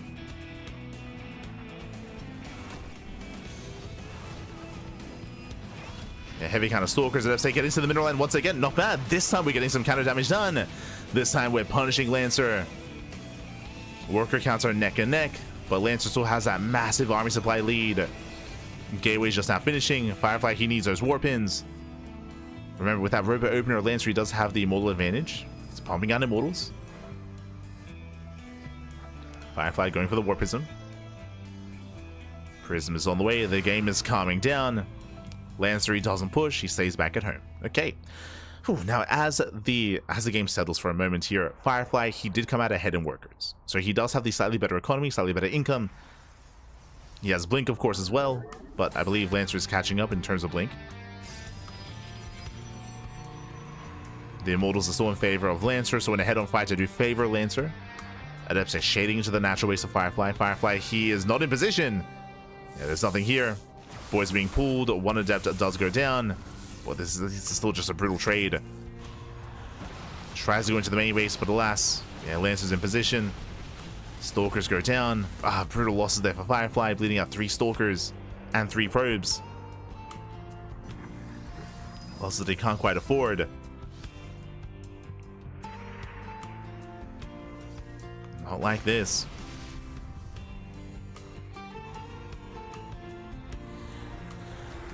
Firefly going back into the main. Blink just began for Lancer. Oh no! Oh, the Prism though. Prism takes a lot of hits. Oh, the Prism goes down. Oh, yeah. The Prism goes down. Firefly again. He just flied too close to the sun. He did get burned. And with that, Firefly is in a rough position. He's heavily down in supply here. Soon Lancer, he can just push, and he will. Look at that. On the production tab, what do we see? We don't see a third. We see 4 gates. 4 gates on the way. Lancer building up a massive gateway count for what? For a 2-base all-in. It's going to be a 2-base all-in here by Lancer. It's going to hit like a truck. And Firefly just doesn't really have much of an army. Like, what does he have? How does he survive this? DTs, true. Snipes the Observer.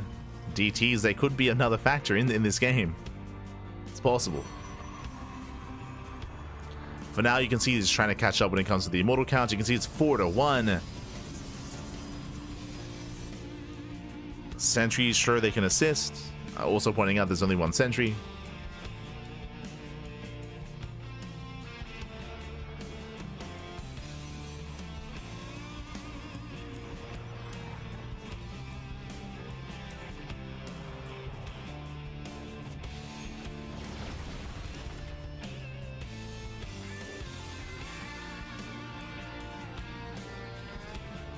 And Lancer's going for glaives.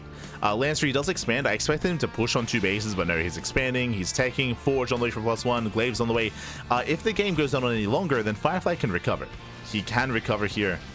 He's getting to charge. He has faster upgrades with faster +1. He has a faster Temple Archives. But Firefly is yet to expand. This is a very late third. He's long distance mining. So a very late third base here by Firefly. He's poking in, doing what he can.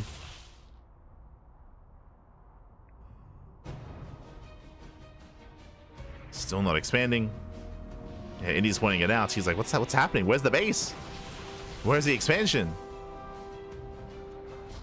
Oh, we're just going all in. Okay. Okay. Now, unfortunately here, I mean, there's potential for Firefly. Sure. Does have potential. It depends on the engagement. It depends on how Lancer finds. Like right now he's engaging only with Stalkers, but now the rest of the army does respond. Firefly peels over to the mineral line. A couple of Zealots, they do head in. Going for the shield battery. Now going for the probes. Better concave here for Firefly, but he just doesn't really have much of an army. And he is getting economic damage. True. Nice force fields. A lot of the Immortals are in the back line. They're not really helping out for Lancer. So initially a better fight for Firefly. Initially. Yeah, better concave. Zelta coming from behind. Can he get on top of the Immortals? Can he get on top of them? It's close. It's so close. He's going to get one. Dives on the Prism. Prism does not go down. Zelta wreak havoc. They get 20 probe kills. And the Immortals are falling. The Immortals are falling one after the other. No shot. Firefly. He's pulling it off.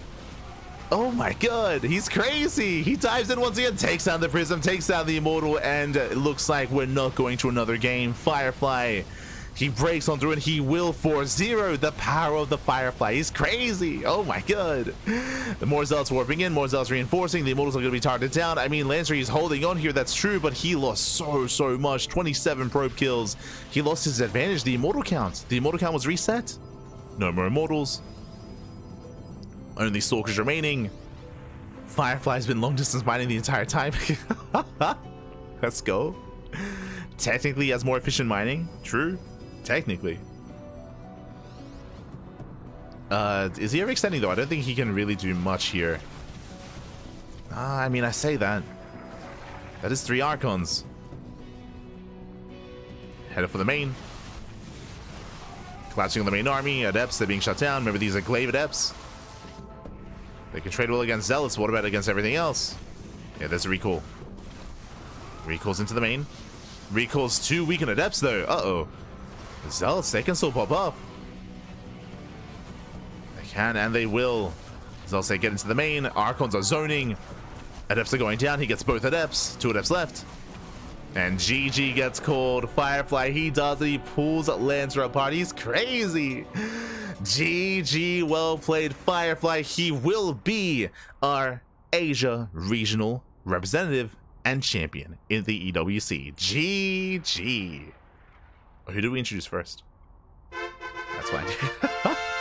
GG, well played, Firefly. He does it. He will qualify for the Esports World Cup. He has made it. He's the best in Asia, the best in our region. Again, we saw that Lancer, he was able to defeat Firefly initially, but coming into the finals, there was that X factor, there was that F factor, that Firefly factor, if you will. Oh my god. As Firefly, he was warmed up.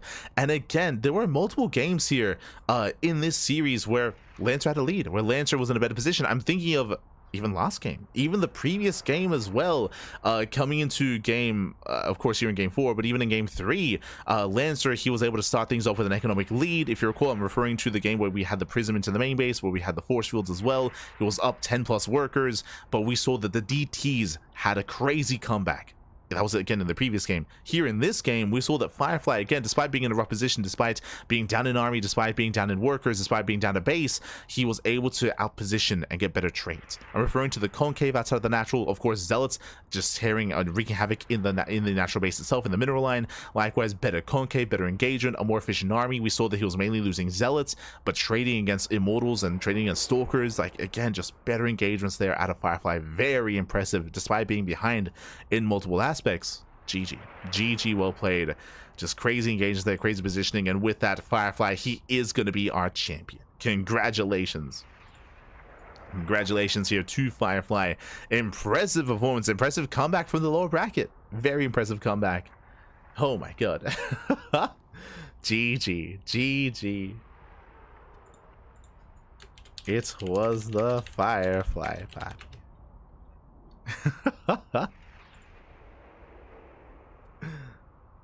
Let's go. GG, well played. And with that Firefly, he will claim it. Congratulations. Again, you can see his low bracket run here as well. He took down Jieshi, took down Silky, took down Lemon to make it to those finals. Very well done. Very well played. Congratulations here.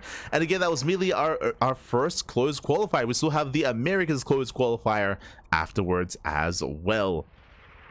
Bam, you can see our schedule here on my right. And coming into this, we do have our America's qualifier. That's going to be at 7 a.m. KST. That's going to be at 8 a.m. AST. That's going to be in 5 hours. In 5 hours time, we're going to be live here with the America's qualifier. Of course, we're going to be there. We're going to be there for it. Whether or not I sleep in between, yet to be determined, because after the America's qualifier, we have the Korea qualifier in the evening at 6 p.m. KST. Oh boy. And then followed by the European qualifier. So the qualifiers, they just do not end. They do not stop. They just keep on going. Sunday is definitely going to be an interesting one when it comes to the casting day. Just because it's going to be EU qualifier. And then there's maybe going to be a couple of hours break. Then May Mayhem. And then maybe a couple of hours break, and then the Korean qualifier. It's going to be very intense. It's going to be very intense, and then that leads into the European qualifier. I don't know when I'm going to sleep. I'll be honest. I don't know when I'm going to sleep for Sunday, but we'll cross that bridge when we get to it. Where there's just a lot of StarCraft. Like, the problem is May Mayhem. Like, usually I'm sleeping when the May Mayhem is happening. So we'll figure it out. We'll do like intermittent sleeping. We'll sleep like an hour and then cast, and then we'll sleep like another hour and then we'll cast them. We'll figure it out. Otherwise, GG well played. Hope you all had a great time. Hope you all enjoyed the broadcast. Again, I do apologize for the shaky start. For those that weren't here for the beginning of the broadcast, basically we spent 2 hours patching the game. We spent 2 hours patching the game. Speaking of, I should now start patching the game for the Americas. But we spent 2 hours because that we missed out on the Korean qualifier. I feel so bad about it as well, because no one, literally no casters for the Korean qualifier. It was meant to be us. Like, we were meant to be there. We always are, but not today. No one was, because we were just stuck patching the game for multiple hours, and we missed out on the Korean qualifier completely. Like, I feel so bad about it. It feels bad, because we were there. It was like, let me in, papi, let me in. I just couldn't log into the game because we were stuck patching the game instead. So speaking of, I'm now patching the game for the Americas. But yeah, just really rough and really sad.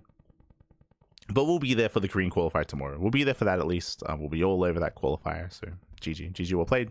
With that, we're going to be wrapping up for the time being. I might have a nap. I'm going to at least shower. I'm going to shower at least and patch the game and get everything ready for the broadcast. So we'll see what happens. When it comes to the broadcaster closed qualifier, actually, let's have a look together here. I believe the bracket should have been seeded. It wasn't this morning, but I believe it should be ready now. I believe it should be ready,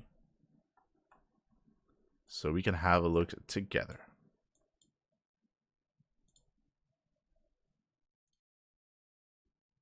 Here we go. Okay, so basically the way this works here is the mainstream, they have priority. So let's have a look together.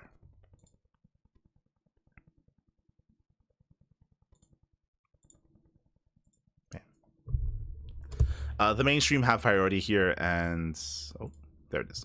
They have priority on which series to cast. So there's going to be 4 matches, 4 best of 5s happening at the same time. It's going to be Trigger versus Master, Special versus Future, Scarlet versus Kellizer, and Cham versus Estrella. So 4 matches all happening at the same time. Again, the mainstream have priority. I am happy with any of the non-mirror matchups. I mean, they're all going to be really good matches, don't get me wrong. Juanito versus Future and Trigger versus Master. Best of luck to those 4 players. But we'll most likely be going for either Scarlet versus Kellizer or Cham versus Estrella. Most likely, the mainstream will be casting one of them. We'll cast the other. That's the plan. That's going to be the plan here, at least on our stream. Again, we'll pick whatever the mainstream does not. That's going to be the plan here. So we'll do our best to spread out. Most likely, Steadfast did not cast the Americas qualifier today, which was kind of weird. He didn't cast the open qualifier, but he's probably going to be here for the closed one. Like, he's usually there for the NA region. So it's probably going to be ourselves and Steadfast covering the event alongside the mainstream. Who's going to be doing the mainstream? I think it's going to be State and Zombie Grub. I think they're both casting. I'm not too certain. But there's going to be the mainstream casters covering that as well. So just as a heads up, and again, this is probably going to last all day as well. This is probably going to be like a 6-hour cast, I imagine. So it's going to be a very intense day of StarCraft. We'll be covering that, then we'll get some sleep, then we'll go into the Korean qualifier thereafter. So there we go. So yeah, that's going to be later on today in 5 hours time. To look forward to it. Bam, you can see it here. 5 hours and 3 minutes. 5 hours and 3 minutes time until the Americas closed qualifier. So be there, be a part of it. Mark your calendar, set your alarms to wake up in time for some more StarCraft. Otherwise, thanks for watching. And again, our schedule is jam-packed full of StarCraft. Again, we do apologize for missing out on the Korean qualifier today, but we should be there tomorrow. And when it comes to the May Mayhem, I'm still on the fence about whether or not we can cast it. As in, we can, but can we? Like, how sleep deprived are we going to be? Maybe not at all. Maybe we'll be fine. Maybe not. So we'll find out. The May Mayhem, for those that are curious, it's going to be featuring Clem, Showtime, Max Pax, and Hero. They're facing off in the playoffs of the May Mayhem. So we're going to have some high quality PvP and TvP. It's going to be a lot of fun. Gonna be a lot of fun. Gonna be an amazing event. Otherwise, with that, thanks for watching. Thanks for tuning in. We do appreciate the support, and we'll see you guys next time for some more StarCraft action, for some more EWC. If you enjoy the content, if you enjoy the casting, then do check us out over on YouTube. We do upload on YouTube on a daily basis, so plenty of content over on YouTube. Otherwise, you can follow us on Twitter, Facebook, Instagram, YouTube, and Discord. We do stream on a daily basis every single day, multiple times a day, and likewise, we also do post whenever we go live as well. So plenty of content over on YouTube. We do post on a daily basis. Plenty of content, plenty of StarCraft. Otherwise, thanks for watching, and we'll see you guys next time. Until then, hasta luego. Ciao, papi, ciao. Hasta luego. See you next time.